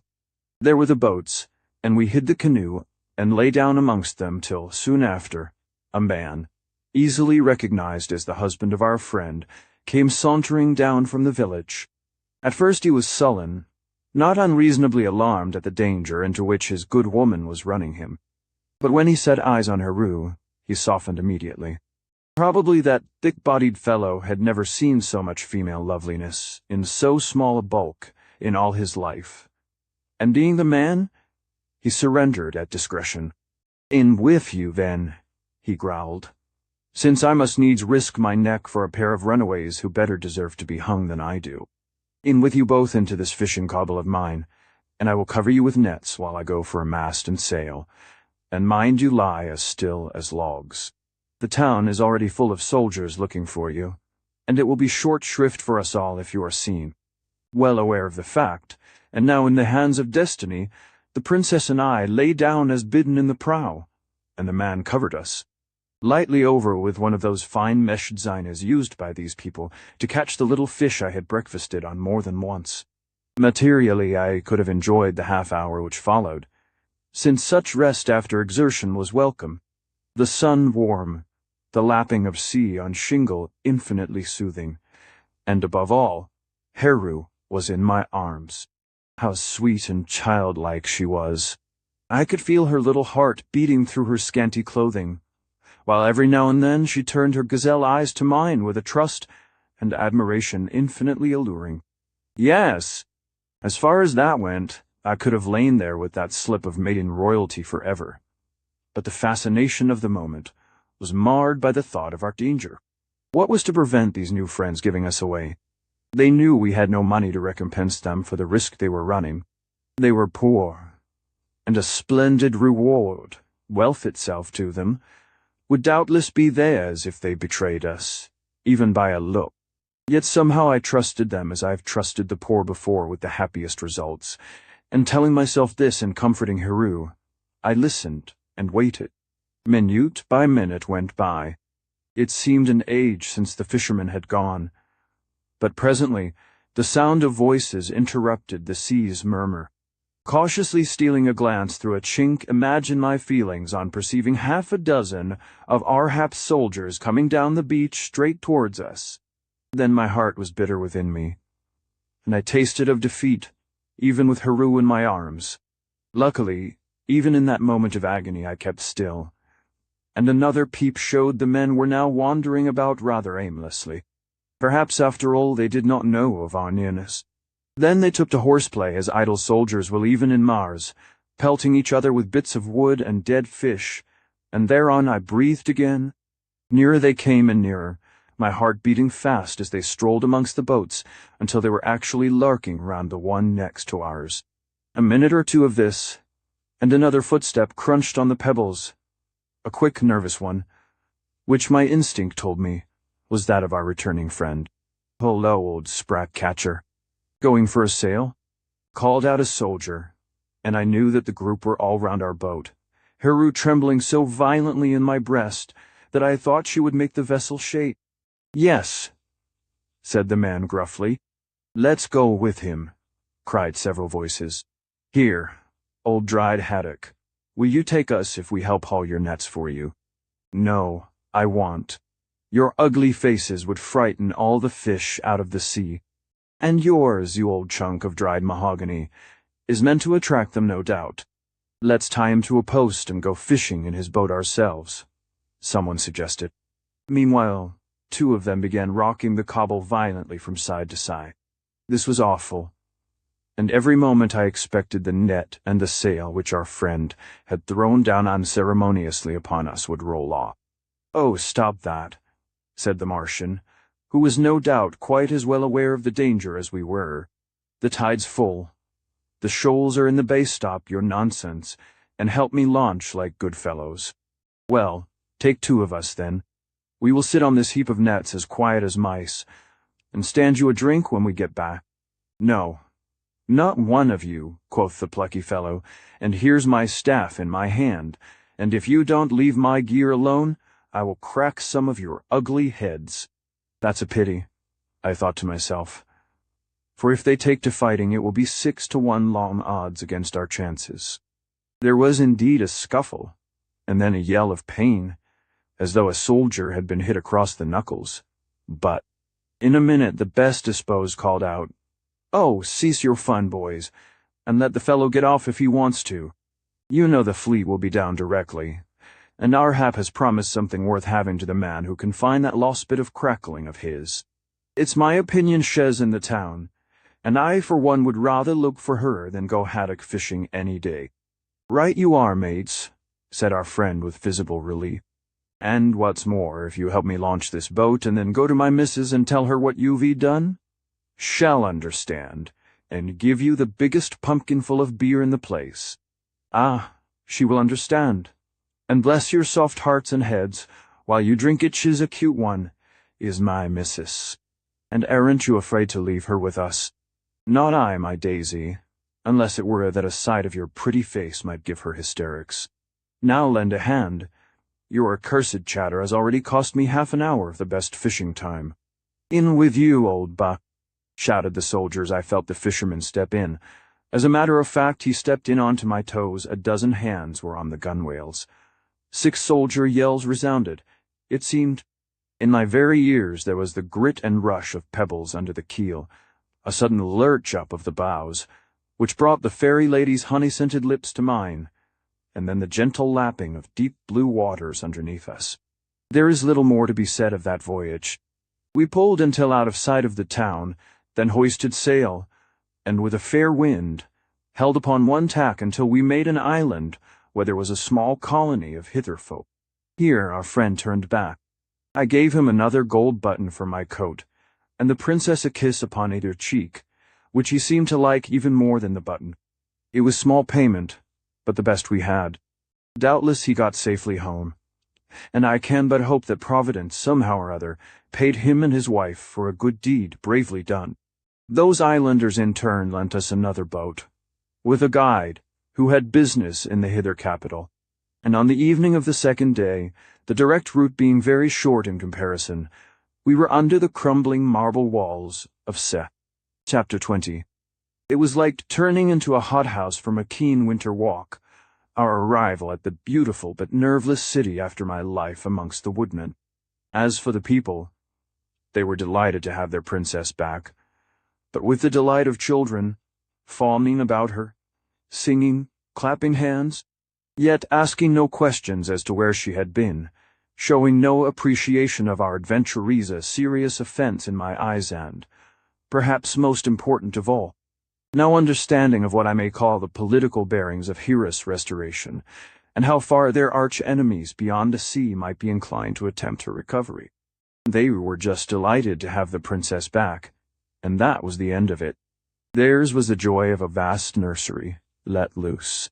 Flower processions were organized, garlands woven by the mile, a general order issued that the nation might stay up for an hour after bedtime. And in the vortex of that gentle rejoicing, Heru was taken from me, and I saw her no more, till there happened the wildest scene of all you have shared with me so patiently. Overlooked, unthanked, I turned sulky. And when this mood, one I can never maintain for long, wore off, I threw myself into the dissipation about me, with angry zeal. I am frankly ashamed of the confession, but I was a sailor ashore, and can only claim the indulgences proper to the situation. I laughed, danced, drank. To the night I drank deep of a dozen rosy ways to forgetfulness, till my mind was a great confusion, full of flitting pictures of loveliness, till life itself was an elusive pantomime, and my will but thistledown on the folly of the moment. I drank with those gentle roisterers all through their starlit night, and if we stopped when morning came, it was more from weariness than virtue. Then the yellow-robed slaves gave us the wine of recovery-alice. My faithful N was not amongst them, and all through the day we lay about in sodden happiness. Towards nightfall I was myself again, not unfortunately with the headache well earned, but sufficiently remorseful to be in a vein to make good resolutions for the future. In this mood, I mingled with a happy crowd, all purposeless and cheerful as usual, but before long began to feel the influence of one of those drifts, a universal turning in one direction, as seaweed turns when the tide changes, so characteristic of Martian society. It was dusk, a lovely soft velvet dusk, but not dark yet, and I said to a yellow-robed fairy at my side, "Whither away, comrade? It is not 8 bells yet. Surely we are not going to be put to bed so early as this?" "No," said that smiling individual, "it is the princess. We are going to listen to Princess Huru in the palace square.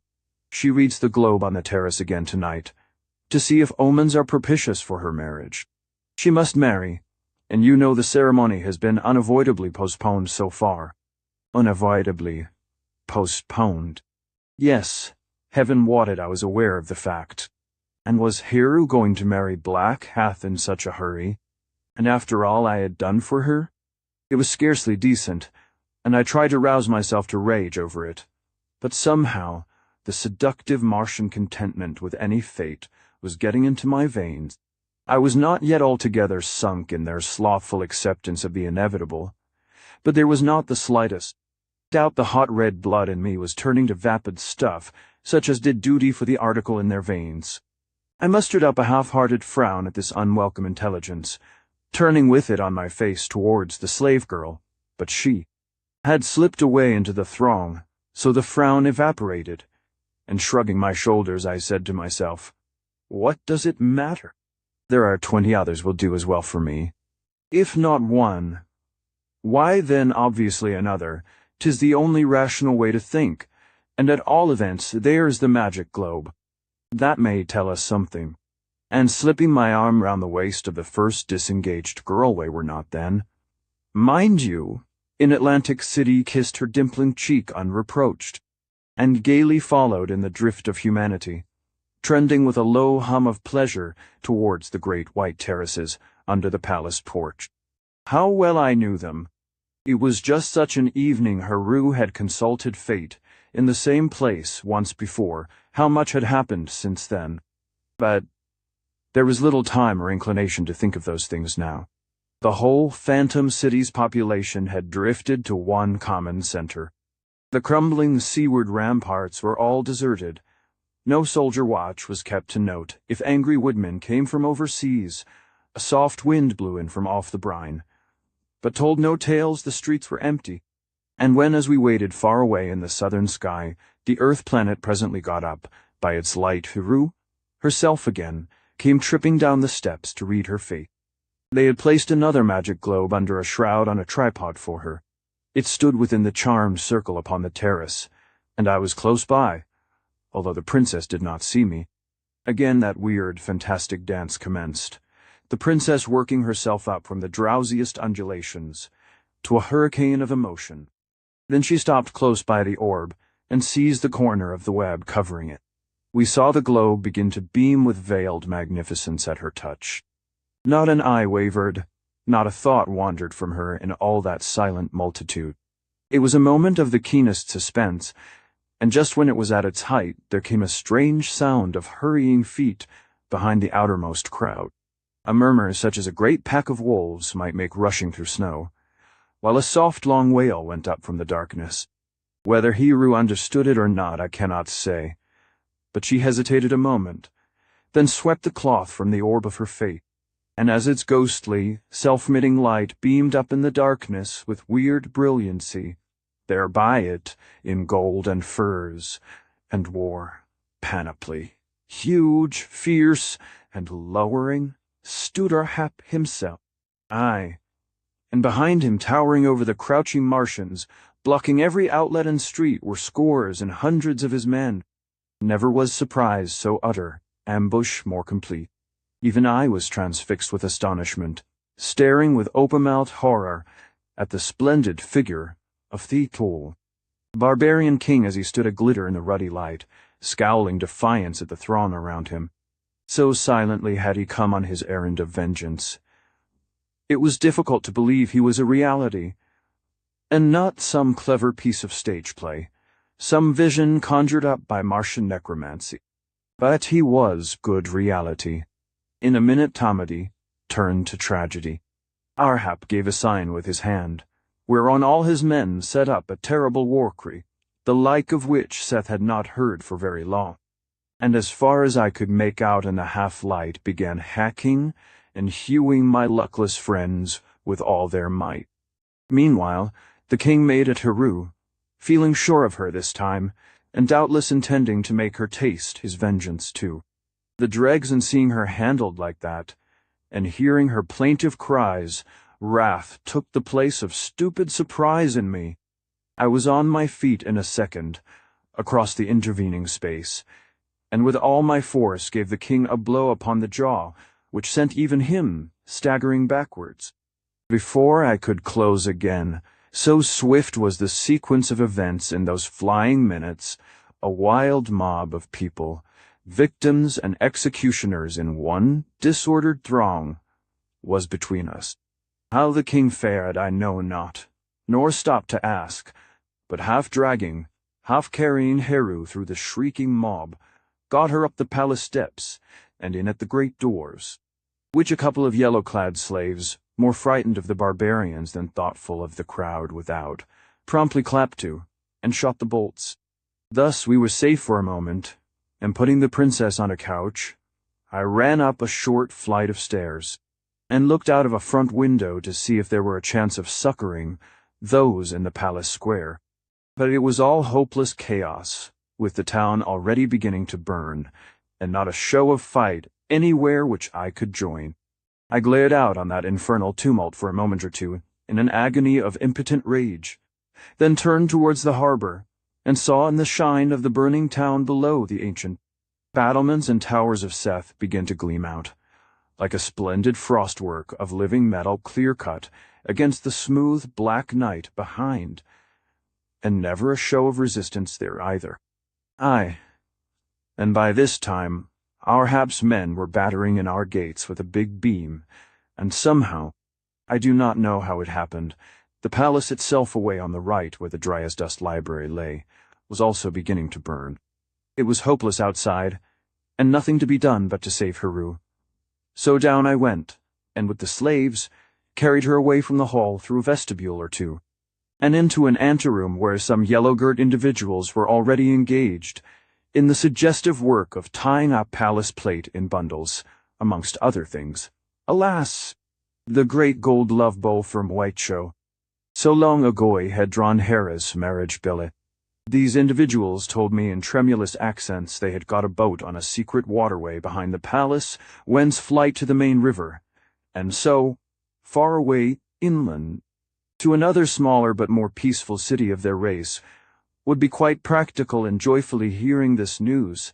I handed over to them the princess while I went to look for Hap, and the search was not long. Dashing into the banquet hall, still littered with the remains of a feast, and looking down its deserted vistas, there at the farther end, on his throne, clad in the somber garments he affected, chin on hand, sedate in royal melancholy, listening unmoved to the sack of his town outside, sat the prince himself. Strange, gloomy man, the great dead intelligence of his race, shining in his face as weird and out of place as a lonely lie, sea beacon fading to nothing before the glow of sunrise. Never had he appeared so mysterious as at that moment. Even in the heat of excitement I stared at him in amazement, wishing in a hasty thought the confusion of the past few weeks had given me opportunity to penetrate the recesses of his mind, and therefrom retell you things better worth listening to than all the incident of my adventures. But now there was no time to think, scarce time to act. "Ha!" I cried, rushing over to him. "Wake up, your majesty. The thither men are outside, killing and burning. I know it. And the palace is on fire. You can smell the reek even here." "Yes. Then what are you going to do?" "Nothing. My word, that is a fine proposition for a prince. If you care nothing for town or palace, perhaps you will bestir yourself for Princess Heru." A faint glimmer of interest rose upon the alabaster calm of his face at that name, but it faded instantly, and he said quietly, The slaves will save her. She will live. I looked into the book of her fate yesterday. She will escape and forget, and sit at another marriage feast, and be a mother, and give the people yet one more prince to keep the faint glimmer of our ancestry alive. I am content. But, deed man, I am not. I take a deal more interest in the young lady than you seem to, and have scoured half this precious planet of yours on her account, and will be hanged if I sit idly twiddling my thumbs while her pretty skin is in danger. But Hath was lost in contemplation of his shoestrings. Come, sir, I said, shaking His Majesty by the shoulder, don't be down on your luck. There's been some rivalry between us, but never mind about that just now. The princess wants you. I am going to save both her and you. You must come with her. No. But you shall come. No. By this time, the palace was blazing like a bonfire, and the uproar outside was terrible. What was I to do? As I hesitated, the arras at the further end of the hall was swept aside. A disordered mob of slaves bearing bundles and dragging Heru with them, rushing down to the door near us. As Heru was carried swiftly by, she stretched her milk-white arms towards the prince, and turned her face, lovely as a convolvulus flower even in its pallor, upon him.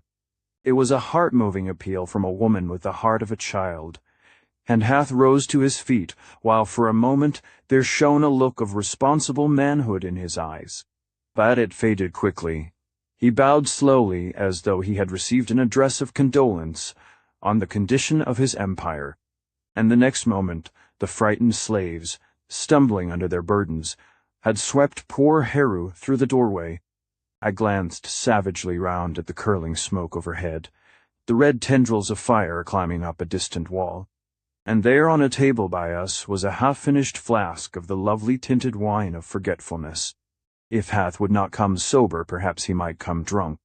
Here, I cried, drink to tomorrow, your majesty, a sovereign toast in all ages, and better luck next time with these hairy gentlemen battering at your majesty's doors and splashing out a goblet full of the stuff. I handed it to him. He took it and looked rather lovingly into the limpid pool, then deliberately poured it on the step in front of him, and throwing the cup away said pleasantly, Not tonight, good comrade, tonight. I drink a deeper draught of oblivion than that. And here come my cup-bearers. Even while he spoke, the palace gates had given way. There was a horrible medley of shrieks and cries, a quick sound of running feet. Then again the arras lifted, and in poured a horde of Arhap's men-at-arms. The moment they caught sight of us, about a dozen of them, armed with bows, drew the thick hide strings to their ears, and down the hall came a ravening flight of shafts. One went through my cap, two stuck quivering in a throne, and one, winged with owl feather, caught Black Hath full in the bosom. He had stood out boldly at the first coming of that onset, arms crossed on breast, chin up, and looking more of a gentleman than I had ever seen him look before, and now, stricken? He smiled gravely. Then, without flinching, and still eyeing his enemies with gentle calm, his knees unlocked, his frame trembled, then down he went headlong, his red blood running forth in rivulets amongst the wine of oblivion he had just poured out. There was no time for sentiment. I shrugged my shoulders, and turning on my heels with the woodman close after me, sprang through the near doorway. Where was Heru? I flew down the corridor by which it seemed she had retreated, and then, hesitating a moment where it divided in two, took the left one. This, to my chagrin, presently began to trend upwards, whereas I knew Heru was making for the river down below. It was impossible to go back, and whenever I stopped in those deserted passages I could hear the wolf-like patter of men's feet upon my trail. On again into the stony labyrinths of the old palace, ever upwards, in spite of my desire to go down, until at last, the pursuers off the track for a moment, I came to a north window in the palace wall, and hot and breathless, stayed to look out. All was peace here. The sky, a lovely lavender, a promise of coming morning in it, and a gold-spangled curtain of stars out yonder on the horizon. Not a soul moved. Below appeared a sheer drop of 100 feet into a moat winding through thickets of heavy-scented convolvulus flowers to the waterways beyond. And as I looked, a skiff with half a dozen rowers came swiftly out of the darkness of the wall and passed like a shadow amongst the thickets. In the prow was all Hath's wedding plate, and in the stern, a faint vision of unconscious loveliness, lay Heru. Before I could lift a finger or call out, even if I had had a mind to do so, the shadow had gone round a bend, and a shout within the palace told me I was sighted again. On once more, hotly pursued, until the last corridor ended in 2 doors, leading into a half-lit gallery with open windows at the further end. There was a wilderness of lumber down the sides of the great garret, and now I come to think of it more calmly, I imagine it was Hath's lost property office. The vast receptacle where his slaves deposited everything lazy Martians forgot or left about in their daily life. At that moment it only represented a last refuge, and into it I dashed, swung the doors to, and fastened them, just as the foremost of our Hap's men hurled themselves upon the barrier from outside. There I was like a rat in a trap, and like a rat I made up my mind to fight savagely to the end, without for a moment deceiving myself as to what that end must be. Even up there the horrible roar of destruction was plainly audible as the barbarians sacked and burned the ancient town, and I was glad from the bottom of my heart. My poor little princess was safely out of it, nor did I bear her or hers the least resentment for making off, while there was yet time, and leaving me to my fate. Anything else would have been contrary to Martian nature. Doubtless she would get away, as Hath had said, and elsewhere drop a few pearly tears, and then over her sugar candy, and lotusating forget with happy completeness most blessed gift. And meanwhile the foresaid barbarians were battering on my doors, while over their heads choking smoke was pouring in ever-increasing volumes. In burst the first panel, then another, and I could see through the gaps a medley of tossing weapons and wild faces without. Short shrift for me if they came through, so in the obstinacy of desperation I set to work to pile old furniture and dry goods against the barricade. And as they yelled and hammered outside, I screamed back defiance from within, sweating, tugging, and hauling with the strength of 10 men, piling up the old Martian lumber against the opening, till, so fierce was the attack outside, little was left of the original doorway, and nothing between me and the besiegers, but a rampart of broken woodwork half seen in a smother of smoke and flames. Still they came on, thrusting spears and javelins through every crevice, and my strength began to go. I threw 2 tables into a gap, and brained a besieger with a sweetmeat seller's block, and smothered another, and overturned a great chest against my barricade. But what was the purpose of it all? They were 50 to 1, and my rampart quaked before them. The smoke was stifling, and the pains of dissolution in my heart. They burst in and clambered up the rampart like black ants. I looked round for still one more thing to hurl into the breach. My eyes lit on a roll of carpet. I seized it by one corner, meaning to drag it to the doorway, and it came undone at a touch. That strange, that incredible pattern. Where in all the vicissitudes of a checkered career had I seen such a one before? I stared at it in amazement under the very spears of the woodmen, in the red glare of Hath's burning palace. Then all on a sudden it burst upon me that it was the accursed rug, the very one which in response to a careless wish had swept me out of my own dear world, and forced me to take as wild a journey into space as ever fell to a man's lot since the universe was made. And in another second it occurred to me that if it had brought me hither, it might take me hence. It was but a chance, yet worth trying when all other chances were against me. As our Hep's men came shouting over the barricade, I threw myself down upon that incredible carpet and cried from the bottom of my heart, I wish I were in New York. Yes. A moment of thrilling suspense, and then the corners lifted as though a strong breeze were playing upon them. Another moment and they had curled over like an incoming surge. One swift glance I got at the smoke and flames, the glittering spears and angry faces, and then fold upon fold, A stifling, all-enveloping embrace. A lift. A sense of superhuman speed and then forgetfulness. When I came to, as reporters say, I was aware the rug had ejected me on solid ground and disappeared. Forever. Where was I? It was cool, damp, and muddy. There were some iron railings close at hand, and a street lamp overhead. These things showed clearly to me, sitting on a doorstep under that light, head in hand, amazed, and giddy, so amazed that when slowly the recognition came of the incredible, in fact, my wish was gratified and I was home again. The stupendous incident scarcely appealed to my tingling senses more than one of the many others I had lately undergone. Very slowly I rose to my feet, and as like a discreditable reveler as could be, climbed the steps. The front door was open, and entering the, so familiar hall, a sound of voices in my sitting room on the right caught my ear. "Oh no, Mrs. Brown," said one, which I recognized at once as my Polly's. "He is dead for certain, and my heart is breaking. He would never, never have left me so long without writing if he had been alive." And then came a great sound of sobbing. "Bless your kind heart, miss," said the voice of my landlady in reply. "But you don't know as much about young gentlemen as I do. It is not likely, if he has gone off on the razzle-dazzle, as I am sure he is going to write every post and tell you about it. Now you go off to your ma at the hotel like a dear, and forget all about him till he comes back. That's my advice. I cannot, Mrs. Brown. I cannot rest by day or sleep by night, for thinking of him, for wondering why he went away so suddenly, and for hungering for news of him. Oh, I am miserable. Golly, come to me."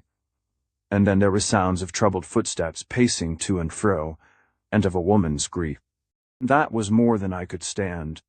I flung the door open, and dirty, disheveled, with unsteady steps, advanced into the room. "Ah," coughed Mrs. Brown, "just as I expected." But I had no eyes for her. "Polly," I cried. And that dear girl, after a startled scream, and a glance to make sure it was indeed the recovered prodigal, rushed over and threw all her weight of dear, warm, comfortable womanhood into my arms, and the moment after burst into a passion of happy tears down my collar. "Humph," quoth the landlady, "that is not what Brown gets when he forgets his self. No, not by any means. But she was a good old soul at heart, and seeing how matters stood, with a parting glance of scorn in my direction and a toss of her head, went out of the room and closed the door behind her. Need I tell in detail what followed? Polly behaved like an angel, and when in answer to her gentle reproaches I told her the outlines of my marvelous story, she almost believed me. Over there on the writing desk lay a whole row of the unopened letters she had showered upon me during my absence, and amongst them an official one. We went and opened it together, and it was an intimation of my promotion, a much better step than I had ever dared to hope for. Holding that missive in my hand, a thought suddenly occurred to me. "Polly dear, this letter makes me able to maintain you as you ought to be maintained, and there is still a fortnight of vacation for me. Polly, will you marry me tomorrow?" "No, certainly not, sir." "Then will you marry me on Monday?" "Do you truly want me to?" Truly. "Then yes." And the dear girl again came blushing into my arms. While we were thus, the door opened, and in came her parents, who were staying at a neighboring hotel, while inquiries were made as to my mysterious absence. Not unnaturally, my appearance went a long way to confirm suspicions such as Mrs. Brown had confessed to, and, after they had given me cold salutations, Polly's mother, fixing gold glasses on the bridge of her nose, and eyeing me haughtily therefrom, observed, "And now that you are safely at home again, Lieutenant Gulliver Jones, I think I will take my daughter away with me. Tomorrow her father will ascertain the true state of her feelings after this unpleasant experience, and subsequently he will no doubt communicate with you on the subject. This very icily." but I was too happy to be lightly put down. "My dear madam," I replied, "I am happy to be able to save her father that trouble. I have already communicated with this young lady as to the state of her feelings, and as an outcome, I am delighted to be able to tell you we are to be married on Monday." "Oh yes, mother, it is true. And if you do not want to make me the most miserable of girls again, you will not be unkind to us." In brief, that sweet champion spoke so prettily and smoothed things so cleverly that I was forgiven, and later on in the evening allowed to escort Polly back to her hotel. "And oh," she said, in her charmingly enthusiastic way when we were saying good night, "you shall write a book about that extraordinary story you told me just now. Only you must promise me one thing." "What is it?" "To leave out all about Herui, don't like that part at all." This with the prettiest little pout. "But, Polly dear, see how important she was to the narrative. I cannot quite do that." "Then you will say as little as you can about her." "No more than the story compels me to. And you are quite sure you like me much the best, and will not go after her again." "Quite sure." The compact was sealed in the most approved fashion, and here, indulgent reader, is the artless narrative that resulted in incident so incredible in this prosaic latter-day world that I dare not ask you to believe, and must humbly content myself with hoping that if I fail to convince yet, I may at least claim the consolation of having amused you.